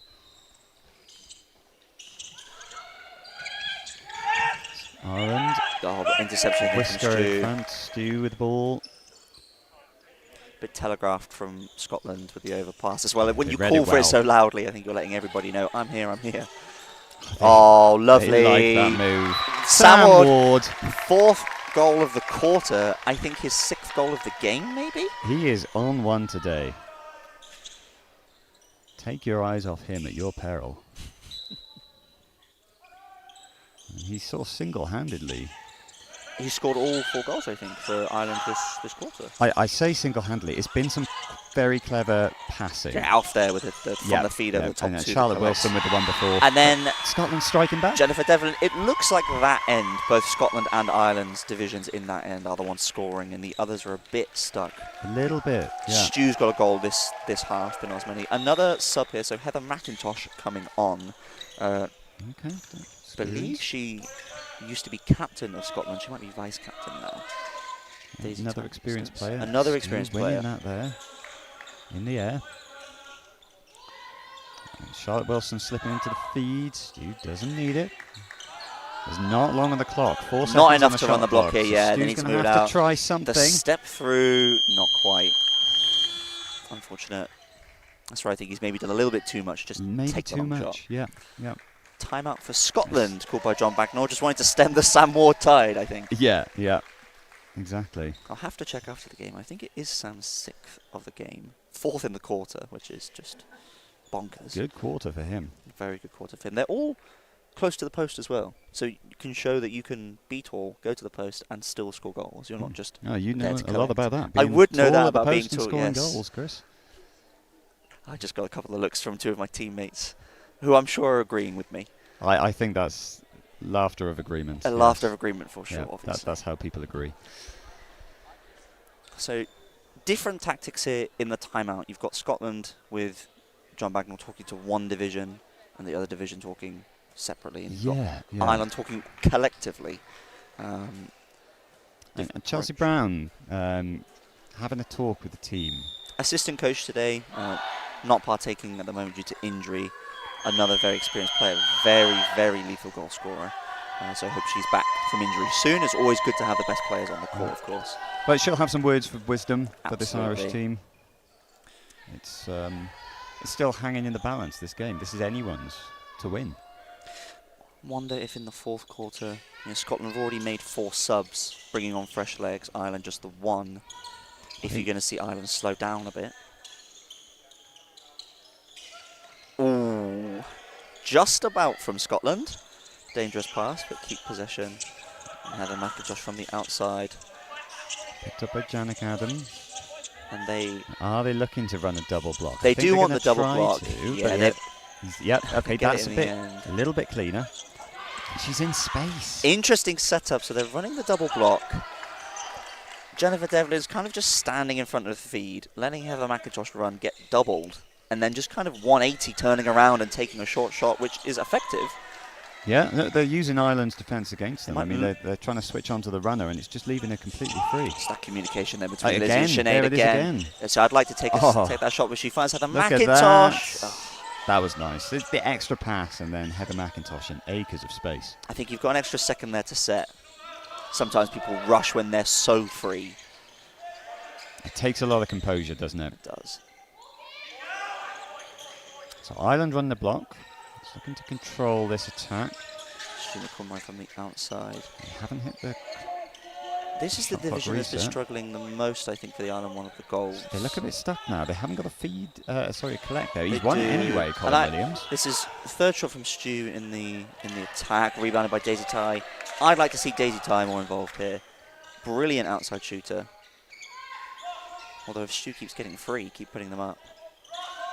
I mean, Oh, he'll score eventually. Ross Ackland with the interception. With a frustration from him there. It's discord in the Irish division. So here, a minute on the clock, enough time to generate a long attack. Again, just step through. There's Charlotte Wilson in the feed, not used. Leaves, takes the Charlotte shot. Wilson with a cheeky little shot there. Here, Stu Montgomery on the turnaround. With an even cheekier shot. He Have they given the goal, or have they given a pushing through I against think him? they've given the goal. He did bump into it. I think they were both moving in the course of play. Ross Ackland not happy, but they've given the goal. And like we say, Stu trying the cheeky ones in the first half didn't come off. He's got 2 cheeky ones here. He's just going to look for every opportunity. He's that type of player, you know. He's creative and yeah, he's always Interception gonna find again. them. And winning the ball back. Sam Ward. We'll forgive him 4 goals in a Oh, quarter. no, I'm sure they'll let him off. You're allowed a handling error. Ross Ackland off the back. So there you go. The boy's That's screaming at the nice. post, and that's what you want. You peel away, pass it to the free boy, takes his time. Good goal. He did. He really set himself there. Nice technique. So back within 1.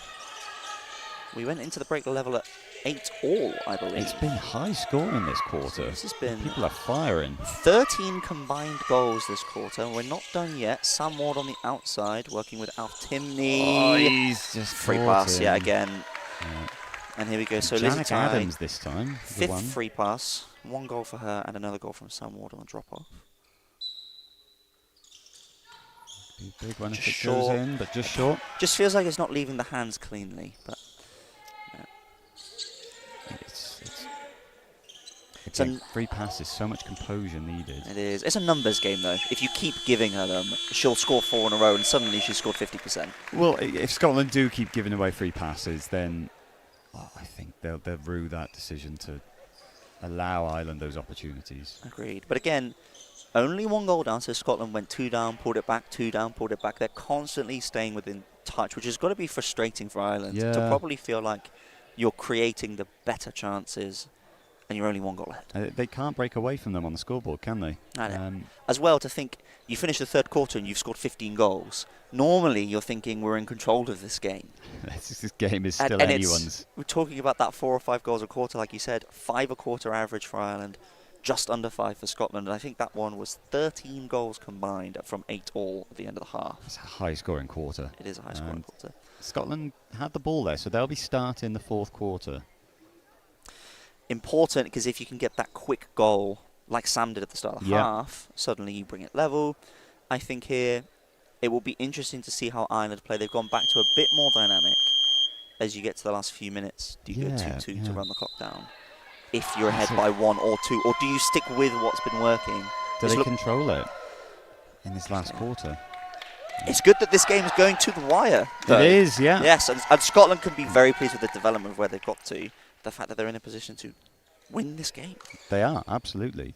This could go either way. The crowd are loving it. They're cheering the players back on. Doesn't look like Ross Fraser's getting ready Players to are come up for it. on, which is surprising. I thought he might have come on for the 4th quarter, one of their better players. But he did play the whole game earlier against Wales. And maybe he's got an injury as well. I mean, Perhaps. oh, that's just a little bit. See, the free player on the outside is.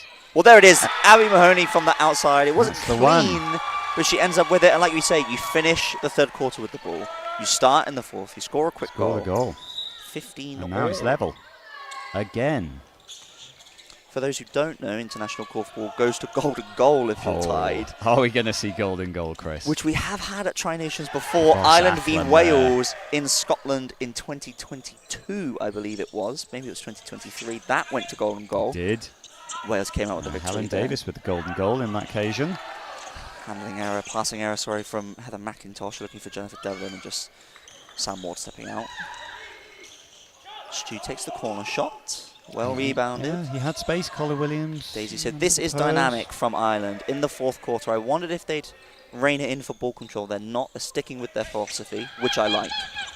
Owen Shea driving at Sam Free Ward. player again. Picks it up. Yeah, that's good. I think if he hadn't gone for that, Owen Shea would have pulled it in. So it's good hustle from Alf Timney. just think that's the third time for Heather McIntosh where she's been wide open and has just rushed it. Just is unnatural in an international game. You always think you've got to be on the move, but 2 feet, take a second, put it up. She's just come on, so, you know, Yeah. maybe she's going to settle into And the game. It does look like Ross is coming on. He's in the sub box. He's in the box. Stu McConroy off the back. They can't be leaving him open from that distance for long. 2 boys now. Daisy Ty on the outside, who I wanted to see involved. Good shot, good rebound by Stu. Connor Williams has done a bit of an unsung job for Ireland. I think he's been He really has, strong yeah. under the post for them. Often talking about players with the ball, which are your shooters and your assisters, but actually working under the post has allowed them to have multi-shot attacks. Is Owen Shea coming off and Ross coming on. He's had a good game. He's Owen had a Shea. really He's good done a game, good job. I think, for Owen. That division has worked really well, and they've got the 2 boys really well, and he's broken away at the right time. That's it. Ross Fraser, experienced player in for them. Plays for Manchester Hawks, who've been in the Premier League for the last few seasons. Switching it up, Connor Williams. To Oh, and Charlotte a Wilson. blam from Abby Mahoney. Just a bit of frustration from Ireland.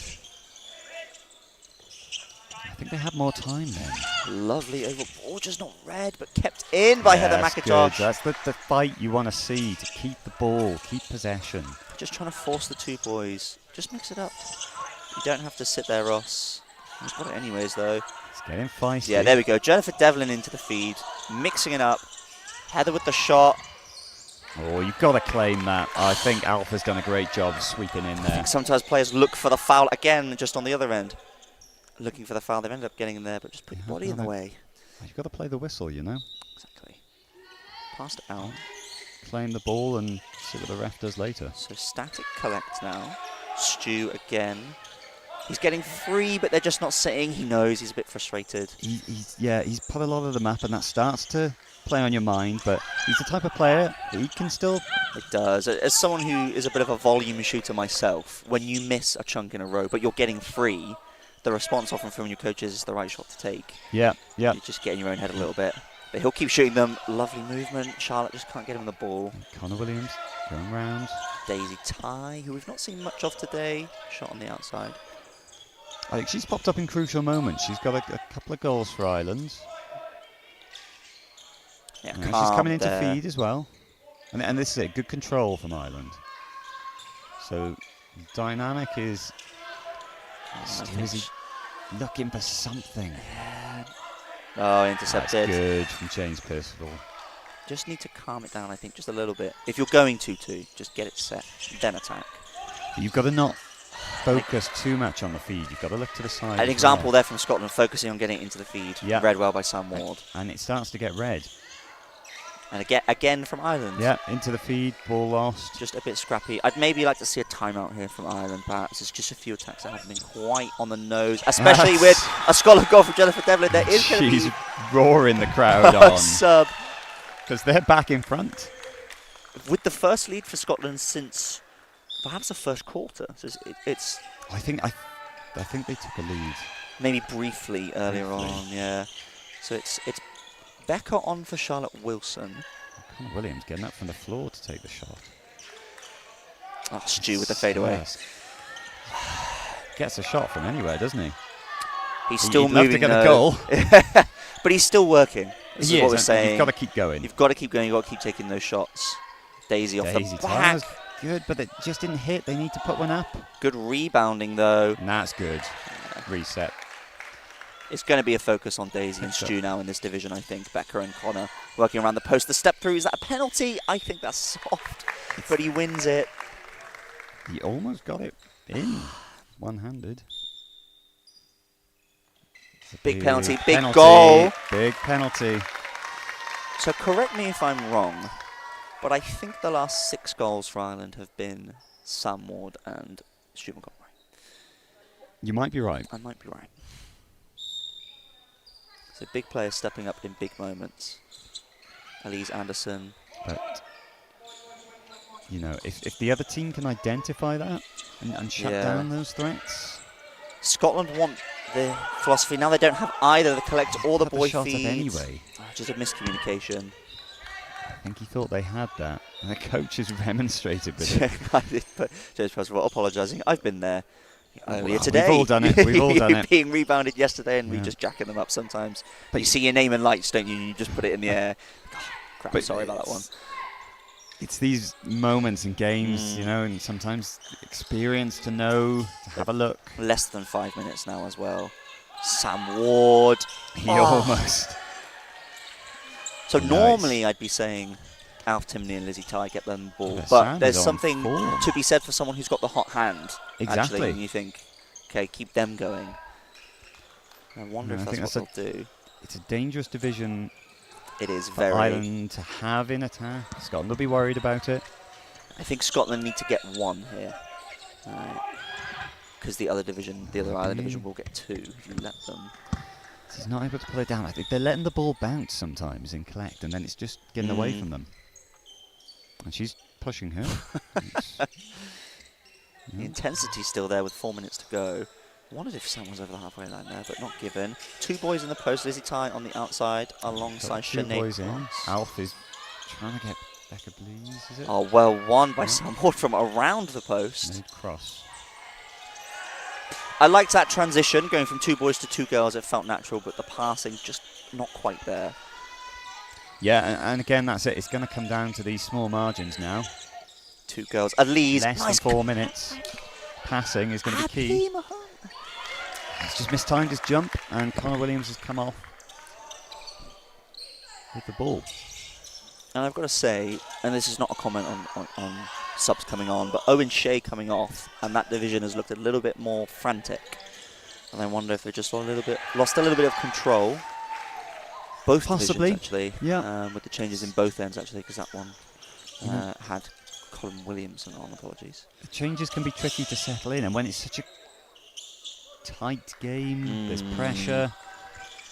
You know, having to adapt as a sub when the other players you're against. This is what I'd like to see. A bit more of the boys working together. You know you can get the 2 girls going. Mix it up a bit. Really good job, I think. I'm not sure about his position at the post here. I'd just walk the block here. Pushing him a little bit, yeah. Yeah, Elise is saying, why aren't you walking? She is, but he's not going. Abby. I think he's not going to win that now. Okay. I think John Bagnall's coming down now, Scotland coach, to say, if you've not quite got it, just leave or walk around. Yep, yep. Ball retention so important when you're tied with 2 minutes to go. Sam Ward defended. Just how many chances are you going to get from here? You think the other team's going to have the ball for roughly half the time? So you've got 1 minute and 15 in attack. Are you getting 10 shots left for the rest of the game? Well, I think a goal now is huge for either team. And now you've got to be thinking, if you're the coaches, a trick play, maybe. Yeah. Something to get someone free, at least from very far out, but she was free, and again dropped it. So he's furious with himself. Both teams struggling to retain the ball past the first shot. Yeah. I think there's huge pressure here now. It's composure as well now. Yeah, Alf and Lizzie on the outside, so Sam has gone to the post. He's got goals from there. Lizzie Ty. Sam wins the ball. Almost. They just dropped the ball in. Was it a foul, perhaps, of Ireland? Still got it. So I thought Lizzie knocked it out of Sam's hands there, but it looks like it's been given back. Yeah, I thought they dropped it. Is this a markup? What's the... No, it's a foul. They're not marking up. Ireland with new 25 seconds. Sam with the turn. Alf! Oh! He knows. How many better chances are you going to get? 2 big chances with less than 2 minutes on the clock. You could be staring down the barrel. I didn't want to say it. Of golden goal, a minute and a half. Maybe I've jinxed it. I'd like to see it. There's time. There is time for someone here. Please, no. I don't think you need to with 13 seconds to go. No, they've got time. I think as the boy at the post, if nothing's happening, leave, come back in. Yeah, you've got to change it up. If you get stuck on the outside too far away, and that's where they're forcing the shot. Sam steps from the post to feed. Lizzie says, I don't care. I'll score. And with a minute left, is that the game winner? Is that our golden goal? Is that our golden goal? And possession, that's really killed Scotland, I think since really, the last 5 minutes or so. The composure in that end is just... And Ireland now, it's keeping the ball for the 25, a good clean shot. And they haven't done it. You're giving... So Scotland, don't rush. You've got 40 seconds. Take a breath. It's not as short as you think. Yes, you need a goal, but get what you want. They've got it. Everyone take a breath. Two boys. Elise She's on the round, runner. she's round, Penalty it's the given. penalty. Oh, it bounces back. So close. The crowd can't believe it. Yasmin Williams, our teammate, in shock. Oh, under timeout. So I actually thought the timeout. rules on this had changed, that I you think could that- only call a timeout if you had possession. I think it's changing, Changing. but has not changed yet. It's not changed quick enough. And the dark arts of coaching strike again. 35 seconds on the clock. Penalty for Scotland. Timeout called. Quickly talk about both scenarios. So if you score, you draw. Ireland have the ball. It's pretty simple. You keep the ball for the full 25. You go for a clean shot and a reset, and You've you want got the ball to. to finish for goal and goal. You've got to. If you miss as Scotland, 30 seconds left. You're letting the ball out. Well, do you foul? I think if the ball gets into the Irish attack, they've got to do something to get the ball back. And fouling is With what are you how left with? efficient people have been on free passes today.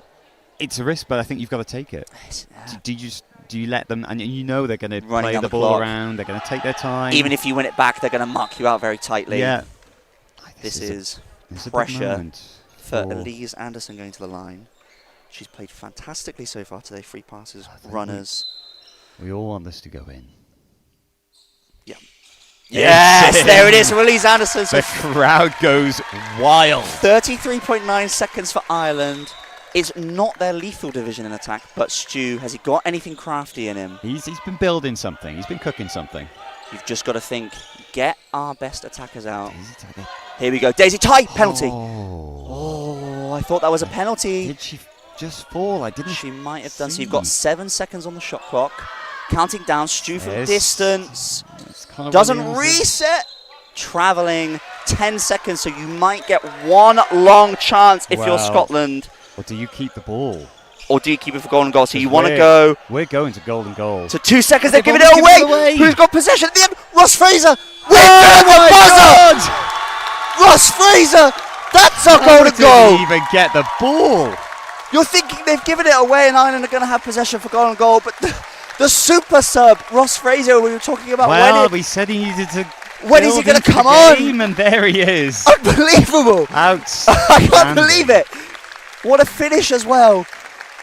Ireland were a goal up. Ireland with at 30 one point seconds to go. in the second quarter, 7-3 up.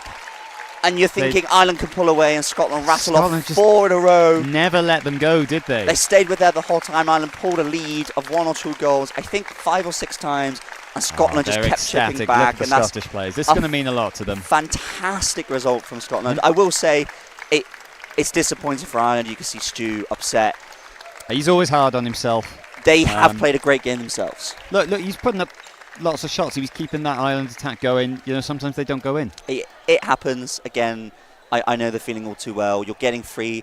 I don't think any of the shots he was taking, maybe some of the cheeky ones, were the wrong shots to take. Oh, there's those chances. Stu, then Al. Yeah, and you're thinking as well, Daisy at the There's a end, minute to she's go. past a goal, she just slips. The ball Was goes it a down penalty? Was it not? Was it not? The You ball goes know? down the other end. You thought they'd given it away. But again, and as well, we roll back 30 seconds.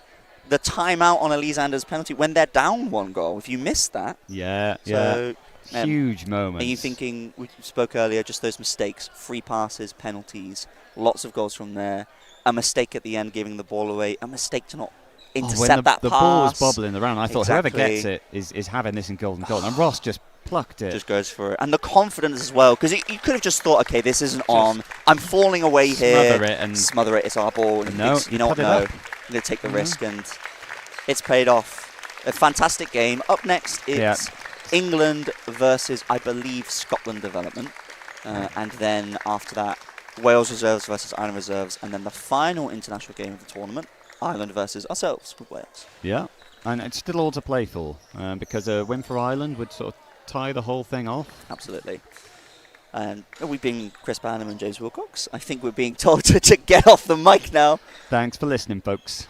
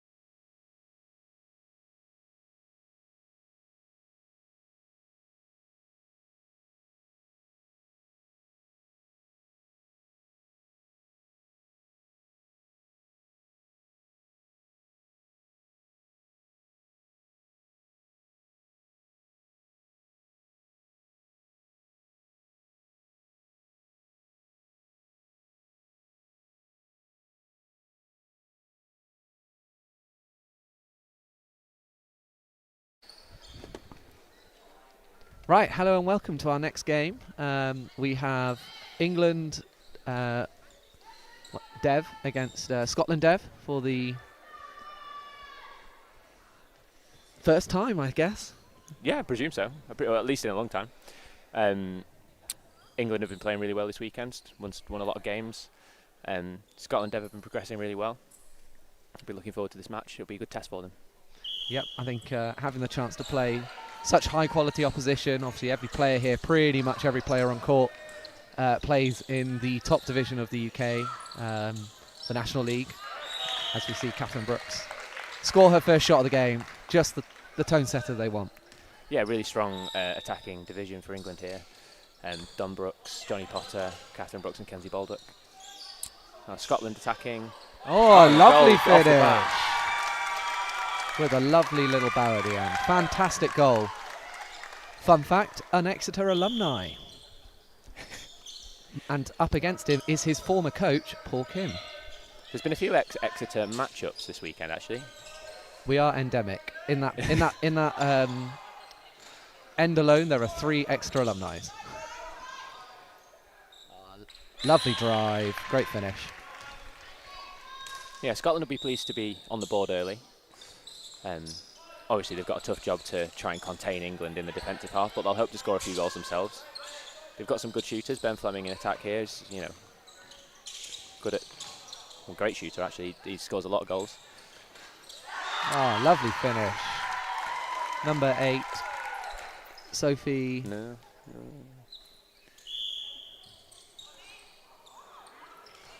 I'm not sure. No, that's that. You have to bear with us with the player names and numbers for Scotland, especially. We're not the most familiar. We're trying our best and reading off our phone. I think we're seeing England here employ a 3-1 style, sticking that static rebound in. Lovely finish by Don Brooks. And then trying to play quite a dynamic style around that. Yeah, they've especially in today's matches, they've been experimenting more, playing 3-1, trying to rely less on feeds. I think it's an area they look to be working on, preparing for Europeans, giving people an opportunity to play different styles. Against England and against Ireland and Scotland and Wales seniors, they played a little bit more 2-2. Still to very good effect, but I think as the day's gone on, they've managed to iron out some of the rust on these systems, as not all of these players play together at club level. But no, quite a good start to this game. I think Scotland will be quite happy 2.5 minutes in. Yeah, I mean, if you'd have offered this to them just before the start of the game, they would have taken it. They're on the board. They've only conceded 3 goals so far. They've taken some good opportunities and they look good with the rebounds.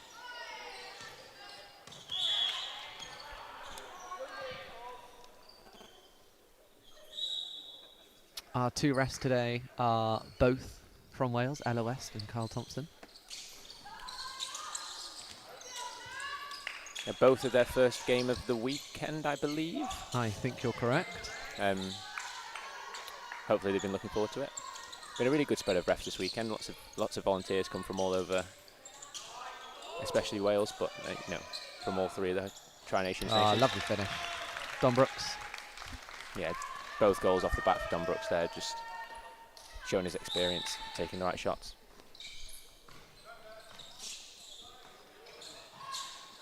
Ben Fleming off the bat taking the shot. Nice opportunistic look there. I don't mind that by Jack. I think if I were Scotland, I'd say ball retention is your king. Yeah, both from limiting the opportunities England get with the ball and trying to maximise their own. If they throw away wayward passes or aren't able to get their collects, they'll probably struggle on the scoreline towards the end of the game, because England will be relentless throughout this game. They'll take plenty of shots. They've got lots of great players who score a lot of goals, as you say, at the highest level within the UK. We hadn't actually introduced ourselves. I'm Sean Edwards, and with me is Matt Cross. We've had some fairly Wales-centric commentary this weekend, but hopefully everyone's enjoyed it. Once again, we're trying our best with Scotland names and numbers. I was talking to our team manager before, and she was suggesting that we get an email write-in so people can send their questions whilst we're doing the commentary. I actually think I've got the right person on commentary here with me. I quite like the style of TMS. Yes. Test match special. Yeah, I feel like that's what we should be going for. It's just 15% sports commentary and just general chatter between. Maybe that's not what everyone else is after. It is a long day in these halls. It is. You've got to find ways of entertaining yourselves. It's been really good to see this this set of England players be able to, show what they've got against a pretty fresh set of opposition from all three of the Tri-Nations countries. Most of us within Wales, Scotland and Ireland aren't playing National League Korfball. So it's really good to give those players an opportunity to play against this England team, play against such experienced players. Hopefully England have enjoyed it as well. It's a good preparation for them with Europeans this year. Yep, and a good chance for a lot of these players to try and stake their claim for that spot on the plane. Yeah, I mean, understandably, for all countries going to these tournaments, it's incredibly competitive, but especially for nations such as England with so many players to pick from. And Scotland here have a couple of good opportunities. One, a very good drive in, and then also, unfortunately, misses the second shot off the back. But some really good signs for Scotland here. They're, it's Tom Young with a fantastic drive in. Great pass by Catherine Brooke. No, wait, it's not Catherine. Is it Catherine? No, it wasn't Catherine.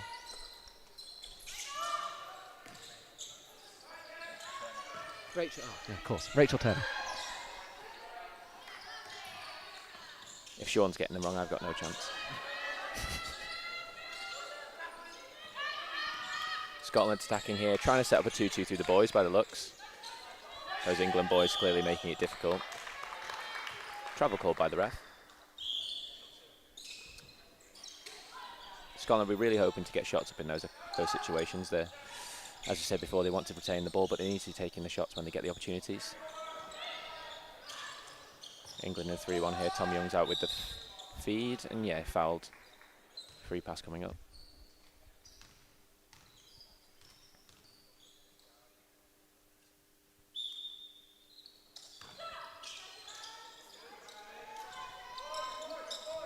Free pass going short, but getting the collect.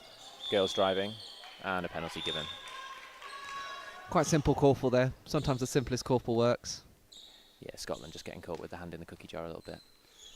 I love cookies. Not this again. Oh, and an unlikely miss by Rachel Turner. I believe the first England miss of a penalty all weekend, which is quite incredible. Wouldn't surprise me. I can't think of a huge amount of penalty misses from both sides. There was quite a lot across the tournament yesterday early on. I think there's some nerves and there's a very aggressive drive there. 3 players going to ground, 2 England, 1 Scotland. But that shows some pretty good defence there by Johnny. Yeah, absolutely. He's getting his line getting his body across the line. And Ben Fleming having just to, you respect him for taking the drive. It didn't work out on that occasion, but England playing through the feed again here, looking to run the block. Slightly different approach to how they've started the game. And Porkin with the... Fantastic. Yeah, brilliant drive. Trying the up and under. Would have been audacious. Clearly didn't teach a student everything. Lovely finish. Yeah, England just pulled away a little bit in the last couple of minutes. I think they would have liked to score more goals in this quarter so far with a minute left to go. As we said, Scotland were happy with the start, but their attacking's just stalled a little bit. Maybe as England have grown into the game, they're just, restricting the opportunities. Looks like a little bit of confusion. I'd like to see Scotland have a little bit more heads-up play in terms of they know this is going to be a tough game. I think everyone would expect this to be a pretty tough game. But that means they got the way to get through it is celebrate those little wins. Every time you tip the ball off or you disrupt play, you win that rebound.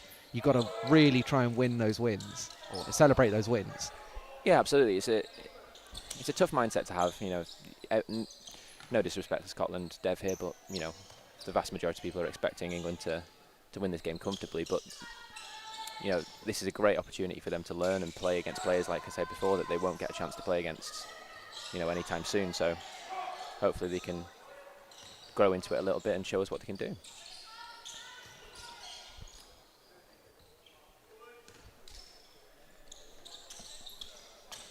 Coming into the closing stages of this first quarter, what would you say England's probably objectives are going into the rest of this game?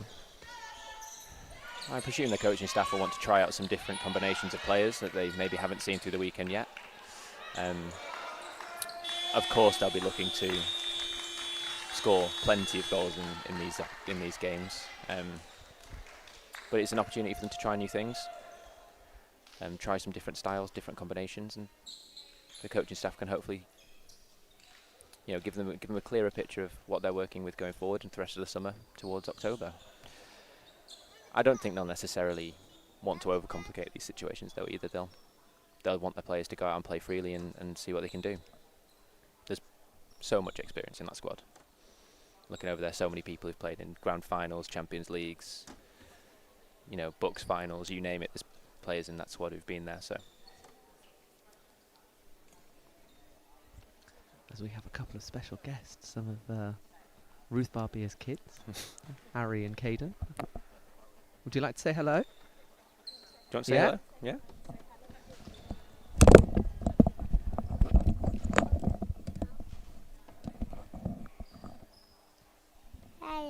Hello, Harry. You good? You enjoying the korfball? Yeah. What is your highlight of the game today? Watching Wales. Watching Wales? Is that because we're the best team? Yeah. Yeah? Good answer. Fantastic answer. Does Caden want to say anything? Katie, do you want to say anything?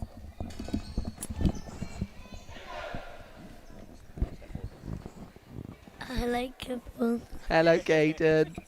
Korfball says hello back. You nervous? Give it back to Matt now. Well done. Thank you. Good job, guys. High fives all round. Good job. Good high fives. Nice little cameo there. Yep. Other guests will be available at half-time. Yeah, going into the second quarter here.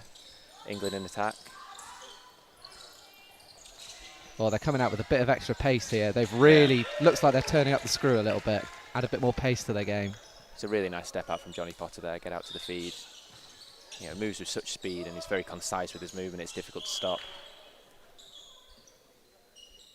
Again, Scotland with a slightly wayward pass. I commentated on the game yesterday, at the beginning of the day, where Wales seniors were playing Scotland dev squad, and that was the story of that game, where they had their moments, and when it came together and the passes came together, they looked great. And as the passes started to go a little bit wayward, that's when they started to struggle with other aspects of the game. So I think that's maybe their area of focus. It's such a key element of the game. And you can see the speed with which you can move the ball. The ball moves faster than the players. Yeah. Unless you're Johnny Potter. But the ball moves faster than everyone else. That's a great lovely drive. Great feed by Kenzie. Unfortunate with the finish. But Kenzie uses her height well. Wins that rebound. Back out to Johnny, into Dom. Look some 1-2s on the outside. Into Kenzie, out to Dom. Over to Johnny, looking for the shot. Ooh. Some good korfball there by England. He gets incredible height on his shots, doesn't he? Kenzie takes the shot off the back. Dom wins the rebound, takes the shot on the inside, and wins his own rebound. And back out to Johnny. It's a long attack now for Scotland. Those legs will be hurting. Another rebound by Kenzie. Back out to Dom. To Johnny. Takes that long shot, gets the height and follows it in, but unfortunately does not win that rebound. And Scotland take the ball. Some hands on knees out there already. Yeah, I mean, the more they have to defend, the harder their attacking will be. That's how England will look to build score lines in games such as this. Be relentless in attack, get those attacking rebounds, and when the ball does go down to Scotland's attack, they'll feel pressure to do something with it quickly, which is how they'll create turnovers. Second time in a row, England pick it off without a shot being taken on the Scotland end. Yeah, they seem to be starting a little bit too spread out in those first couple of passes. You'd like to see them make a couple of compact passes, get the ball moving first before they get too expansive. And this is what we were saying earlier about possession is king for them. Yeah, like stopping especially England. especially when you've got a team like this England squad who, as we've seen, will attack and attack and attack. Even if they don't score, they'll make it difficult. They'll keep the ball moving. That's better from Scotland. Nice ball movement.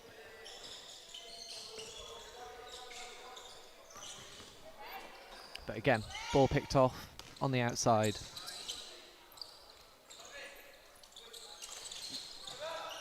A tricky period for Scotland at the moment, but what I would say is they haven't conceded. And I would argue that's probably from a poor finishing on the England front, as some changes are already being made by Scotland, a whole division's worth. We'll do our best to keep up with these for you. It's number 22, Jack Pitt, and number 40, Lily Hart. For number 88, Craig Stephen, and number 34, Fran Holligan, I believe. Apologies, I've got some difficult handwriting to deal with. I think it's Fran. I think so. It's the ball over the top to Johnny Potters, who slots in the finish from close range. As you were saying before, yeah, I think Scotland will obviously be pleased not to concede too many in that really difficult passage of play there, but on the flip side of that, England will be thinking they should have, put that to bed quicker. It's 1-1 rebound there. Takes the early shot on the outside. Good rebound. Takes the rebound shot and misses.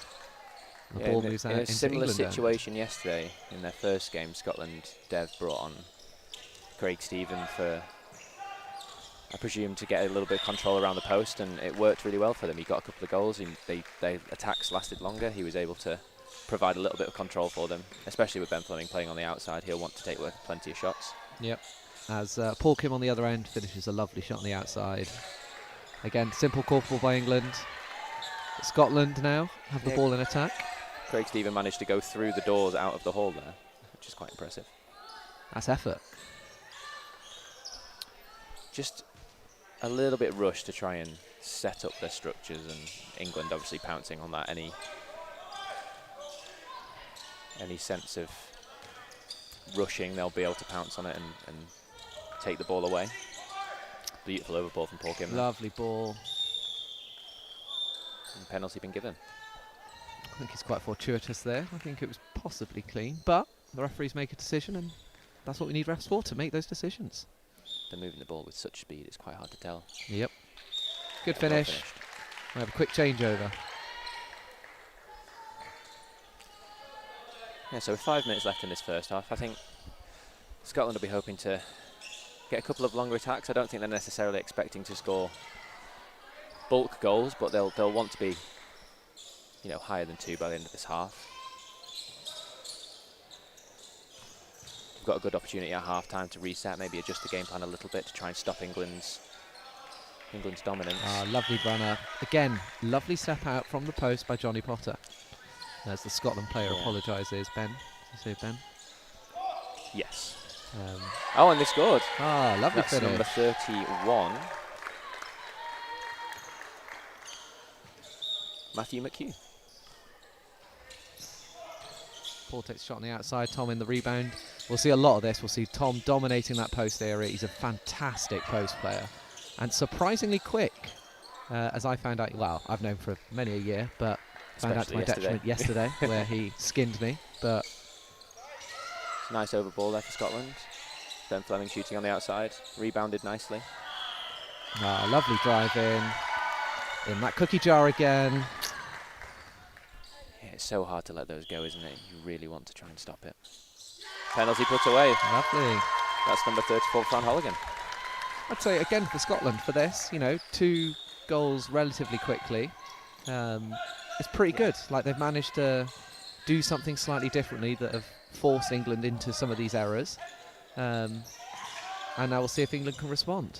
As Tom... Yeah, absolutely. I think Scotland will be in a position where they know winning the game is going to be difficult, and from this position even more so, but they'll want to win the battles they get. There'll be certain positions, certain matchups they think they'll be able to take advantage of. They've got some really tall boys that they can use at the post. Exactly. Who can also shoot.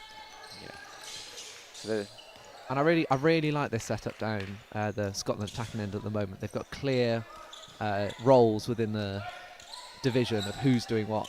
I'd say the same down here for England. Yeah, in a game where you're the underdog, all you really want is, you know, any hint of confidence you can gain in the match and clarity of thought from the coaches and from your teammates to know what your goals are, what your targets are. Lovely work there by Tom Young, and Catherine Brooks keep the ball in, showing that. Lovely finish by Tom. That's Catherine Brooks' goal as much as that is Paul Kim, sorry. Like, even in a game like this, they're 8 goals up, 7 goals up, still putting that energy in to chase that ball down, tip it in. Tom Young with then the pass in. Those over balls, you know, to the back of the court, they've used it all weekend to punish teams when they've, you know, slightly turned off, have your body turned slightly the wrong way. Unfortunate from Matt McHugh there. Just came out the side of his hand a little bit. But yeah, England looking to use the back of the court, playing full 360 golf ball.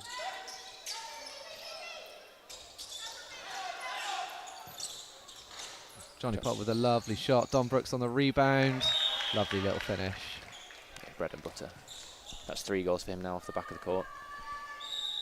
Scotland be hoping to just try and put a little bit more pressure on, but you know, when it comes off the rebound like that, it can be difficult. Defended.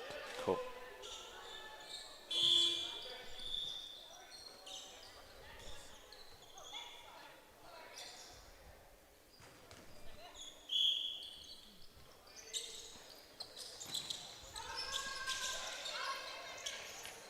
England attacking through the feed here. Kenzie Baldock in feed. Oh, ball through the legs. Ooh, almost. Just a little bit rushed on that one. Again, Scotland will be pleased with the pressure they're able to put on.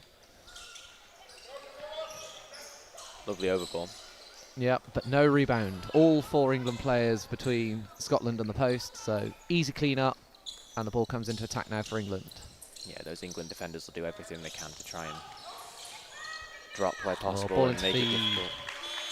Yeah, it's a lovely finish. Great turn. See a sub for England. What's that? Catherine Brooks has gone off. Yes, for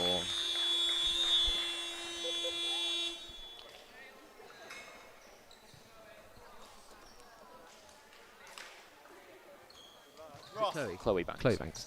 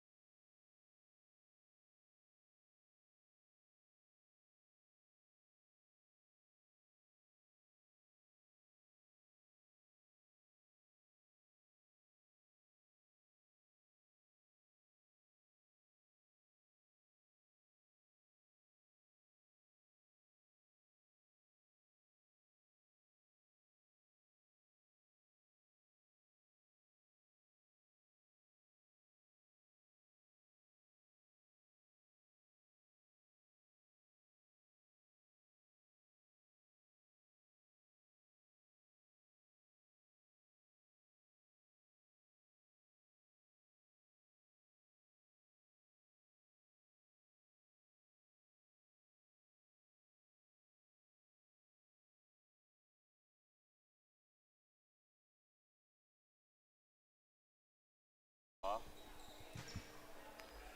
welcome back to the second half. England development versus Scotland development. The score is 14-4 to England. Hopefully looking at a slightly more balanced second half, but well, at least Scotland will be hoping for. England will be looking to turn the screw, score plenty of goals. Looks like they're making a substitution at the first whistle.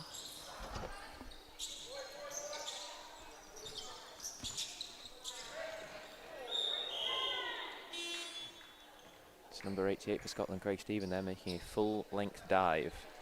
Johnny Potter just falling over the top of him. High arm Nick Wilkins just subbing in for Sean Edwards, who's gone to get some water, not realising how far it was away, I think. Yeah, he didn't think that through really, did he? But he did not. Yeah, it was an ambitious dive from Craig Stephen there. I'm not sure if he was really that likely to get the ball, but I like the effort this late in a tournament. England playing a 3-1 scenario, but Paul Kim not being able to find the player, but finding the post as Sean Edwards joins us again for the second half. I'll pass you over.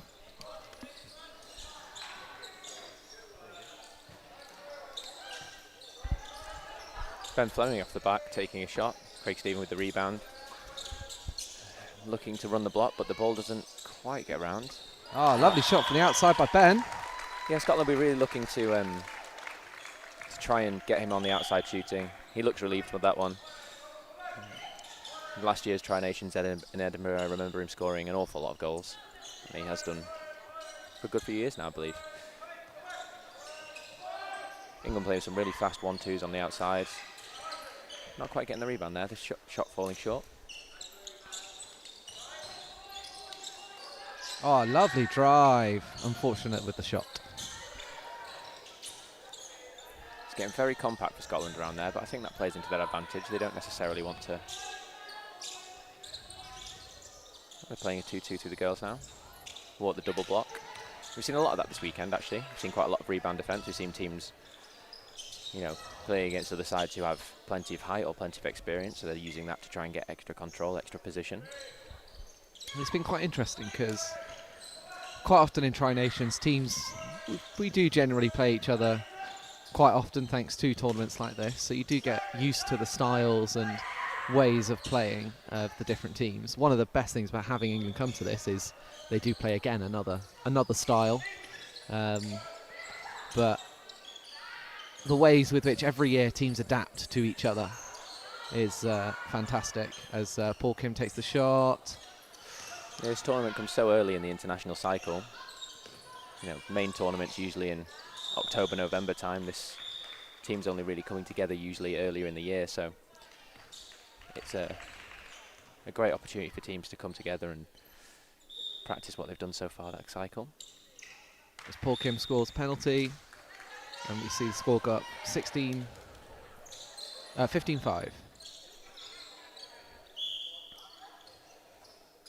Take a little look ahead to what's to come for the rest of the day. After this game, we have the Wales development sides, or Wales reserve sides, final reserve Tri-Nations match. They'll be looking to win the tournament, and they'll be playing Ireland reserve, I believe.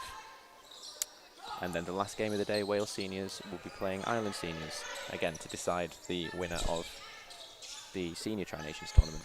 Well, that one's a little bit more complicated, that last one. Yes. Because Scotland, if you haven't watched the game, watch it. It was an absolutely fantastic game, which Scotland won, spoilers, on the buzzer beater at the end of the game. Yeah, Ross Fraser putting a half chance in a lot of ways away. The ball sort of just fell to him and he was able to put it away. It was really impressive. That means there is a potential for a three-way tie on points. Which then it would go down to goal difference. It would. Wales obviously hoping to win the tournament with a win. Certainly, as it's the first time for the teams to play each other in preparation for the Euros, where as Kenzie pops it in, close range, loose ball, finds its way to her, and we have a switch, 17-5. As I was saying, the Ireland, Wales are in the same group at Euros, so we'll all get to travel to the Czech Republic to watch 3 of the teams that are here play each other. Yeah, England, Ireland, Wales, and the Czech Republic, who are the host nation. It's a tough group, but it's an exciting one. Back to this game. Returner shooting on the outside. Rebound dropping to Paul Kim, who tucks it away. Yeah, I would describe that as tucked. Great commentary. We need to get more describing words for the way people score goals. Let's try and get inventive. Yeah. I can see a plonk as being one. I'm not sure what context you'd use that. I'd call that a plonk. Was that a plonk? Okay. Catherine Brooks with a... No, I'm not even going to say it. It's a good finish, though. It's a really nice drive. Scotland just look like they're running out of ideas a little bit, but that's a nice shot off the back. I think I would say, again, with Scotland, they've gone back to just letting England do the easy things to get their goals. They need to make them work for it. Like now, getting them to force them to make a couple of passes, force them to work for it. I'm really enjoying watching Johnny Potter and Ben Fleming mark each other, both in attack and defence. They're both very quick players. They've got really nice shots, and it's been good to watch. Don Brooks with the free pass here. Yeah, Scotland just hindering that a little bit. They'll get a second bite at that.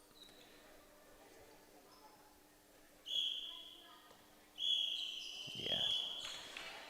Just stepping into the space. Second time of asking, so it'll go straight to penalty for Don Brooks, which he scores. What's your adjective for that?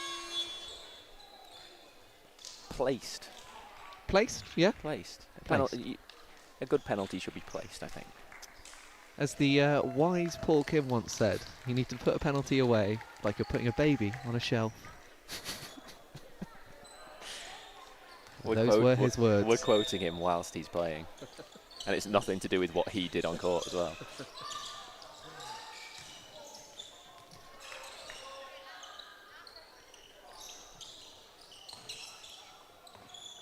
England just working it back into the attacking half. Kenzie Baldock going for the drive. Really nicely driven. Just catching a defender on the wrong side and rightfully getting the penalty there. It's so hard to stop for Scotland that she's, going up to the halfway line to try and collect the ball to start the attack, and the next thing you know, she's under the post shooting. It's just really sharp from England. Yeah, but again, simple things. It's just force them to work for these goals. England are making them work very hard. Yeah, England being fairly relentless, you'd say, at this point. Not made too many changes, just a couple.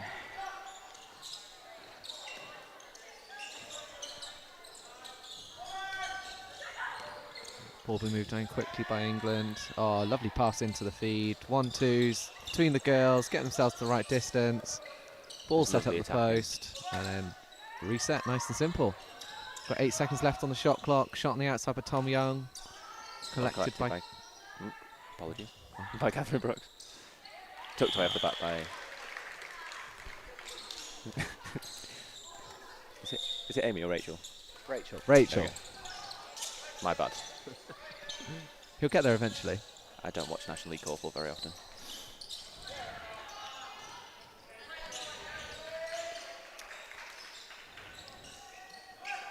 These England over balls have been bread and butter for England this weekend. They've, every opportunity they get in there, they're spreading the play with an over, cutting through the defence, and at that point there, they've got the advantage. They're taking nice shots off them. They're driving through for the feeds. The third player who wasn't involved even in the pass is often getting free for something, so it's so difficult for the other teams to stop. It's all things that are very possible to do, though, in terms of they're all skills that can be learnt, can be taught, but it's their ability to do it at speed, at pace, and do it as a collective.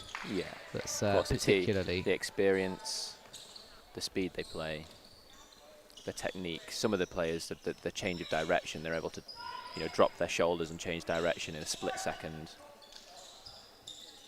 Lovely shot there. Lovely finish on the outside by Tom Young. Great, again, over ball by Paul Kim, as we were talking about those overs. It's really been the key to what they've done this weekend, especially against some of the development teams who don't particularly have an answer at the moment. Wonder if we're getting a hint for what England might do at the Euros. Yeah, potentially. It's really hard. They're in a position where they can, you know, based on their selection that they make, whatever that might be, and who's going to the tournament, they can play in a number of different ways and change it very quickly, even mid-game. Johnny Potter with a lovely little side cut there, catching his defender on the wrong side. Footwork to be able to do that so quickly, and just took it away. That's the end of the third quarter. 24-5 to England. It's been fairly straightforward for them so far in this game. But Scotland managed to get a couple of goals there, right at the start there. That little period. When it works for them, it's worked really well. And the passing and the shooting has looked good. And if I were them... Oh, sorry. No, you're good. When it falls apart, a team like England are going to punish you. And that's just the reality of the situation. But, yeah, they'll be hoping in this final quarter they can, I don't know, push their goal tally to 8, 9, 3 or 4 goals in a quarter for them. I think they'd be happy with. I'd say if they can match what they've done so far, i.e. aim for that 2 goals a quarter, get up to 8 overall, yeah, for them would be respectable.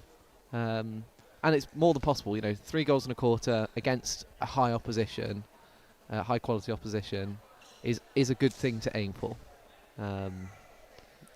I think when they watch it back, they'll see there are moments and there are set times where they have done some really good quarterfinals. Yeah, there's plenty of stuff to be pleased with in there, and there's some good individual performances happening. It's stringing it together as a group is obviously always difficult when you're playing such experienced players. So England, on the other hand, having scored 24, that's a number they'll be looking to grow. I'm not sure if they're setting goal targets at this tournament or if they've got a specific number in mind, but they'll be hoping to push towards that 30 range potentially. Yeah, we haven't seen that at all this weekend, I don't think. No, they have the opportunity to do that, make the right decisions. I'm sure John Denton wants them to stay fairly ruthless in these kind of situations and keep pushing.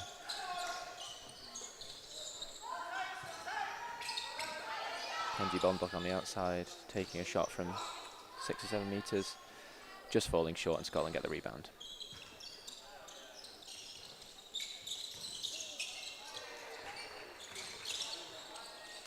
Scotland currently setting a 3-1. The England boy's not letting the other boy get round. He's managed it though. Girl gets the shot, and there's really good movement there off the ball to be able to get the feed. England were clearly trying to stop it. It's a lovely win. Good tidy up by Catherine Brooks. Again, just to finish there, but everything about that was great. They were hustling off the ball, looking to get those turnovers, making it as difficult as they can for England. I know we're talking about at the quarter break about there'll be periods in the game where Scotland will be pretty happy. I'd say this is one of them. Yeah, they've come out really well in this quarter so far. I don't know what John Bagnall said, but it's clearly worked. It's a lovely rebound, good drive. Yeah. Playing very compact at the post. Lovely ball off the back. They're getting a little bit of joy off of that. Just timing out the shot clock there a little bit, but again, they'll be pleased with the ball movement, and they're creating opportunities to shoot. It's just taking the right one, I think, at the moment. And again, in the attack they just had there, suddenly 2 minutes off the clock, and England 2 minutes where they've not had the ball. Yeah, absolutely. I'm not sure if it's particularly in Scotland's best interest to keep trying to take Tom Youngs to the post. He's got the height difference there on his boy, so taking him straight to it is probably playing into his advantage, but just a wayward overball from Scotland there, but again, looking to create different opportunities, which I respect. They're trying different things. England sacking here through Johnny Potter at the back, over to Don Brooks, who takes the shot from the left-hand side. Kenzie Baldock with the rebound. And we start again. Lovely 1-2s. They do seem to use these 1-2s as a way of resetting play, giving time for that third player who's in that assisting role, or the rebounder in the at the post time, to set themselves, get in a good position, and then they play off of that. Yeah, absolutely. I mean, it's good hustle from Scotland there to get the ball back on that one. They could have easily gone straight to an England player, and we have another 30, 40 seconds of England attacking potentially. just going end to end a little bit at the moment. Neither team creating a clear-cut opportunity. Don Brooks with the overball to Johnny Potter. They look to 1-2 on the outside again. There's Emma Kerrigan on the outside now, looking to shoot. Just falling Lovely short, but rebound by Johnny Potter Johnny. showing his athleticism there.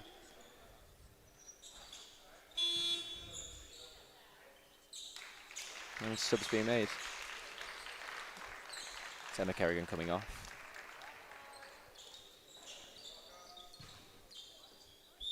And it's Chloe Blanks coming on.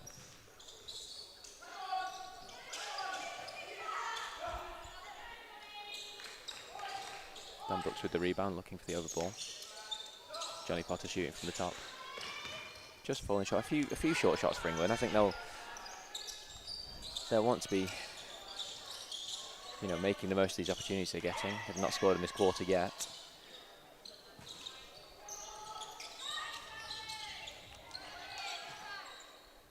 Yeah, there's a little bit of tiredness in the finishing for both sides at the moment. Lots of short shots. It is the end of a long weekend for both of these teams. They've played many games. We've been in the sports hall for many hours. As Really Chloe nice. comes into the attack. Really nice drive there, showing her speed.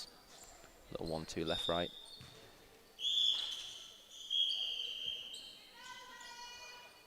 And getting a second bite at it. And puts it short again. England get the rebound through Johnny Potter. What are your thoughts on the unconventional penalty taking then? I am all for the traditional method personally.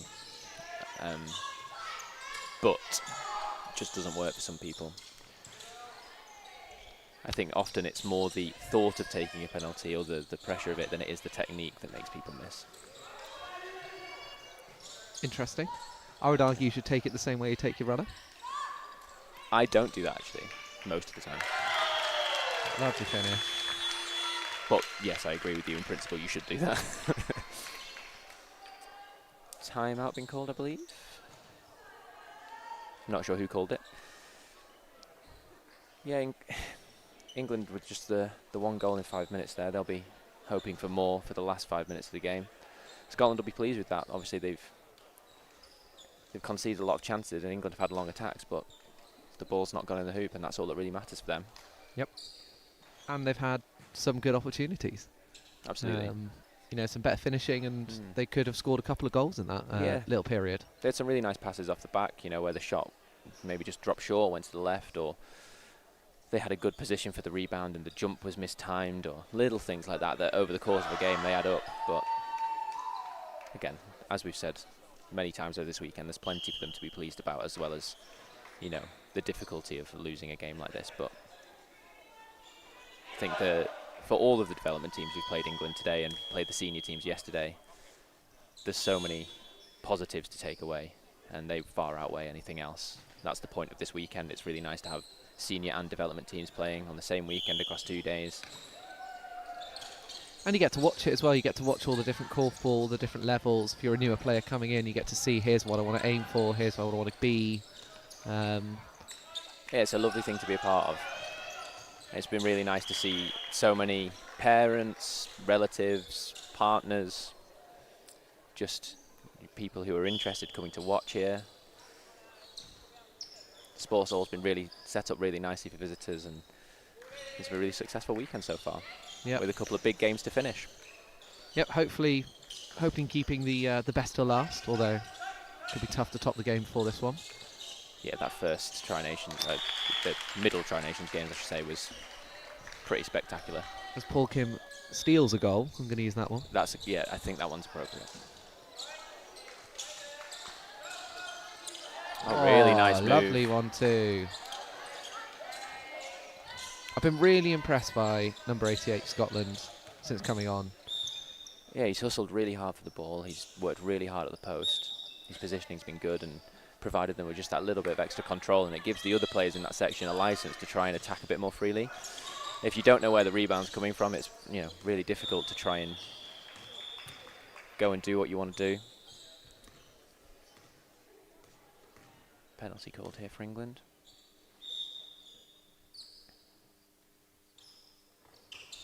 And Catherine Brooks puts it away.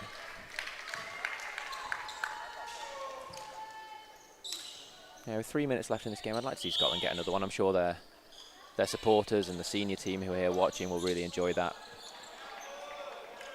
England unrelenting in their approach though through this game. It's lovely over ball, but good pressure on Johnny Potter on the outside there. Defended well. A little bit of showboating there by Don Brooks, I think. A little bit of Hollywood korfball. But Yeah. at this point in the game, in this situation, I think they have the right. Try some new things. It's really nice footwork to be able to get past his player. Just lifts his knees and dishes it to Johnny Potter. Resetting there with an over ball. Chloe Blanks with the drive and just putting it short. Again, really nice drive though, beating a player. But a good switch from the girls, putting that pressure on that shot. Yeah. Half forcing her to shoot that shot because They've she realised there was someone in her way. They've contested really well in the second half, Scotland, I think. Out of hands from Tom Youngs there.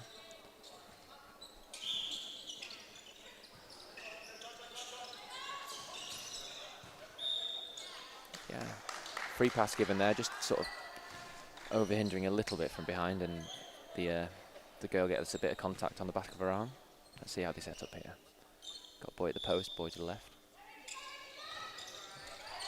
There she was, stuck in the middle. I'm not going to acknowledge it.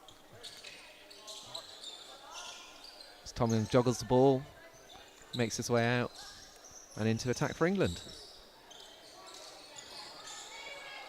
Trying to give the Scotland player a little bit of a hug. Another over ball to 1-2s for the boys outside on this England team. Shot from Johnny Potter, just misses. His shooting form's so pure. When he takes that shot, it goes high. If it misses in a collectible way. And he's still doing it 2 days into the tournament. It's very impressive. Just another slightly scrappy attack, but England, you know, hounding Scotland, trying to get the ball back. I think I'd be quite happy with this if I was Scotland. Minus a goal. You know, only conceding 3 so far. And again, they've made it difficult. They've stopped. They've managed to cut out those easy goals they were giving away in the third quarter. Yeah, the shots England are taking on average are slightly further out at this point, and with a little bit more pressure, maybe off a slightly more difficult pass, which, you know, small things, but it makes a difference for Scotland. There's a difference between a balanced shot and an off-balance shot. Yeah. Being in range, being not in range. Absolutely, and for these England players, their range is probably on average a little bit further than some of the other teams here this weekend, and their balance is very good, so you've got to do everything you can to try and just push them out as far as you can, and take the percentage down is more the thing. Over ball to Don Brooks at the buzzer. And finishes with a flourish. Lovely finish. Yeah, I think England will be pleased with that. They didn't quite hit that 30-goal barrier. They had a slower fourth quarter, but Scotland have done some good things there, and they'll be, especially with, you know, those patches where they got a couple of goals in succession, they'll be happy with that. Yep, and let's wrap it up there. So thank you for watching, and coming up next is Wales Reserve v Ireland Reserve.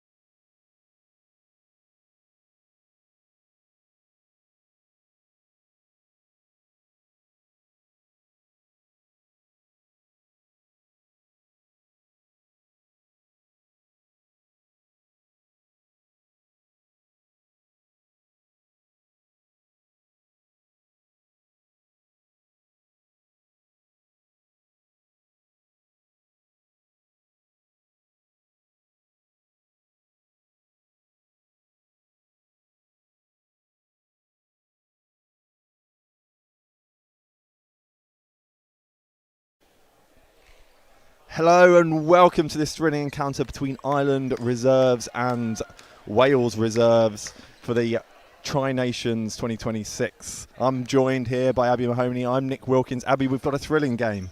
Yeah, I think it will be a really, really close, really well fought match. Both teams have performed incredibly well over the weekend, so I really do think it's anyone's game. Jury just checking the numbers. Of course, the winner of this, I think if Wales win this, they win the reserves Tri-Nations. And if Scotland win this, did the Scotland reserves beat Ireland reserves? They did not, no. It was close though, a really good game. Okay, so if Scotland win this, it comes to a three-way tie on points and goal difference. But if Wales win this, they win the reserve Tri-Nations. So everything to play for both teams here. It is. Good pressure from Harrison there. I've really enjoyed watching him play this weekend, Harrison. He's been really, really good, and one of the youngest players for Ireland on the pitch. I think he's only 19 or something. Incredible. He's had a lot of energy, had a really big impact in whatever game he's been on the court for. Yeah, 100% agree. Lucas firing a long shot that Andrew May picks up.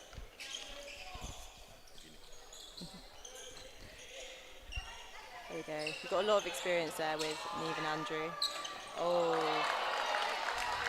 Yeah, just couldn't find his way through there. The post got in the way. The fifth defender, some might say. Exactly the right idea though for the move. Maybe next time. And Jess, who's just passed that ball in there, has been a real threat over this weekend. Nice turn at the post from Martin there.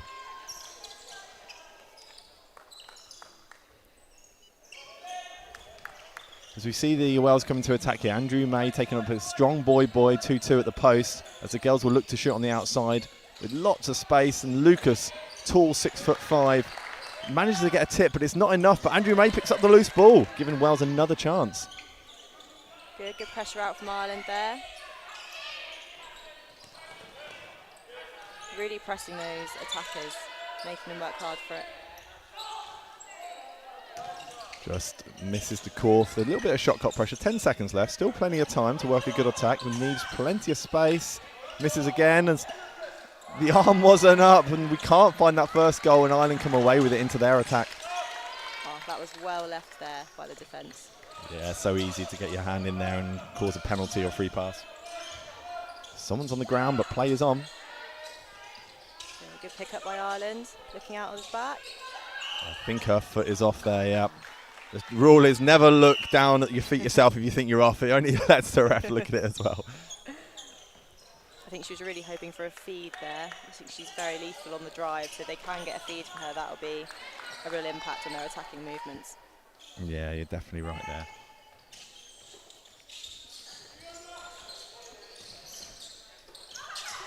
It's a nice shot from... Oh, I mean, you couldn't be more in when the ball goes out at the same time, I'd say, for that one. As we work through Lucas to Hannah, Hannah to Niamh, and Niamh to Andrew May, who 1-2, but the ref said he bashes into him at contact, and Ireland come away with the ball.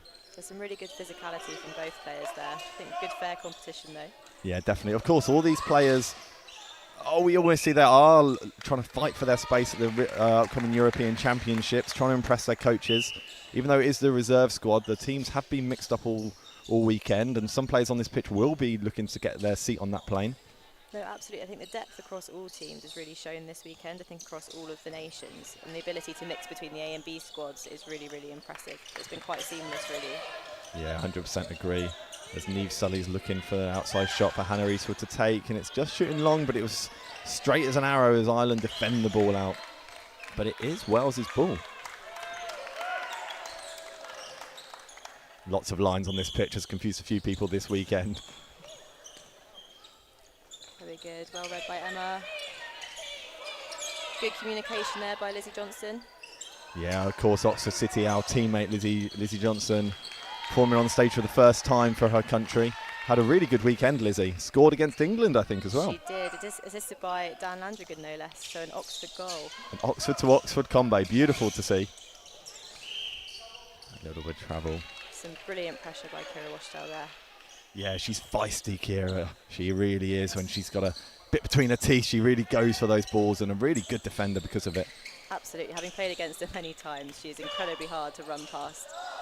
Unconventional one-handed shot from Lucas there as he tries to place it into the court, but couldn't quite find it. And Ireland come away with the ball back into their attack now. It would be nice to see them building up a little bit of structure and having a slightly longer attack potentially. It seems like it's just slightly rushed at the moment. That's probably the excitement of being early on in the game. Yeah, a little bit of adrenaline going through these players, I'm sure. It's a long day in the hall here, of course. They've only had 2 games today, but it's a big gap between them, and they start early, and now it's fairly late on for these players. Nothing there, says the ref. Just slightly at the wrong angle there. Yeah, very experienced Niamh Sully knows that a player was not quite right in the right position and takes that. Ref's having a little conversation here. I'm not entirely sure what about. It's definitely a penalty, but oh, they've overturned the decision. I haven't seen that this weekend. No. Big conversation, and that's must have gone to VAR. Oh, I've been really impressed with Martin this weekend. He's been a staple as the first goal drops. Beautiful from Emma Portnoy there. Very well worked. She's got a lot of composure in under the post, under a lot of pressure. Doesn't seem to rattle her at all. Yeah, she's got a really fast first step as well. You watch her when she tries running past you. It's dangerous. Andrew May picks it up. Can't quite find Lucas, who was free for a second. And they just take their time walking the block. That's really good composure there, because he could have launched that out for a shot, but instead he's waited. Got the setup again.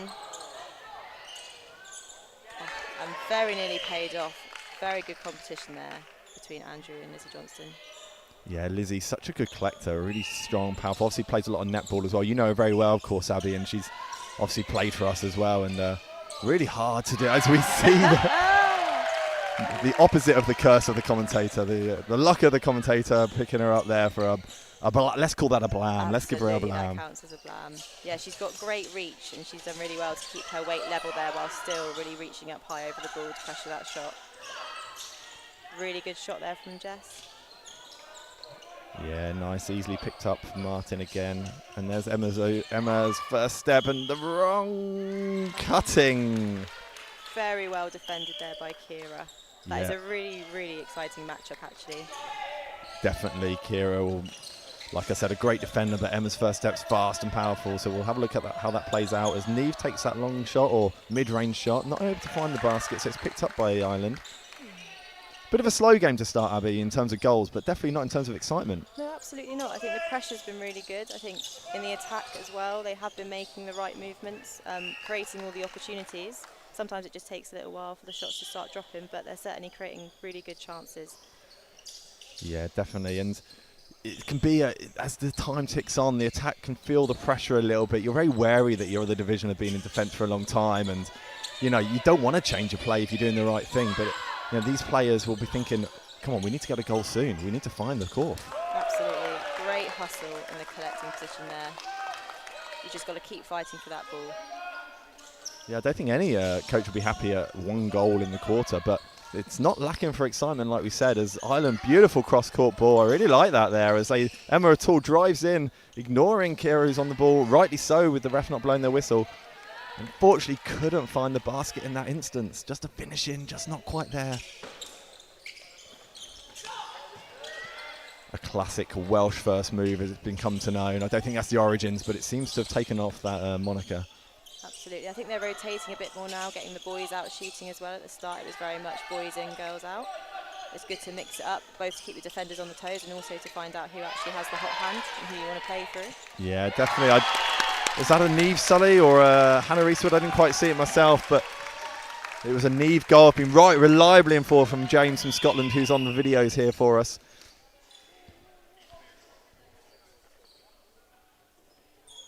Just a shoelace being tied up. And we're away. 1 minute 13 left, 1-1 in this first quarter. It'll be good to see one more goal in this quarter to see a team take the lead going into quarter 2. Yeah, a lot of chat, of course, has been had over the weekend about how the team that finished, let's just watch this play, it can't be finding the team that ends the ball in the quarter obviously gets to retain it in the second quarter. So you don't want to take a rush shot with only a few seconds left, of course. Yeah, game management is really important in these tournaments. Definitely, it can make the difference when it's this close, and we saw a really close game last time. It does make a difference with only a few seconds left. That's It's a great ball over, lovely drive, move back, and a goal! Well, we both said that she's looking really good and one to watch in that matchup, and she's proven her worth there as Kira Washall scores for the second goal for Wales to take 2-1 with 26 on the clock. That was a really lovely move, reading exactly what her defender was doing and responding with a lot of composure. Shows her experience. Lizzie out collecting 6'5" Lucas there. I love to see, and taking the collect, which is, oh, is this going to be a lovely runner there? I was just about to, say that unconventional usually boy feed to girl collect, but when you've got Lizzie there, you really want to utilise that height. Absolutely, that was a really lovely finish by Emma. So what happens here with a shot is taken with 1 second? Did Wales have the ball? Do they start? Obviously the rest will let us know, but I think it must be Wales's ball. They had possession. They didn't lose possession, I guess. I'd imagine so. It looks like the refs are deciding that amongst themselves now as well. So perhaps they're also slightly unsure. Yeah. Well, we'll find out in approximately 1 minute time as we have the quarter, the hydration break in korfball, as we like to joke. No, but it's been a very strong start from both teams. I think, as I said, going into this, it's going to be a really tight game, and I think the first quarter has absolutely showed that.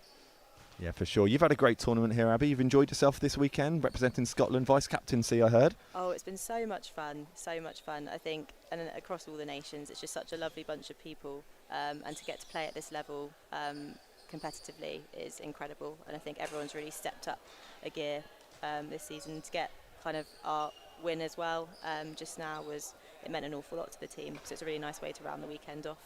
Yeah, if you didn't see that game, the Scotland-Ireland seniors or first teams, however you want to pronounce them, was an absolute thriller of basically golden goal, 18-17, I believe it was. An absolutely amazing game, toe for toe the whole way through. A nice long shot from yourself, Abby, but Ross Fraser putting in the final, literally a 0 point something on the seconds on the clock as he put it in. Absolutely, and a shout out to Elise as well, who got a penalty just beforehand to take us level after a tactical timeout by the other team. Still managed to sink the goal, so yeah, very, you were very one impressive. down with 30 seconds. Anyway, back to the game here, as it's 2-2 after the first quarter. Nothing separating these teams on the scoreboard. And we got our answer. Wales has started with ball. A great shot there from Niamh, well collected. Wales, I think, has done a very good job of commanding the post. Really strong in the rebound. 3 for 3. Niamh, the only Welsh person on the score sheet, but seemingly being able to find a way past Lizzie on the running in shots there. Lizzie Johnson, I should say. Absolutely, she puts an awful lot of pressure on those long shots, and I think Niamh just read her defender really well. Maybe a slight kind of weight imbalance the wrong direction. Saw her opportunity and drove through. A really, really lovely finish. Yeah, they've switched. I think they've switched defenders now, or Lizzie is marking Hannah Eastwood at least. Anyway, Andrew at the post. Lucas 6'5" behind that, so you got a strong. You feel confident when you're shooting. Helps so much. But a great reading of the play by the Ireland player. Shows height doesn't matter. Part of the reason I joined the sport. If you've got the hustle and really want it. Third highest girl in the Scottish team, I hear, We Abby. are not at all team. I think that shows it. But yeah, Bit I mean, patience if you can, yeah, sorry, I was just to talk over you, but I was just saying, if you can read the play when you're in collect, that's half the battle. You know, it's not just about your height and strength. No, absolutely. You've got to want it, and I think you can't just kind of stand there waiting, expecting it. You've got to fight for it, whoever your opponent might be. Yeah, that's exactly right here as Wales bring the ball out now to Andrew May at the front. Over to Niamh Sully again. Passes to Hannah Eastwood. Good ball movement, really nice and fluid, and Lucas picks it up from the back there with a strong Andrew commanding his division, taking control here. Yeah, see, he's got the captain's armband on. He's obviously been part of the Wales setup for a long time. He's a really, really good player and a really good leader too. So it's exciting to see how he might command this division and take control. Both teams wanting that ball. The ref says Irish ball. So they've had nice patience passing it out so far. Nothing rushed. Really good composure from both sides. Not getting caught up in the excitement of it all. Yeah, still 3-2 to Wales. Ireland will be looking for the next goal here, just to make sure that 2 goal doesn't turn anything too serious. With a low-scoring affair, single and double goal differences can make a big difference. I think it's especially hard to keep that kind of shooting accuracy and energy up after a long weekend as well. It's something that's quite difficult to manage with tournaments. Yeah, it's all good practice, of course, for when you are at the Europeans for these players as well, because the tournament is a game every day of more intensity, I'd say. So Absolutely. fitness is a big part of this sport, obviously, and something they have to deal with. There's another bobble off the top there. Full shot clock, though. Yeah, the structure with Wales, they know exactly what kind of structure they want to set up, and they're straight there to walk the block, which means that they have a lot longer on the clock to kind of play around with their attack. Yeah, Harrison Kern really he plays his korfball at Beck, and he's only been playing for a short amount of time, and I'm really impressed with him this weekend, and Andrew May's definitely got his handful with him. No, absolutely, that's a really good matchup. I'm really surprised that Harrison's only been playing a short period. He's been really impressive this weekend. So quick, so quick. Good pressure there, lovely ball over.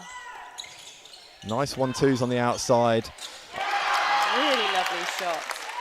A beautiful goal from Lucas Milner-Moore, sorry. Really downtown. He's hit a lot of long-range shots this weekend. I think he's really impressed the coaches. No, absolutely. I think he's newer to the squad, is my understanding. So he's really come out and shown what he can do in his first Tri-Nations across. I think he's been across both the A and the B teams over the weekend. Really made his mark. He should be really proud of what he's done. Yeah, he had a good first day as well, representing the first team or the main squad. Wales setting up a strong 2-2, same gender here, and it proves its worth as Kira Washall puts one downtown from a mid to long range. 5-2 to Wales. Absolutely. We've been singing her praises for her defence, but I think she's just shown us as well that it's not just her fence. She's a fantastic all-rounder. So potentially the Irish girls are going to have to get a little bit tighter on her to stop her taking those shots. Definitely, a little bit of miscommunication from the Irish players there, allowing Wales to pick up the ball and move it back into their attack, hopefully. It's really good hustle marking it out, I think, and going for those intercepts. It's always worth a go. Yep, it's definitely a tactic to go for the intercepts. You never know, if you do it 10 times and you get one, it's been worth it. Absolutely.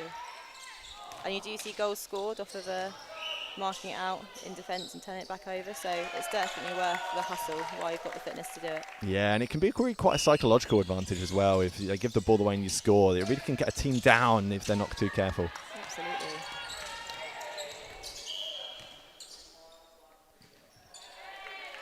Martin McNash just being a little bit too physical with Kira, asking for the shot clock to be reset. There's that experience coming in again. Indeed, the technical yeah. side as well. She wants the ball, she's got some space, but didn't read the play there as there was no real movement at the post, and Mark O'Keefe just managed to pick that off. Yeah, I think if your position's been taken, it's very easy at the post to kind of almost settle into it and stay quite still until the shot goes up. I think you need to keep moving, keep fighting for that position, and make sure you're always an option. Yeah, good movement there from Emma Reid there. She was on one side of the post, saw the play was switched and went into a really strong... Lizzie, knowing that she has to, strong free position, Lizzie knew she had to throw that up with 1 or 2 seconds left of the shot clock. Yeah, no, definitely a respectful effort. Well, 5-2 here. Oh, a handling error, unfortunately, by Hudson Hannah. Again, great patience. Right, it'd be great to see a little bit of structure from Ireland to really understand exactly what they're wanting to set up. Yeah, you are right. It's a bit confusing down there. I don't know whether they're playing dynamic, but as it does go into a collect position now, but no fees really coming in at all. And lovely shot. Lovely shot. After our suggestions as to what they might do, I think they've shown us that what they were doing was absolutely fine. Yeah, you don't need structure if you put the ball in. You don't need a collective if you put the ball in. Just put the ball in and everything else works itself out. It's a very simple game. It certainly can be. Maybe we overcomplicate it too much with all these tactics. Oh, absolutely. There's just no need. Just put it in the yellow thing and you'll be absolutely fine. That's why we're not coaches here, Avi, as Wales, sorry. I keep on getting my nations. It's been a long weekend for me as well. Mix-ups, Lucas. Oh, another one-hander. Audacious. It's great to see the confidence with which people are shooting, though. Really, really fantastic. Yeah, definitely. And like you say, a lot of these players, it's their first Tri-Nations, their first representation for their country, and to have the kind of confidence to put these shots up when, you know, that you might be thinking there's more experience or better players on the pitch. That's what you want from a new player. No, absolutely. I think everyone's learning so much here. 5th defender coming into play again. The posts have really had an impact so far in this game. That's 2 intercepts. probably my player of the match so far, the left-hand post, I'd say, as the Irish bring the ball back into the attack. Oh, Emma O'Toole's, I feel like she takes one step to other people's three. It just seems to create so much space. It's such a big stride and it happens so quickly. I think suddenly she's behind the defender and no one's quite entirely sure how it's managed to happen. It's a really, really impressive attacking threat there. Yeah, really. Oh, that's been very lucky little bobble down. There's a little bit of confusion. Andrew May, the crowd give him the dog barks, as he's known as Mad Dog in the Welsh camp. You'll hear the dog barks go away if he scores again. That was a really lovely finish. It's not always easy. The easy ones, in theory, where you've not got a defender, you're right under the post, are often the hardest to score. Definitely. Emma O'Toole again. Like, how is she the goal side? Well, seemingly not, supposedly. I thought she was, but she just seems to be in the right space. A real kind of trait that, wow, I wish I could follow that sometimes. A nice cross-court pass from Niamh Suddy to Andrew May. And again, a lovely collect. Patience, getting that structure back. But really good interference from Lizzie Johnston, making it really difficult and making them run down the shot clock. Lovely pressure from Emma there. Woo! Hopefully everyone's okay here. I mean, a fair battle. Both players going for the ball, but... Yeah, absolutely. The hustle on both sides has been really impressive, and to be playing with this intensity right at the end of the tournament, it shows that a lot of these players are ready for those bigger competitions. Johnny Wilson just having a small word with Findlay there to say, look, just calm down a little bit. Not having a word with Niamh, so they feel confident that Niamh had the right to go for that ball and Findlay less so. But it is Wales's ball, so no foul. There we go. First probably kind of slightly rushed move we've seen Wales do, which is fair enough. They're under a lot of pressure. Yeah, 6-3 with 25 or 26 seconds left now of this half. Not real playing time, so the clock will tick on no matter what happens. A bit more speed now in the Irish attack. Yeah, and they'll want to look for at least a shot as Martin, has he still got the ball? 10 seconds. They want to get it into their attack. Surely just throw one up there. Why not, hey? A little bit of showboating at the end. Go on, Lucas. Throw it up, Lucas. We love that. Oh, nearly. Well, what an exciting first half. 6-3 to Wales, Abby. A really great first half there. Maybe not a plethora of goals, but definitely an exciting match. No, it's been really, really impressive. I think if Ireland can get a bit more speed or a bit more structure into their attack, it would give them a few more opportunities. But I think it's been actually a very well fought, even game so far. I think Wales has just had the better shot. I agree, yeah. Well, join us in, we have a 5-minute break here, so approximately 4.5 minutes for this enthralling encounter for the second half of Wales versus Ireland reserves.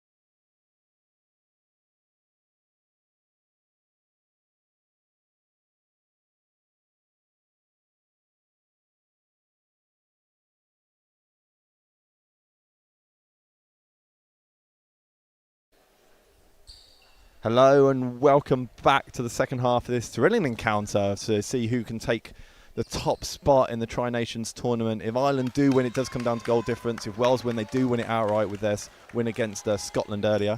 6-3, I'm Nick Wilkins. I'm joined by Abby Mahoney here for the second half. Abby, exciting first half, and there's a big second half coming up for both teams. No, absolutely. I think a really impressive performance on both sides, and I think the goals started to drop a bit more towards the end of the first half, so I think we'll have a higher scoring second half, hopefully, to look forward to. But the defensive effort on both sides has been incredible, which is partly a big part of what's responsible for the low scoreline at the moment.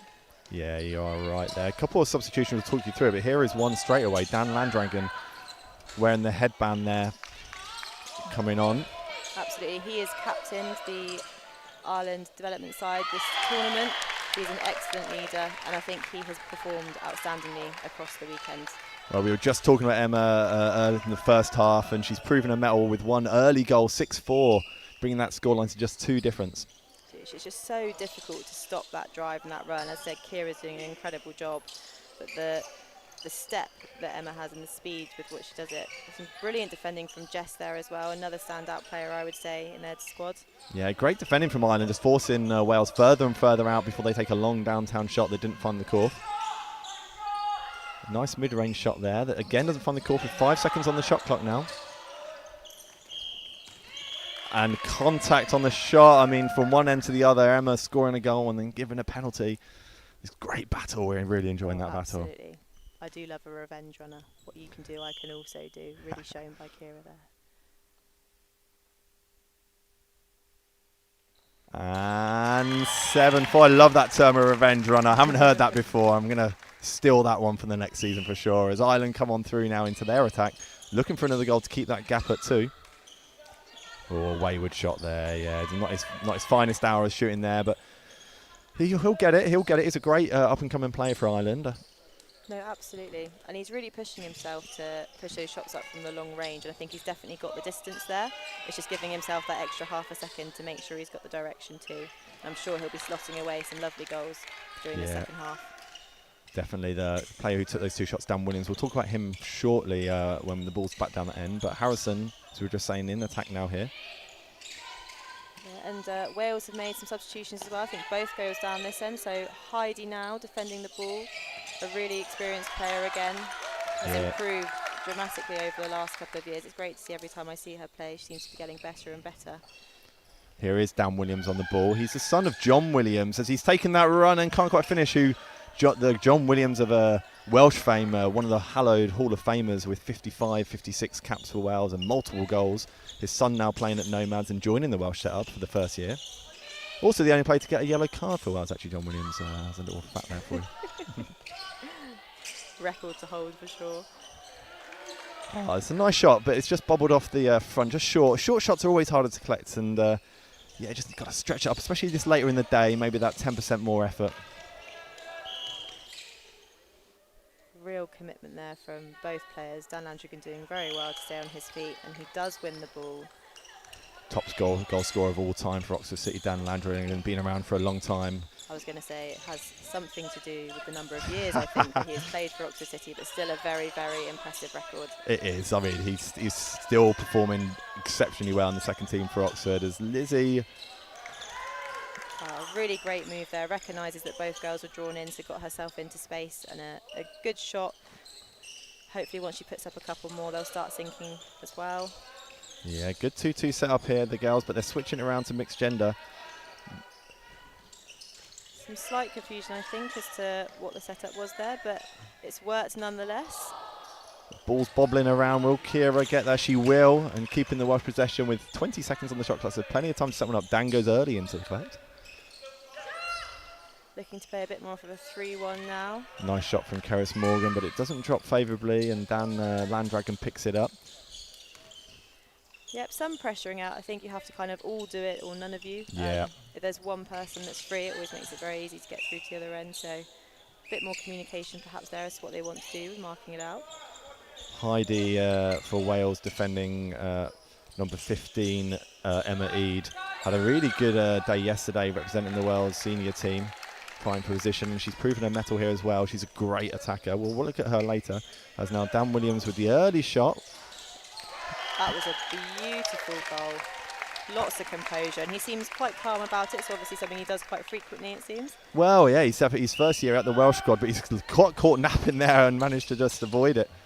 Dan Landragon's always looking for a goal, Dan. I think we'll both agree if there's a space to be had, he'll be the one to find it. There is the dark arts of korfball, as he terms it himself. Not just terms, but I believe he's taken some coaching sessions on that exact phrase. As we see the ball passed across field to Lucas, a little bit wayward, not quite high enough, but he does retain the ball. Some lovely pressure there from Ireland as well. It's a nice back of the post pass from Heidi to Lucas, who takes that unconventional one-handed again, but wasn't finding the basket with that. Good patience here, working it out. Yeah, just a little bounce pass, just moving the ball well. Is really pressuring this ball. And James Morehouse as well, the one with the ball at the moment. He's also had a very impressive game so far. I think he's got a great work rate and he's having a big impact in and around the post against much taller players. Yeah, and unfortunately just couldn't quite catch the ball. Dan Landragon there as was come back into the attack. Andrew May got it's better side. He did get the better side, but it was double marks and pass it off to Lucas. Heidi Smith now got the ball in the feed, so Andrew May walks the block. Yeah, there was a lovely girl drive there, followed up by a really nice shot. I think perhaps the boys turning slightly too early in feed to see if they themselves can shoot before seeing if a girl has driven past. You must hate that, Abby. It is the worst thing about it. You've either got to score it or take the brutal punishment later on in the changing room. Absolutely. But some great driving and impact from the Welsh girl subs down that end. And back over this end, Hudson with a fantastic intercept. Read that really, really well. The attack seems to be a little bit shorter in this quarter. Again, it might be the defensive pressure or potentially just some decision making. I think they just need to have a little bit more patience. They're setting up some really exciting opportunities and they just need to give themselves that little extra time to work out the best shot, I think. Yeah, maybe just have a little come together, talk about your structure. Yeah, you're 4 goals down and you probably want to think about a little bit of a structure and retaining the ball with multiple shots to attacks. Good commitment there from Heidi, but unfortunately went over the line and Ireland are in possession again. And this is their opportunity. Yeah, I'm excited by this division. I really do like Mark O'Keefe's play. He's been in the Irish setup for a while now, but starting to prove his mettle as Dan looks for the goal there. Dan Landragon, a lovely shot from Jess O'Shea and finds the basket. Wonderful shot. She's in the GB student squad, I believe. Really, really up-and-coming player. Great. Well, she's got a good future ahead of her, hopefully, as we see 2 more subs. And a timeout called. We'll talk you through the subs when they come on. But 8-5, I think the half started with a 3-goal difference. It's still a 3-goal difference. So the teams equaling each other and for goals this quarter. Absolutely. And 3 goals really isn't that much. I think you can close that deficit quite quickly. So it's important that Wales keep the pressure on in defence if they want to maintain that lead and keep doing what they're doing. I think Ireland perhaps just take slightly more risks. Yeah, for sure. Definitely. Set up a little bit of structure and, in the dying seconds, look for cheeky goals. You've got people there like Dan Landragon who would definitely love that team talk if it's from me. That would be his absolute dream to be told to take some sneaky goals, I'm sure. But some little team talks going on and gives the coaches a bit of a chance just to settle the teams. Absolutely. And I think it would be good to see a bit more of the divisions coming in to talk to each other, as you mentioned. I think they are playing incredibly well, but just coming in and letting them know, my defender's doing this, or I feel like the opportunities are here, could create a few more chances if they're all on the same page. Yeah, definitely. It's hard to do that when you haven't got the experience. Like, you've got Andrew May for Wales with a lot of experience, which will definitely take that role, and I've seen him communicating to his players. But even though you've got the experience in Ireland for that, a lot of them are new and might not feel that they have the stature or kind of aura to take command, but they definitely should. We mentioned our Oxford players over again, so apologies, but Dan Landragon, but also Mark O'Keefe, been playing for a long time. They should have the experience and natural ability to bring those players in with Emma and the double Emma down that end. Absolutely, and we've got the subs coming on now. So we've got Gary Lamb coming on into attack. Another Oxford City player. He has been exceptional this weekend. I think I've never met someone with more energy, and his shot is just so lethal. You can't take your eye off him for a second, as I'm sure Ireland are about to find out. But I think Harrison is a very good matchup for him. Excited to see this. It is the matchup I'd love to see. The Gary Lamb versus Harrison. Yes, that's going to be a really exciting battle. Absolutely. Both very fast players, very dynamic. So I think a really, really good matchup. And a lovely drive there from Jess. Yeah, on the newly brought on Olivia, who's just caught a little bit flat-footed on the long way out, which is a dangerous position to be caught flat-footed. Absolutely. And the other sub down on that end is Alfie. Again, quite an experienced player over at Bristol. A really, really good shot. You can't really leave him alone in the attack because he will sink those shots if you're not careful. Yeah, he's one of those players when you say, at training and people packing up, he's at a post still shooting at the end of the session. And in between games here, you'll find him on the spare post in this hall, shooting and shooting. He's really trying to hone his craft, and it pays dividends, putting those extra shots in all the time. Absolutely. No, he's definitely known for his attacking ability, and great hustle there from him as well. To turn over that ball, keep possession, and work it back out. Great pass over to Gary there. Lovely feed by Heidi, but Harrison making himself big and in the way and pressuring that pass, gets the intercept. Yeah, as Ireland seemingly breezing past Olivia again. There's a bit of contact on the thing, and I think Mark might be saying, look, there was a free player, but he's happy at this free pass. Free passes have been converted a lot this weekend, some really good percentages from the spot. Will Emma be able to take this one? Oh, it's unlucky. She definitely makes her eye move to go in, realising both girls were going to kind of double team her. Yeah, absolutely, and she's so good at finishing those runners, so if she can get close to that post to score, absolutely you would. Yeah, Andrew May passing, I was going to say to Emma Roberts over on the left here, but it goes over to Heidi Smith, to Gary Lamb, who is hungry for goals. Yeah, I think he eats goals for breakfast, lunch and dinner, Gary Lamb. He's always on the score sheet in every game he seems to play. It's great. Lovely shot there by Rachel, one of the other subs that we haven't really had much opportunity to talk about yet, but she has had a great impact with her drives and shows that she can also be a threat on the outside as well. I believe she may have come from Exeter Uni, but again, a really up-and-coming player, very exciting, so great to see her mark on this game. Yeah, definitely. Dan Landrug in a strong clet there with Mark O'Keefe, and Emma O'Toole shooting off the back. It falls favourably, a bit short, but it comes so short that Mark finds it. And the amount of times Emma is taking that last step. Well, it started with 3-goal difference. It's ended with a 3-goal difference. Everything to play for, really. 3 goals is nothing at this level, as both teams will be looking just to, Wales will be looking to widen the gap and Ireland will be looking to close it, obviously. That sort of goes without saying. But yeah, exciting final quarter we've got. No, absolutely, and I think a lot of it will come down to mentality as well. What Ireland really want to do now is dig deep and almost say, right, go out, treat this as 0-0, and let's win this final quarter, and they absolutely can if they put their minds to it. So it's just keeping that energy up, keeping that intensity up, and not letting your heads drop. As I said, 3 goals isn't very much in a game of korfball, and 10 minutes is actually a very long time to still have on the clock. Definitely, you'll be expecting to score 5, hopefully 6 goals in a quarter at usual level, but this game's a little bit lower scoring later on in the day. Some tired legs and some tired arms out there, I'm sure. Not that we're seeing that from Gary Lamb or Harrison Kern either. They seem to just keep on going, those 2 players. And Emma O'Toole, just non-stop movement around the court. Absolutely, her attacking the basket is just incredible. A real threat, and it also opens up the play around her as well. So not only a goal opportunity for her, but really frees up the space for her fellow teammates too. Yeah, definitely. The beauty of the sport, of course. With Emma E down her end as well. Oh no, apologies, it's not Emma E down at that end, it's actually Jess O'Shea, yeah. So Ireland will have the ball because they finished with the ball. And another substitution for Ireland. Yeah, Rachel Kamina coming on.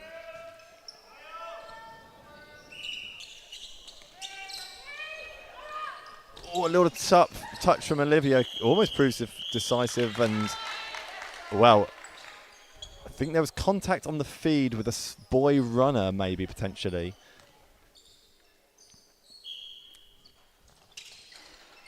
Oh, beautiful penalty there from Jess O'Shea, just dropping it in to take the scoreline to 2. Let's see what Alfie Hawkins brings down this end now. We haven't seen him in too much attack yet, and like we say, he is potent in that position. Absolutely, seeing if there was an opportunity to pass and speed, there wasn't, so he still takes the shot, but he has got that range. He's shown us that he can shoot from that range, so why not if you do have that collect? Yeah, but out of hands there, Ireland had possession, and I think just too many hands knocked it out. So 2 goals in it, 9 minutes. for the Tri-Nations tournament. This is big and a close game. It's what the crowd want to see, is a tight game at this kind of end of the tournament, as Finley Kern seemingly over every which way, but defended in the end. Absolutely, and that was really good pressure by Emma Roberts as well, who I have to apologise to. They're both number 4. She's not called Rachel. No. She's now playing Rachel, the other number 4. Well, now we know, and Dan Williams taking up the feed, deciding to stay there, but rotates around to the collect. But Mark O'Keefe kind of lets him have, but a bad one. Boy now. It was really good by Alfie there to get that feed too. A lovely shot. Yeah, Olivia Barnes putting that in. That may be, I would say, first goal, but I think she has scored in the weekend, so apologies, but a lovely long shot there from her. And a really lovely reaction from her bench as well and teammates. Oh, Gary Lamb, just as much as I've been praising him, goes for a feed to stop the feed that was never there, leaving his player open at the back and bringing that down to 9-7. Ireland keeping it close. Absolutely. He is a bit of a risk taker, and often it does pay off in defence. He does pick off a lot of intercepts, but wow. Wham, bam, Gary Lamb. He makes it 10-7 now with a 3-goal difference. Immediately making up for it. Ireland, yeah. Dance from collect to feed, recognise the opportunity that then disappears, and he's still feed and trying to do every position on the court down, trying to find his team a goal. He's been fantastic in terms of a supporting player as well as himself being an attacking threat. He's reading exactly what the girls need in terms of a feed or a collect and passing it really, really well. So he's creating a lot of opportunities for his division. Yeah, unfortunately, it was just too much and unlucky, but it's disruption. Absolutely. Must be a time at some point, Abby, when you just got to say, all right, let's let this ball go. We're 3 goals down. You know, you haven't got one. I can't remember them getting one back from that pressure, and it wastes more time that Wales will start to enjoy the time that is ticking down, of course. No, I'd absolutely agree. I think when the game's really close, and particularly early on, it's certainly worthwhile doing. But when you're behind, your defence have a much better opportunity, as Harrison has just perfectly shown there, of turning the ball over and getting it back. So you're better off letting it go down and trusting your defence will turn it over for you. Yeah, and of course, inversely, Wales will mark this as tight as they possibly can to waste every second. But Harrison, not a problem there as he moves the ball back into the attack. Lovely pass over. Yeah, Jess O'Shea's really impressed me with this game, as she rightly so, as it drills in, taking it to 10-8. 6.5 minutes left on the clock as the team switch ends. Absolutely back to 2, and I think Ireland have gone in with exactly the right mentality into this final quarter. They are not giving up, they are fighting for everything, and they trust that they can turn this around. Dan with an early shot there, with Alfie Hawkin picking up nicely, and Kira Washall just taking in the feed, walking the block. Too many collects as he moves out, and there's Olivia. It looked like that had gone in. It really did from here, shot, didn't it? Yeah. Really lovely shot. A little bit of a mix-up positions from Wales, and they have ended up with there, but the shot clock is unfortunately dropped. I think that's something that comes with experience as well, and it's certainly something that I've not mastered yet, is keeping an eye on that shot clock and time management. I think it's very easy to get caught up in the game, particularly one that's as exciting as this, where the pressure's really high. But you do have to keep half an eye out. And a brilliant shot there from Emma Eade. No shot clock dramas. I absolutely love that shot. The technique, she was slightly twisted, but it just looks so natural in that position. Slightly too much pressure there from Dan. Potentially should have admitted that Alfie did have the inside track on him and call the switch, but you've got to admire his determination. That's gone in nicely to take it back to 2, and that felt like there was a chance, and Wales just finding another goal. Like we said, Alfie and Gary were both big goal scorers who got brought on, and they've definitely proved that by scoring some goals since they have come on. Absolutely, they're a big part of maintaining that lead. I mean, the finish, under that kind of mess of a cat, not that he called it messy, but the hands in and everything was really good, as Andrew May tries to start the ball nearly at the post. Yeah, absolutely, a really good finish there from Dan Landrigan. Hope he doesn't listen to this. I feel like I'm praising him too much, as Wales almost get the ball in again. And again, good structure. They're so well drilled, the Wales teams, really well drilled, and doing a double block now so that the girls can be a threat. I felt like there was contact there somewhere, but the refs have got a better view than me. Yeah, I certainly think the Welsh coach thought so as well. But you've got to play to the whistle and just go by what the refs are saying. Yeah, indeed. Experienced rest, Johnny Wilson. I'm not actually sure on the name of the other one, so apologies. But Oh, completely sold the dummy. A really lovely shot there. Unfortunate about the finish, but with just 1 goal to go now and having those girls being attacking threats down that Irish end, if their defence can hold out on another goal. Heidi Smith. Oh, the passion. She fist pumps the air, putting that in. She knows how important that goal was. As a timeout is called by Wales. 12-10. No, absolutely. I think Wales calling a timeout is the right thing. I think Ireland have really come back and shifted the momentum back in their favour. Even though Wales have been able to answer some goals, it did get back to just 1 and is now still only just 2. So I think they're just having potentially a talk of just having a bit of a reset, staying steady and continuing to do what they've been doing throughout the game. Yeah, if I was down there, I'd be like exactly that. And look, game management now. You're 2 goals ahead. You got 4 minutes. You can waste a minute of that by taking your time on things. And if we stay 2 goals ahead, that just shortens the time that the other team have got, of course. So, take a little bit of time to set up strong structures, play the percentages, put your strong collects in. Don't need to do anything fancy otherwise, and just play the sensible core for the final part of this game. No, absolutely. And I think they've been really strong around the post on both ends. So that's something they can really use to their advantage, as you say, with maintaining this in their game management. And I think on Ireland's side, they just need to keep fighting. What they've been doing in the last kind of 5 or so minutes has been absolutely excellent. They just need to keep that up. Nearly 4 minutes, it's still a really long time. Yeah, I would say that for Ireland, I would say the other end's been a little bit more aggressive and goal heavy with Emma O'Toole and Dan and Mark down there. Not that to put any shade on this division, but I think they would prefer that one with Emma seemingly her large step that we could be going on about being so effective. No, absolutely. There's an opportunity here, but Gary Lamb reading it so well, saving his team there. As we said, he's a bit of a risk taker, but more times than not, it certainly pays off with some very impressive intercepts. Dan getting a bit too close to the post there. One might say the dark arts coming into play, that a shot was available and Dan knocking the post over. He claims completely innocently. And he always would. He always would.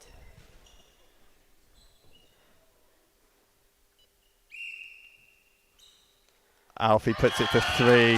That's 2 penalties from him. I don't think there's ever really much doubt when he gets up to the penalty line that it's going to go in. So a really, really impressive from Alfie. Yes, kids, do all your training off the court, the extra ones, and you'll be like Alfie someday too, as Finley manages to athletically throw that back in. But did it come off a Welsh player? I think it did, yeah. So Ireland get the ball again, which they need.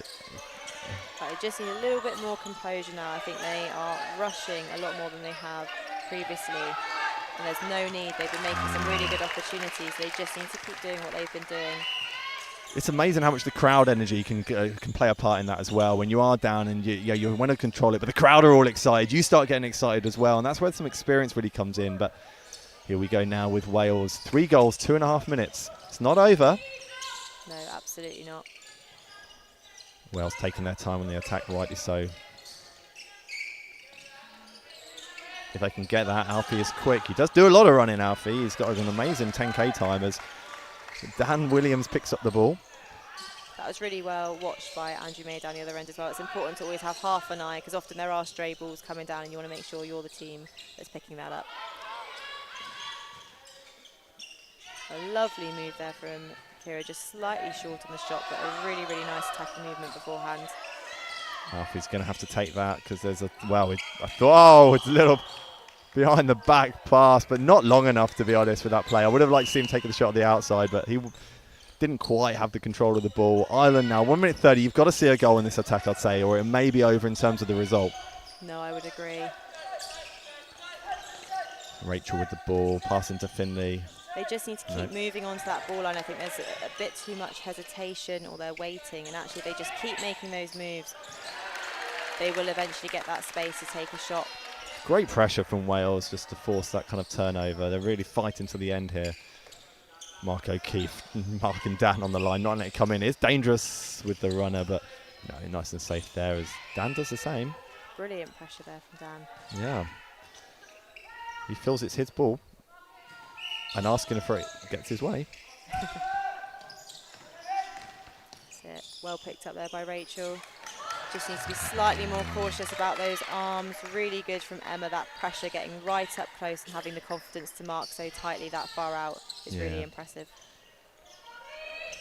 Just 30 seconds left now. well, I think the result might be done. And it's a bit scrappy end to the game, with both teams just not really being that clinical at the end. But I'd still like to see a nice attack to finish with 21 seconds.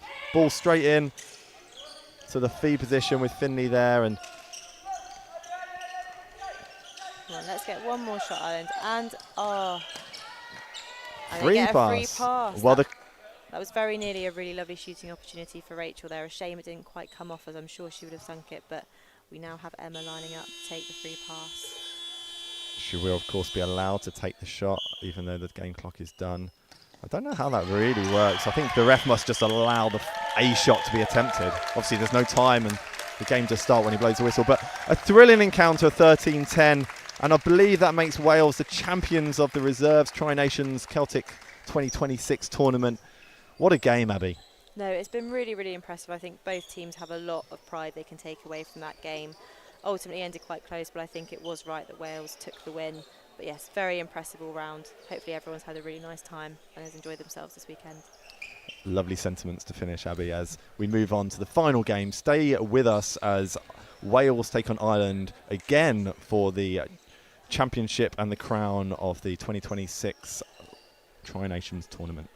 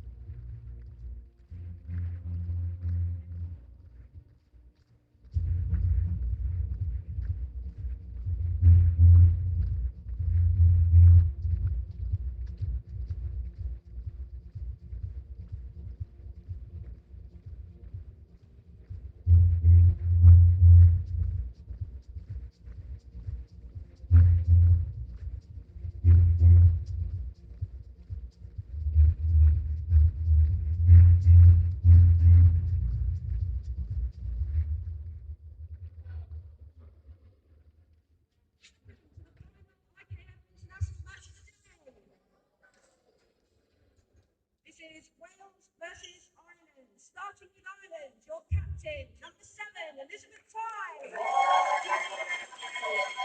Number 8, Alison Whitney. Number 2, Leanne Drury. Number 9, Connor Williams. Number 4, Charlotte Wilson. Number 10, Stephen McCullough. Number 11, Daisy Time. Number 31, Regan Simmons. On time. And for Wales, your captain, number 50, James Wilcox. Number 3, Helen Davis. Number 9, Christopher Bannon. Number 4, Cyril Wilcox. Number 10, Sean Berry. Number 7, Anne McKay. Number 11, Sean Edmund. Number 8, Joanne Davis. And their coach, Robert Hal Taylor. Our refs in the match are Chris West from England and Tom Dunn from Scotland. Please stand, national anthem.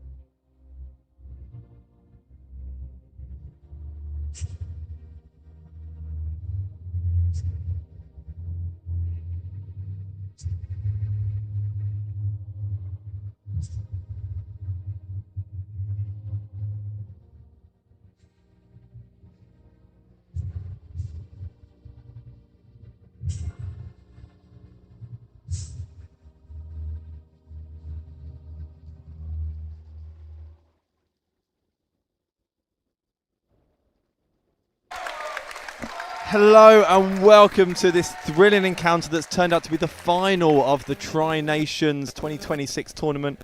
I'm here joined by Andrew May. I'm Nicholas Wilkins. We're the commentators for this game. Andrew, an exciting game we've got here. Yeah, really excited for it, Nick. It was a fantastic game last year. And yeah, it's a really exciting game. Wales obviously have had the upper hand the last 3 or 4 tournaments at Tri-Nations and come out on tops, but it's always a feisty, strong battle. yeah, it's been a super weekend for korfball, Nick. A lot of korfball played in the last 2 days, and it'll be a really big test of these players' fitness to keep it going for the last game of the day. Yeah, fitness is a big part of it, of course. These players have, like you say, competed over 2 days now. They've got 4 or 5 games in their legs, but the passion and energy for their country will take them through this game, I'm sure. Yeah, so much passion in the anthems there. They're probably my favourite 2 anthems in world sport. We may be a little bit biased of enjoying the Welsh anthem a little bit more, but yeah, the Irish one and the sway definitely has something about it. Claps to the crowd that are still here by both teams. We'll talk you through the divisions as they start to play, but we've got Tom Dunn and Chris West officiating this exciting encounter. The winner, of course, will be will be crowned champions.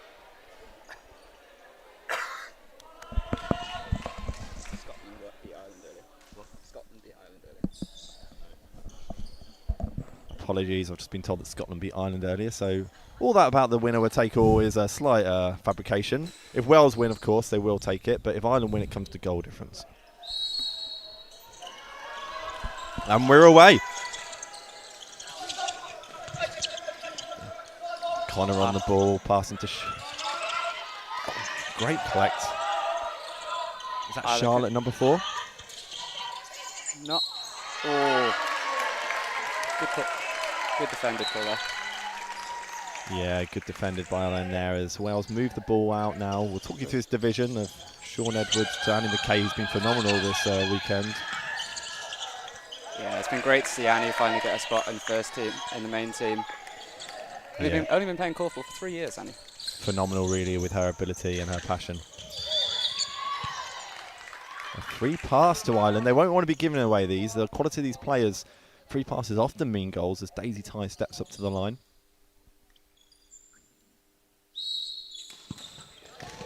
Ooh. The game clock still goes, so there may be someone on the floor, but we keep on playing. Oh, good defending for James Wilcox. Get back there. Oh, but a fantastic shot from Daisy Ty to start the scoring off. 1-0 to Ireland. The passion she gives there, yeah, great shot from mid-range. You've got to mark her tight. She's been really phenomenal for Harrow this season as Alf Timney picks up a loose pass from Kira Wilcox.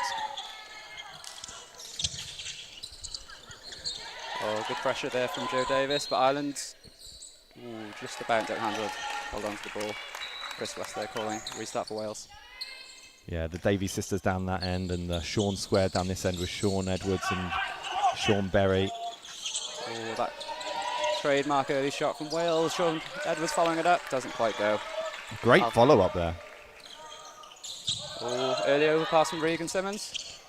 Charlotte's finding, looking for the running in. It's not there. And pass it into kind of no man's land for Helen Davies to pick up.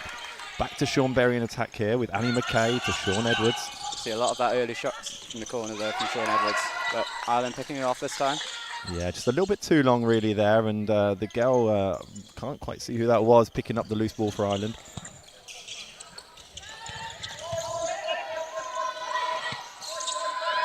Nice movement there as a little bit scrappy there. Ireland struggling to establish a rebound early in the attack. James Wilcox looked like he might have been playing rebound defence there as Wales bring it into their attack.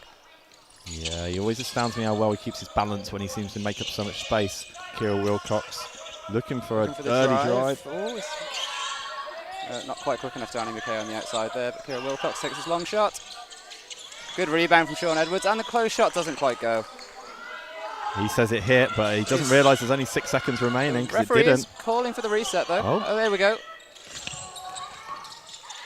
Oh, and good hustle there from Ireland to reclaim the ball, bringing it back into attack. Oh, and an early chance for Davies. No, not quite. Yeah, almost a sneaky goal as a pass into the runner from Daisy Ty. We'll see the shot go up again, will we, here? No, he passes it back to Annie McKay. Oh, and a great shot from Annie McKay. A seemingly better solution to the goal problem there as it's 1-1 now in this thrilling encounter. 3 minutes gone. Ireland's a little bit stuttered here, not many options. Great defence at the post from the boys to stop the options coming in. Oh, and a really opportunistic shot from Lizzie Ty there around the post. And another one goes up from the outside. Oh, doesn't quite go, but a fantastic dynamic collect from Alf Timney. Yeah, he reads the ball so well. I was playing with him at Oxford, and he picks up so many balls that you're just not expecting him to. Oh, you can't leave Lizzie Ty in that much space. Oh, it doesn't quite go that much time. Yeah, Kira Wilcox and Daisy Ty, of course, know each other really well, playing in the same club, Bristol Thunders, with yourself as well, Andrew, of course. Yeah. They'll know each other's play. A lot of Bristol Thunder players here at Tri-Nations. Another one on the ball right now. James Wilcox being defended really well by Connor there, but takes up a strong clap position. Oh, and a defended call. A great line there from Daisy Ty, staying on the inside of Helen Davis. Yeah, she can be a real threat, Helen Davies, in her move. She's got a real way of getting past her defenders, but Daisy Ty's up for that challenge, seemingly so there, as Ireland move the ball back into the attack. Nothing at the post, leaving it open at the moment, and Alf Timney. Oh, doesn't need a collect. That's a big celebration from Alf there. He's often quite calm and collected, but he means so much for him on this one. Oh. Regan Simmons coming in for the cut feed, leaves Chris Banham in space off the back, puts it in 2-2. That's a big goal, because Chris Banham can be a real kind of emotional player. If he scores and he starts scoring, that's deadly for Ireland.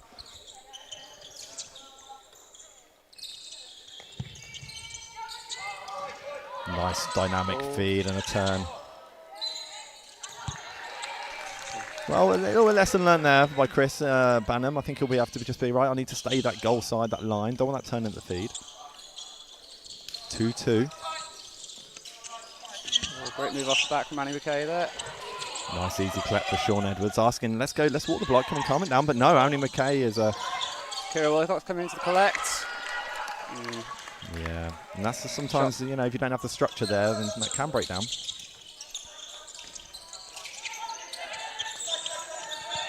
Charlotte here looking for Connor. Connor's over the top ball. A little bit of a ball handling skill, and Sean Edwards will pick that up.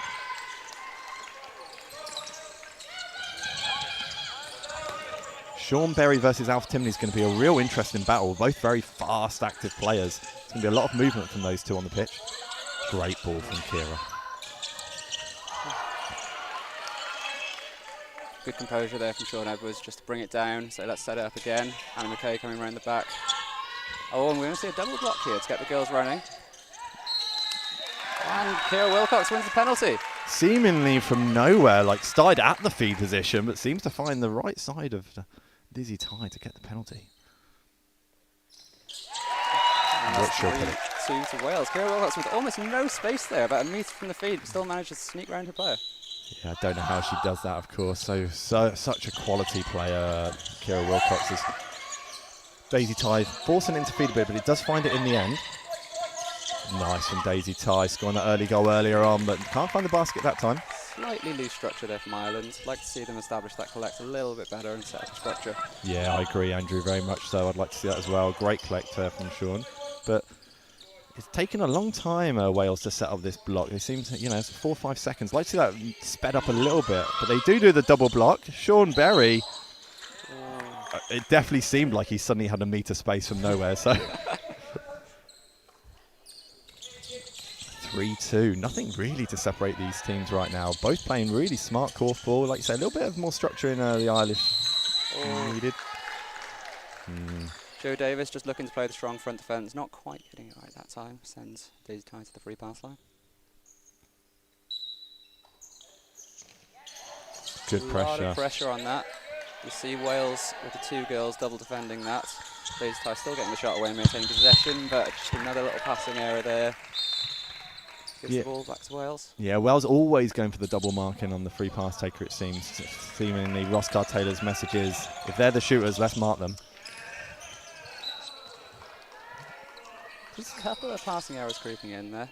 Yeah, you just want to clean that up. It's only one. Let's see how they perform, but it will be disappointing at this kind of level.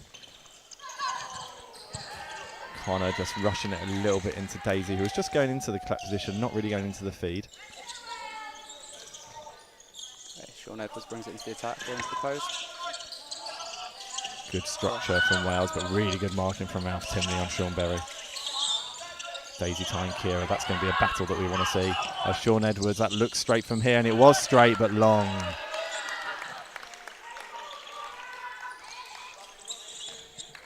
Regan Simmons, very early shot there. No established rebounds and very short attack there from Ireland. Was Wales bring it back into attack? Sometimes when you feel it, you got to take it, I guess. You just have that feeling, but unfortunately, if you miss, it's all on you. As the passes to Annie McKay, to Kira Wilcox, Sean Berry on the outside, but yeah, Alf Timney, good for that one. Read it like a book. A few passing errors from both teams at the moment.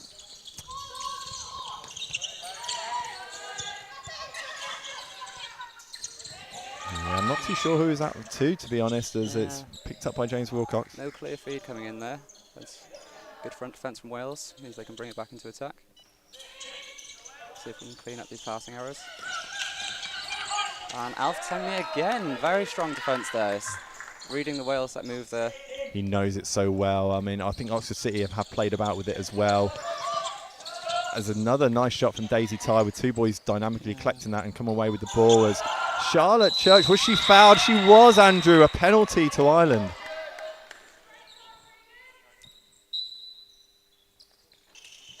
Oh. Bobbles off the top. I think that's Wales' ball out of hands, but Charlotte is wondering if she got fouled before that, which seemingly the ref didn't seem or agree with.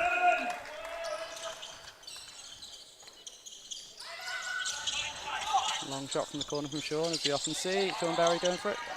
He does manage to get a tip, but there was obviously, he needed to get something on that. It was going to be Irish ball, so unfortunately puts it out there, and Ireland just work their way through now into their attack again. A little bit scrappy from Wales, taking the early shot, but not actually recycling it that well for the first shot, as Ireland do almost the same, but without the collect position kind of structured in there. Yeah, I think I'd like to see a little bit more patience there from both teams to really establish that rebound, get a nice structure before putting up that shot.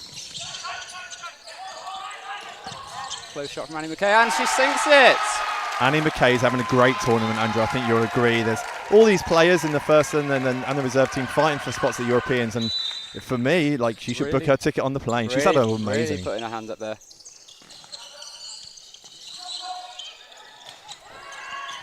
Alf Timney, always willing to shoot if he's got space, regardless of the post area. Nice dynamic collect there coming in from Leanne Drury. That's nice play from Ireland. I like that pass. Chris Bannon with the goggles, passing to Helen Davies.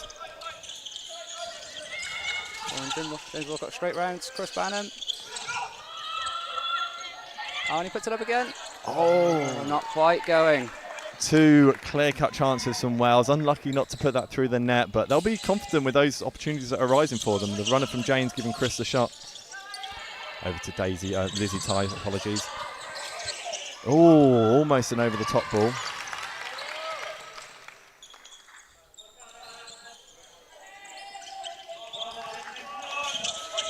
Only a two-goal lead, and not many ref whistles. Joe Davis left in space there, sinks it from about 3 metres. No goal. No goal. There's an infringement around the post, I think. I think that was Chris Bannon pushing at the post. Alf Timney puts up another early shot. This time Stephen McDonough coming in for a good rebound. Some nice passing from Ireland on the outside, some good structure.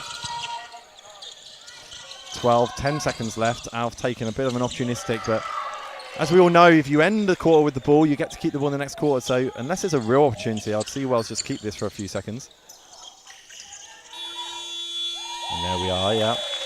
Good game management there by Wales at the end. As first quarter's over, 4-2, not the highest scoring quarter there, but a real exciting, passionate couple of teams out here on the pitch.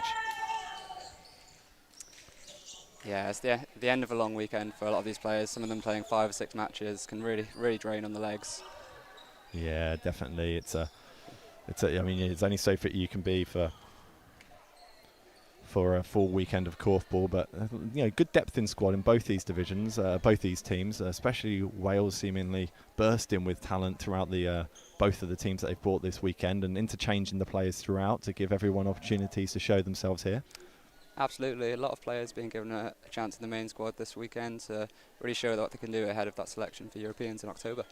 Yeah, that will probably be making soon for all these teams here. Of course, these two are in the same pool at the Europeans, so they will play themselves again. play each other again, I should say, with Ireland, Wales, and unfortunately England and Czechia in that pool as well. So the way the draw happened. Real home nations group there. Fly to Czech Republic to play the teams you've just played in England. Christopher Bannon starting with the ball for the second quarter. Ross Carr-Taylor pacing the touchline there.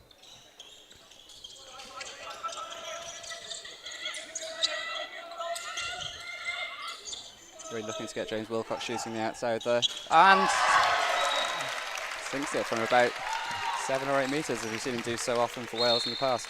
Yeah, he's obviously just one of the pillars of quality that Wales have, and everyone looks up to him as a player. As Ireland nearly get the second one from Lizzie Ty, almost dropping that in. It bobbles off the top, unfortunately, for as Wales now work the ball back out to their attack. But good defending from Ireland.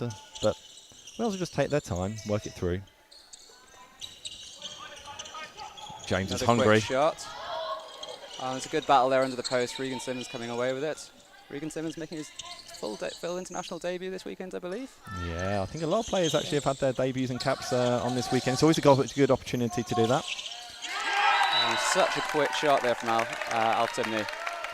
Always looking for those opportunities near the basket. The dwell time of when he catches the ball to shoot is one of the shortest I know in the game of korfball. I've had to mark him many times, and it's almost impossible if he's got a little bit of space to make up that space. Some very clever movements there from Annie McKay near the post and break away into space. Not quite going that time as Ireland bring it back into attack. Yeah. Wayward pass there. Wales picking up the ball. 5-3. Still close encounter. I feel like Wales might be playing the slightly better korfball, but the scoreline is only 2 difference. Alf Timney really on Sean Edwards, and Lizzie Ty really on Kira. Great, but it does leave Annie McKay free at the front, and she's already hit 2. She'll be looking for a third, but well picked up from Alf Timney.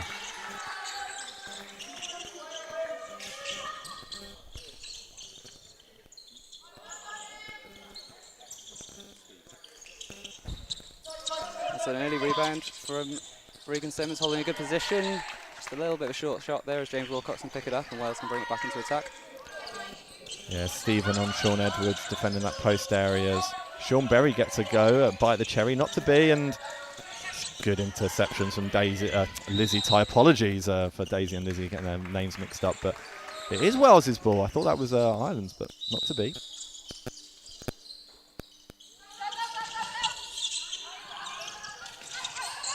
Sean Edwards taking up a clap, but Kira telling her to get out, as now Sean Edwards is free on one side. We'll take that shot. Can't find the basket.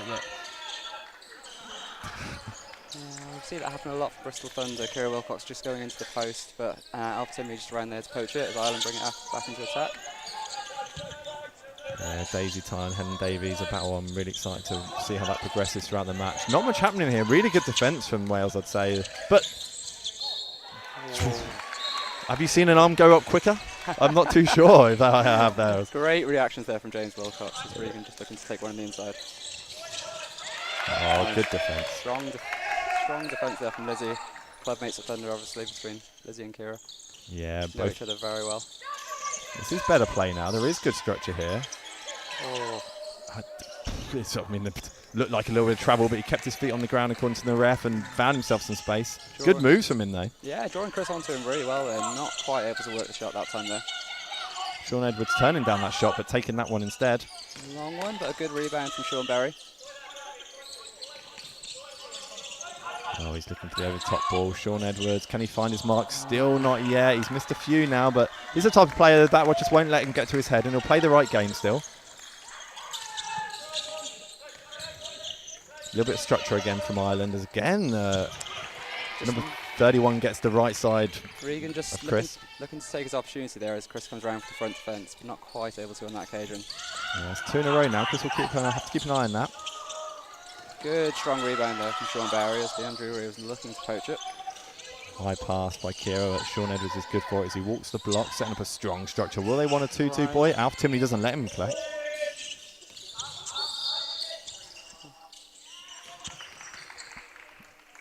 Bit slow. They're trying to work the double block. They do eventually get the foul. Yeah, must have been a bit of contact as they were trying to make that pass in. Very relaxed from Kira there, her kind of attitude with the ball. Fantastic read there from Alf Timno. Very good at that. He's made 3 or 4 interceptions now and disrupted play. He's really pivotal to Ireland's defence, as they have defended for a while without many goals happening so far in the second quarter. I don't know if there has been a goal in the second quarter. Did it end 5-3 in the first? I'm a little bit unsure now, but see how Wales moved this ball around. I believe it was 4-2 at the quarter break. Thank you, Andrew, for correcting my mistake. Oh, so close.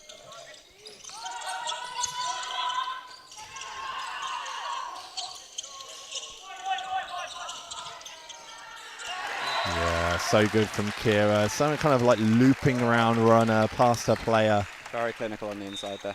Yeah, she often is. James Wilcox again picking up balls that are seemingly thrown into areas where there isn't one of their players. A few times Ireland have done that now. They want to clean that up. Kira driving in, taking both girls, leaving Anna McKay free on the outside. Good shot, can't quite go this time. Sean Edwards, nice patience there to just hold it and run the block. But the Ireland boys are clever for that and won't let that happen. Confusion all round, I'd say. Looking to run the double block there, I believe. Ireland boys doing well to disrupt that. Sean Edwards getting the rebound still. Yeah, it's a little bit of confusion in that Welsh thing when the boys double mark them. They'll just want to have one boy there if they want to walk the block and not 2. Early collect here from Regan Simmons. Christopher Bannon, strong front defence to force that ball cross-court ball, and James Wilcox picks another ball up from that post area. Long arm of James Wilcox just reaching over there. Many a time we've been unfortunately prone to that as well, Andrew, in training, haven't we, as he picks off balls, as Kira Wilcox shoots with space.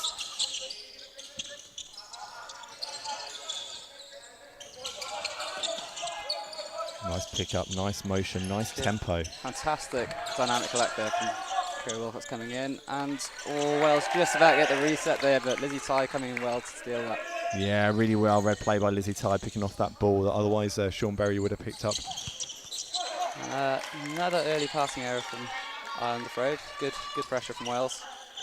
Yeah, I think Ireland might just want to come in and just have a small chat there. They've got the quality in that division, just a few passing errors coming into play. Not taking the long shot there, Sean Edwards that time, but he does it on the back line. Just a little bit congested around the post there. The Andrew really managed to get a hand to it and allowing Ireland to bring it back into attack. Yeah, Ireland playing really well down that end to pick up those balls. There's again another pass going towards the post. There's a lot of these passes being passed in. Maybe a bit too route 1 at the moment. Might be wanting to look to play on the outside when that route 1's not working for them. Nice calm, collecting, just the usual corkball here. Walking the block, playing the percentages. Ireland really looking to disrupt that, walking the block. Well, they're disrupting it well, and it is running down the clock. You know, like it's only 6 seconds left now, and you miss again like that, and suddenly there's 3. Oh, but Kira Wilcox sinks it. Kira Wilcox doesn't care what the time is when she's got some space. She'll place that in more often than not, as that gets a 4-goal advantage now to Wales with 2 minutes 50 on the clock. Early feed there from Leanne Drury. And another opportunistic shot from Alf Timney. Is that Alf Timney's 3rd, I think it might be, out of 4 goals for Ireland, yeah, and 1 for Daisy Ty. So he's been really strong in defence. His player of the match so far for me for Ireland, as Joe Davies with the ball now for the opportunistic shot. Didn't go that time.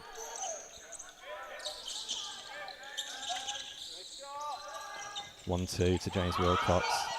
That's quick passing there, and James Wilcox thinks another one. His body language is just like, what can I do? You know, like it's less celebratory and more, this is what I do. Okay. Substitute here, that's Stuart McConvery coming on. This is definitely a tactical sub to mark up James Wilcox and also give him a lot of threat on the inside because he's been so pivotal on the thing. This is wayward from Ireland. They'll be disappointed in that. One too many of those. I expect that's probably why Stuart McConvery has been brought into this division. Just had a little bit of composure. He's got a lot of experience in that Ireland shirt. Yeah, he's had a really good tournament. I was really impressed with him last game against Scotland in that thriller not golden goal, but almost good as game that we had earlier on. Sean Edwards holding a good collect. Annie McKay puts at the shot from 5 metres. A good rebound from Sean Edwards. And he just seemed to be leaning over Yeah. I think that's just a fair battle. Two athletes going for the ball, but the ref sees it differently, and that's fair play. They've got a better view than me. I may be slightly biased. And that's what Stuart McConvey, sorry, I know Stuart, has brought to the game. Instantly the wrong side of Jane Wilcock, causing a penalty. Very clinical there as Ireland bring it back to a 3-goal game, 8-5. It's a good sub by Ireland by the looks of it, as Wales now come in. A little bit overcommitment from Lizzie, as Sean Berry finds Sean Edwards, who... Looking for the pass back in there. Might have been better off taking the shot on the outside that time. Sean Berry had held a good rebounder. Sean Berry lets take fairly long shots. Kerry Wilcox picking that up. Alf Timney disrupting the play again. 22 seconds on the shot clock, so plenty of time, but Annie McKay will take that anyway. It's nice interplay by Taya of Wales. Nice tip-tap Corf ball, really moving the ball well, but the finish isn't there. Like, come on, Ireland, let's see what you can prove here with Stuart McConvey on your thing. Looking for the over-the-top ball again. Another one of those passes going slightly awry, but Ireland do hold on to possession this time. Yeah, I think Stuart McConvey's just his ball handling skills. So far from Regan there coming in.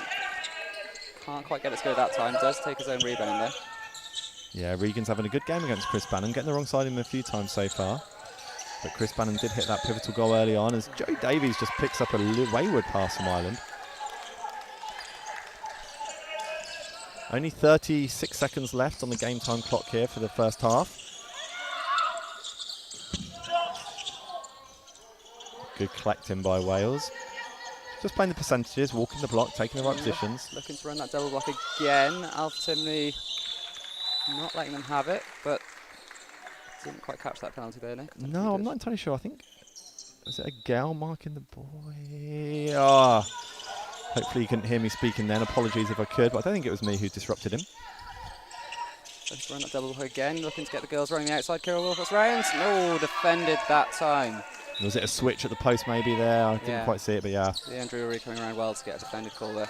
Stuart McConvey, he's looking. Oh, so much pressure there from James Wilcox. Still gets the shot away, but not a rebound that time.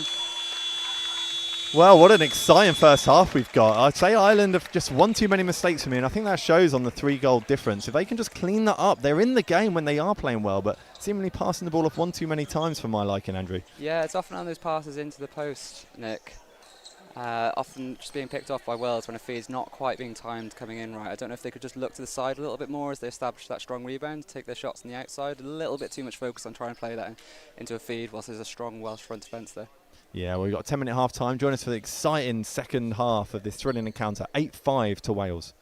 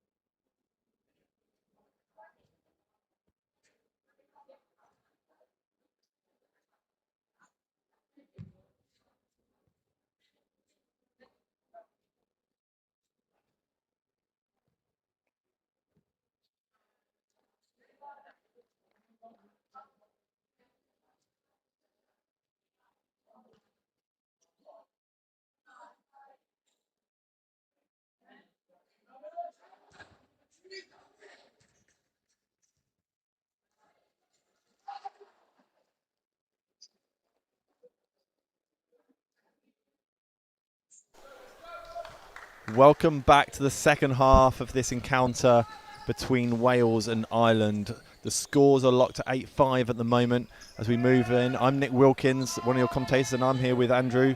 Andrew, how's it going? Andrew May? Yeah, good, thank you. Really interesting first half there. Both of these teams, as we said earlier, competing against each other in the group stage of the Europeans this year, so looking to strike an early mental blow ahead of that. Really close one here, just 3 goals in it. Let's see who can start the second half better off. Yeah, Sinead Cross and Sam Ward coming in for Ireland. Replacing Alf Timney, that I thought had an amazing first half, and he doesn't seem to be moving down the other division, so... Interesting one there. Yeah, very interesting for me. I'm reading it from here, but as the game gets away now. A lot of experience from Sam Ward there. I'm sure he'll tie things up around the post. So, an early free pass sends Kira Wilcox to an early opportunity. There's a lot of fun being had by these players out there at the same time as the passion and competition. As can't find the basket there from Kira Wilcox, and Sam Ward proves his mettle by picking up the ball. Great long pass there by Lizzie Ty. Regan Simmons with the ball, moving it to Daisy Ty. Stuart McConvey also brought in early on. Can't find him. A pass into Helen Davies' hands almost. A lot of pressure there going on for the Welsh defence. Very confident. Early feed from Sean Edwards as Kira Wilcox drives in, and not quite going there, but Sean Berry coming in for a good dynamic collect. Yeah, very good by Sean Berry. The boys doubling up, not letting Sean walk the block. Wales a little bit fortunate there to hold on to possession, not having a rebound, but the bounce off the court was favourable. Yeah, I completely agree, but Sean Berry now does take that, and Sean Edwards I think didn't realise where the post was as he bangs into it. Yeah, a few appeals there, but quickly realising it was Wales that moved the post. Yeah, Stuart McConvey going into the collect position against James Wilcox, and a long ball over there for Regan as he not quite able to find the basket.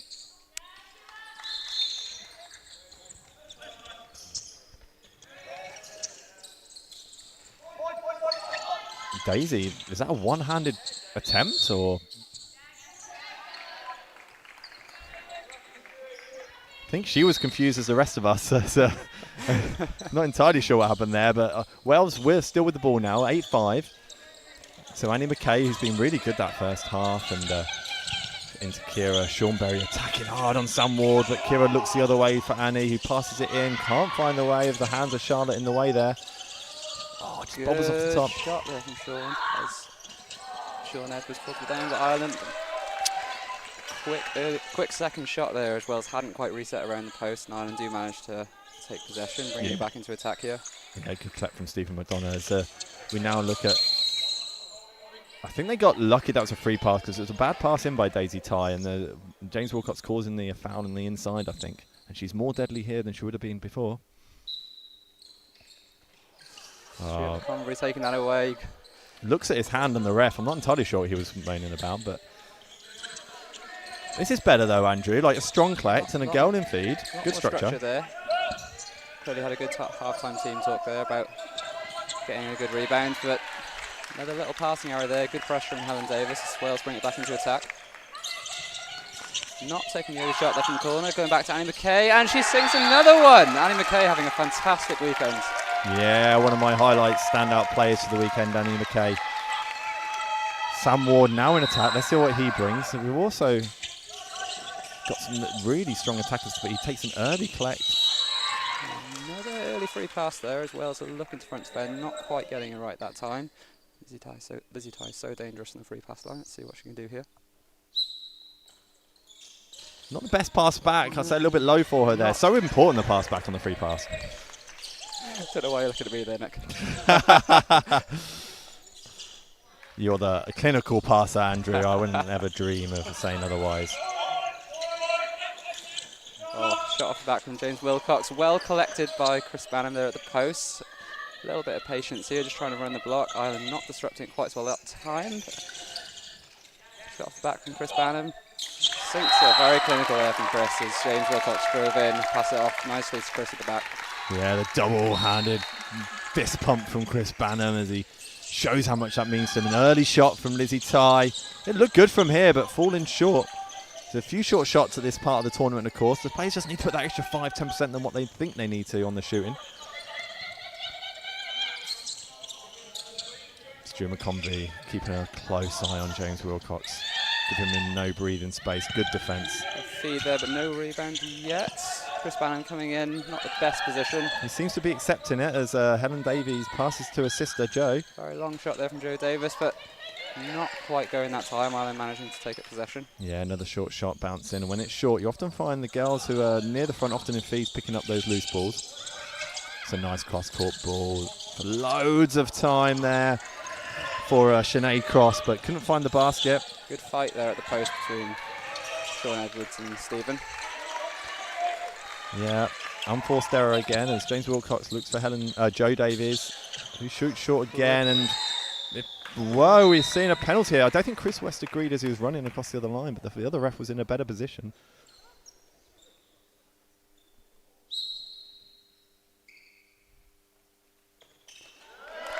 And Wales stretch it out to a 6-goal lead, 11-5 now.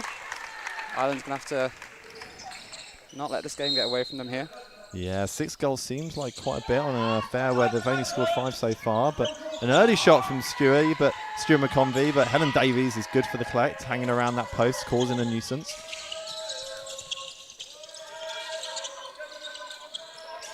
That's good defence from Sam Ward if you look at the post area. But good structured 2-2 there. Sean Berry looking to take the collect. Sam Ward coming over the top, but Wales can maintain possession. Nice overball there from Kira Wilcox. No rebound at the moment. Lizzie Ty doing well to disrupt that, not letting Kira Wilcox having it, but a good drive in from Sean Edwards. Can't quite get it to go there under the post. Yeah, great vision from Kira to give Sean Edwards the shooting opportunity under the post here. Again, a wayward pass into the post position that we saw quite a lot of in the first half. Not being able to clear that up too much. But Ireland's coach just saying, just calm down, just calm down. Annie McKay hungry for another.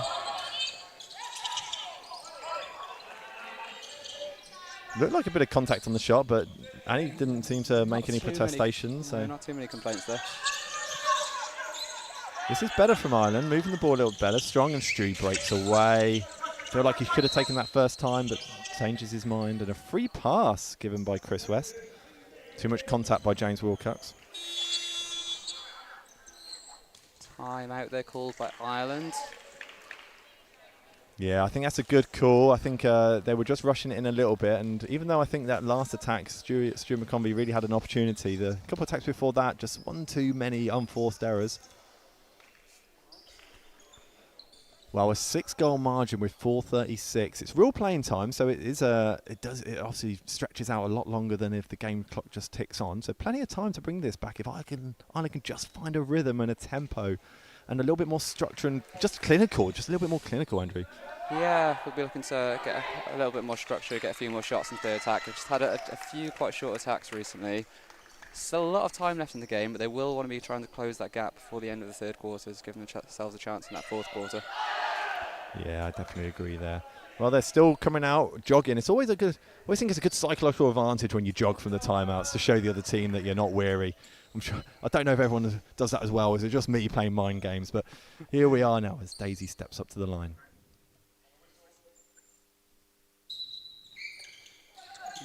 And electing to pass it off there to the free girl, but not managing to get the rebounds.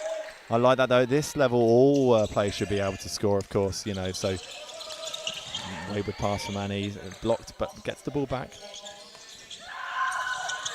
Nice passing here from Wales. Not quite managing to pass out from the feed there. Good pick-up by Stephen Madonna. Yeah, he's been playing a good game. Just a solid game, Stephen Madonna. I've really enjoyed watching him play. Daisy ties. When she's on form, her distance shooting can be really, really powerful. Early 2-2 here. Wales looking to work the girls. Bit of a short shot there from Kira Wilcox, but Sean Edwards picks it up well. Out to Annie McKay. Oh, good long shot there from Sean Berry. Sean Edwards picks it up well. It's what you want to see if you're in attack. A good 2-3 plus shot attack. Oh, good controlled attack there from Wales. Yeah, and Kira Wilcox the one to finish that 3-shot attack. That's good play, good recycling, and I think that all the Welsh team are happy as we see some Welsh subs warming up on the bench over there. We'll talk you through those as they come on. Ireland now looking to move the ball well.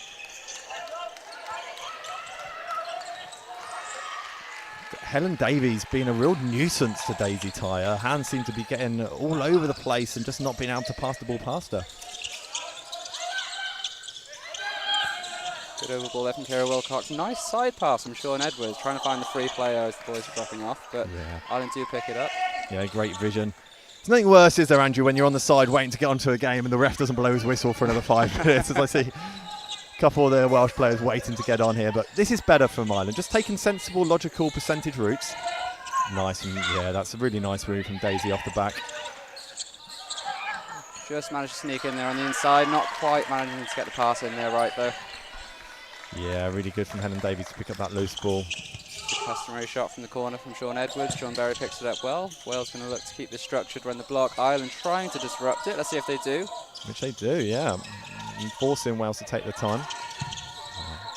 A lot of patience there. Going to need a shot clock reset soon though. 5 seconds left now. Sean Berry looks to take that shot. Can he hit?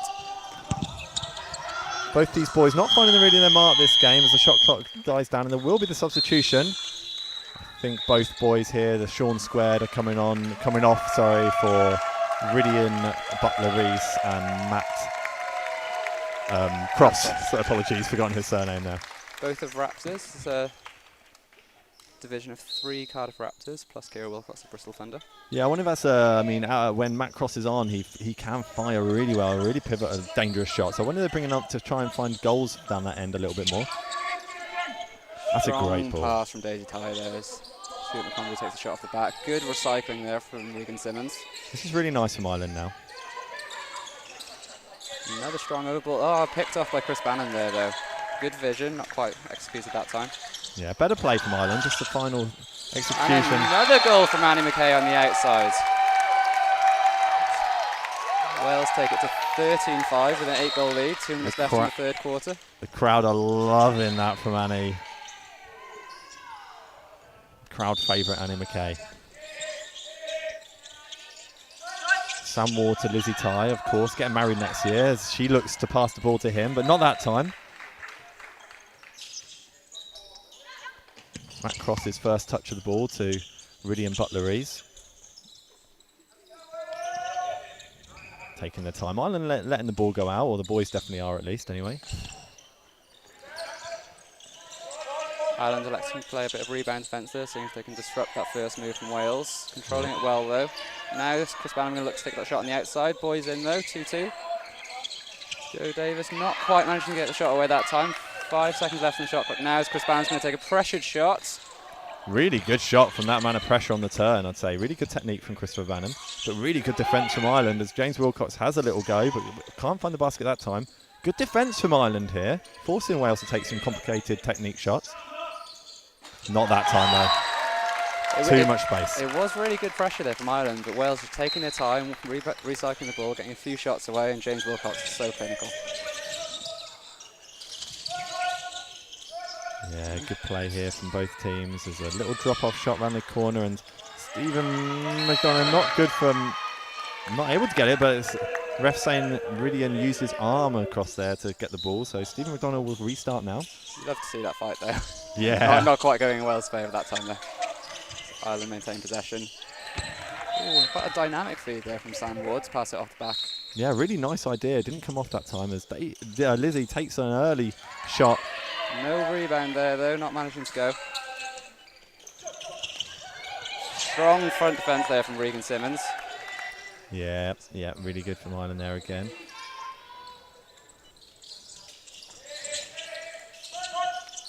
Early rebound, early shot. Not quite getting them to go, are they? No, they're just not quite dropping. It's been a long weekend, but they are getting the space now off the back and not making any unforced errors, so that's much better play as Helen Davies, a high range shot under a lot of pressure from Daisy Ty, walking the block. James Wilcox will hold Stu McConvey out here as much as he can as Chris breezes past. It's a great battle between Regan Simmons and Chris Bannon there, really working on the outsides. Regan sticking in very well.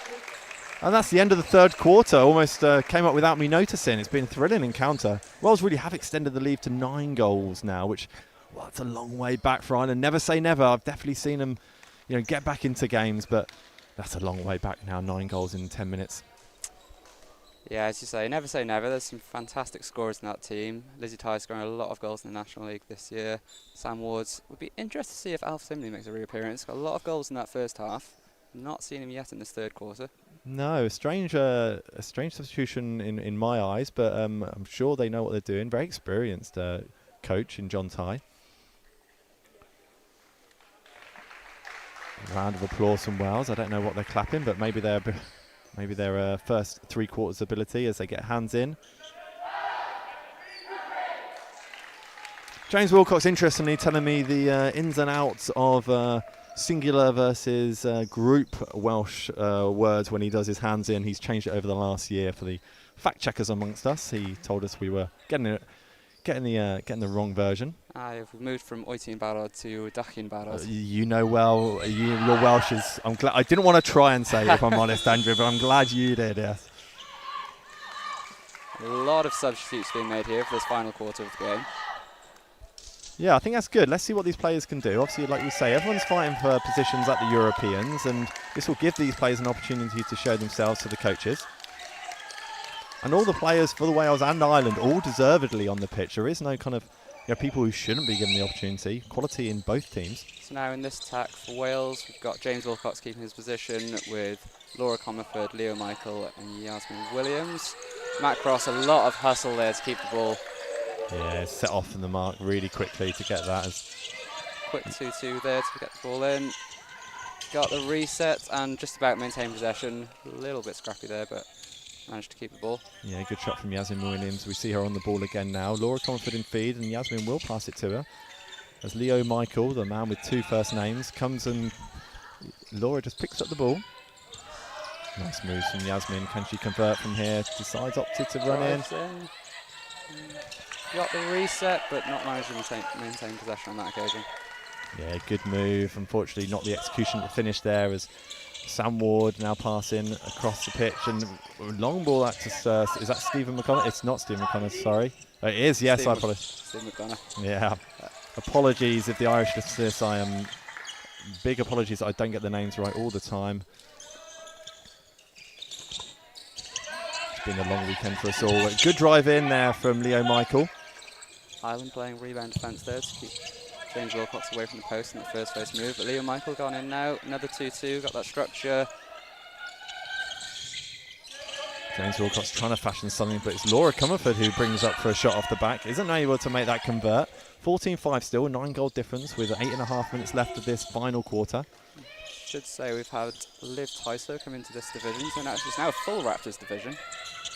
Good spot, I missed that, yeah.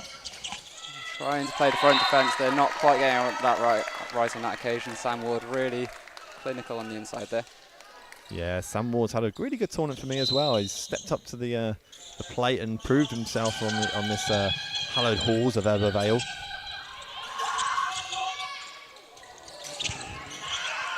Good collect from Stephen McDonough there.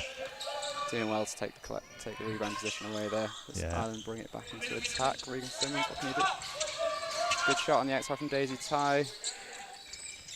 This is better from Ireland. They're playing well now. Becca Bubb taking the shot off. Not a strong rebound position there, but Regan Simmons does manage to maintain possession. Great. McConvey, good drive in. James Wilcox not being able to get his reach close enough to him and on the switch. As now Daisy Ty looking for an option here. Stuart McConvey command his team. Hold it. I'll take the collects. Let's take the percentages.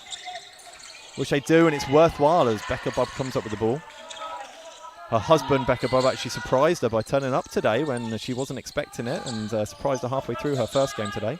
It's a nice controlled attack from Ireland as we see a one-handed shot going up from Stuart McConvey there, and James Wilcox managed to pick that up, just to say that.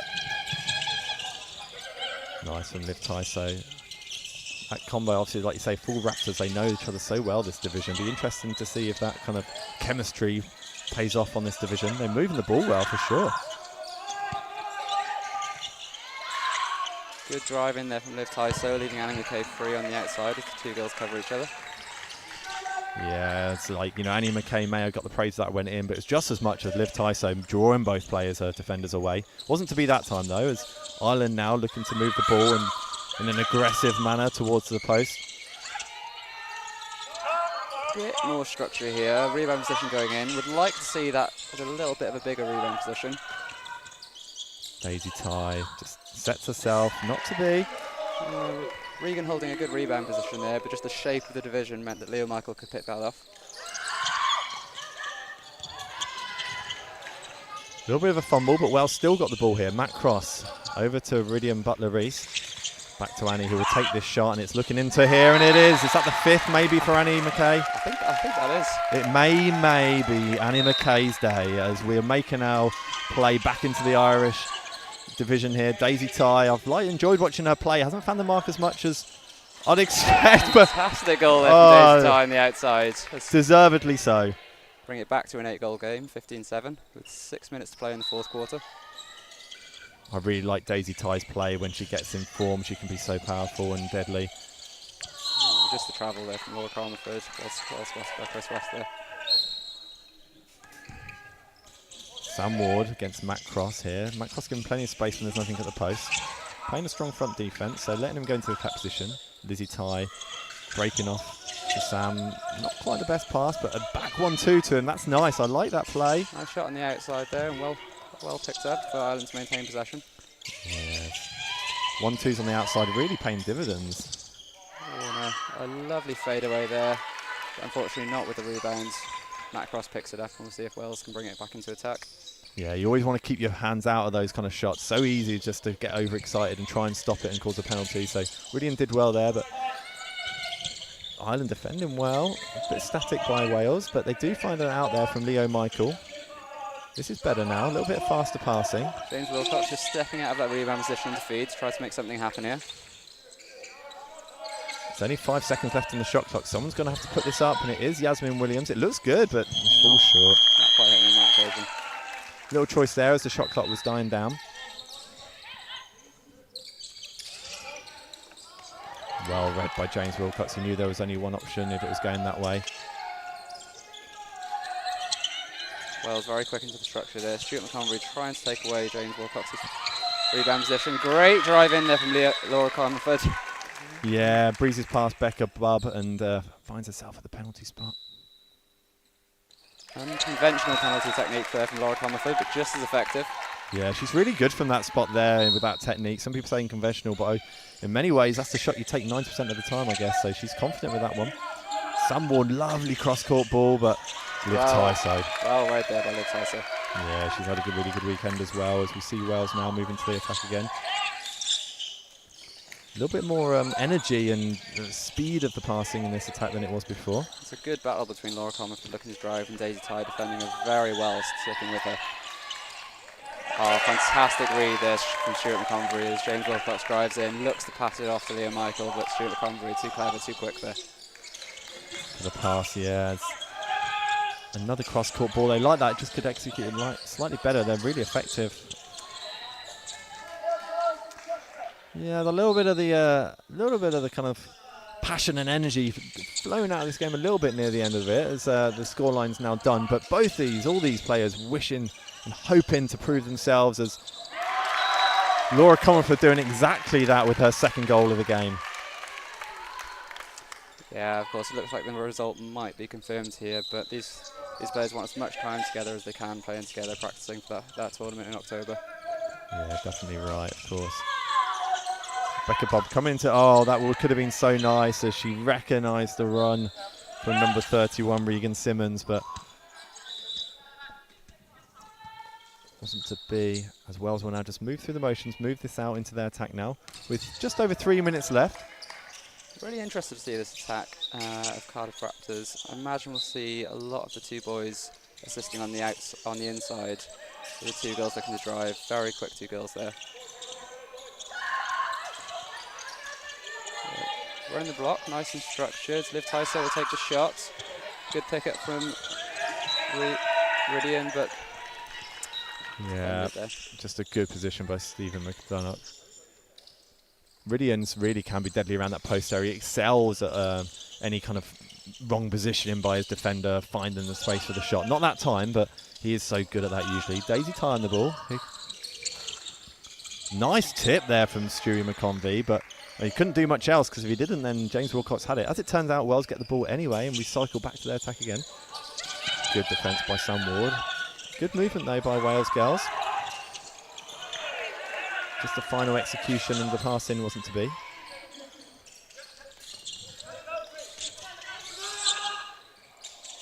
Oh, a very inventive shot there from Stuart McCombry. I feel like his body went one way, but his arm went the other. I wasn't entirely sure. I don't know how he got that shot up there.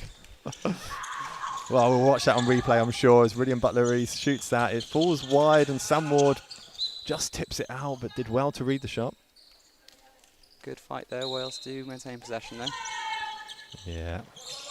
Liv Tyso, it's the wayward pass in there. I'd just like to see some of those shots going off on the outside, off the sideways passes. Don't always need to go into feed there, as we see another passing error on the Ireland attack. Yeah, I think you're right there, definitely, Andrew. I think that Wales just looking a little bit too much route one. That's being read really well, and let's just be a little bit more inventive on the outside, like you say. Nice over ball. Sam Ward really sticking well with Matt Cross there. Still managed to get the shot away. Good pick up from Riddian Butler-Reese. Nice and structured. A lot of time on the clock. Does take the outside shot on this occasion. Picked up well again. Wales maintain possession. Walking the block, just playing the static walking the block rebound. Sam Ward is on Matt Cross like a rash. He's not letting him get anything on that outside play. Good patience there, just setting it up, nice and simple. Yes. Little shot soon though, as Riddian puts it up. Oh, and Wales a little bit fortunate there, as Sam Ward had taken away Matt Cross's rebound position, but do manage to pick that off. Sam Ward did really well there. I don't know if you saw what happened before, but he basically just took the position away from Riddian to get the collect, which is the reason that Ireland have the ball now. Great play from Sam Ward. Stuart McCombry, give a little James Wilcox a little shove. I don't think it was on purpose, but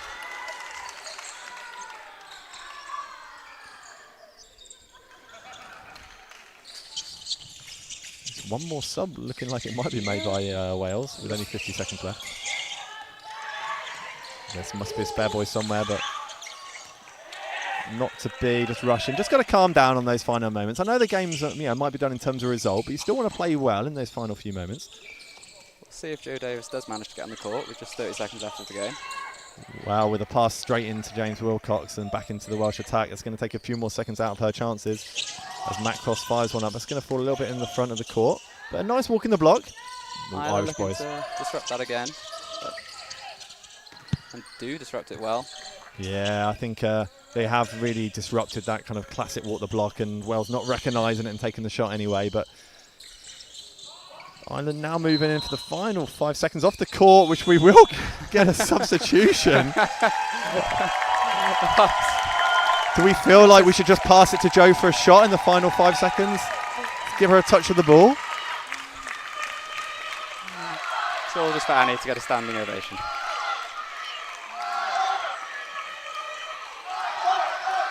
Definitely a crowd favourite there. We've got 4, 3, 2, 1. Something has to go, and it may be Liv shooting it up after the time. It won't count, but it will in her head. What an exciting, thrilling game there. The scoreline might have been decided a little bit earlier on than some of the neutrals would have wanted, but nevertheless, a thrilling encounter between the two teams, Andrew. Yeah, some great goals there. Some good control from Wales, some good patches of play from Ireland, some nice clinical opportunities. Just not quite so often managing to get those multi-shot attacks and maintain that good rebound position. And that does, of course, give Wales the title of 2026 Tri-Nations champions.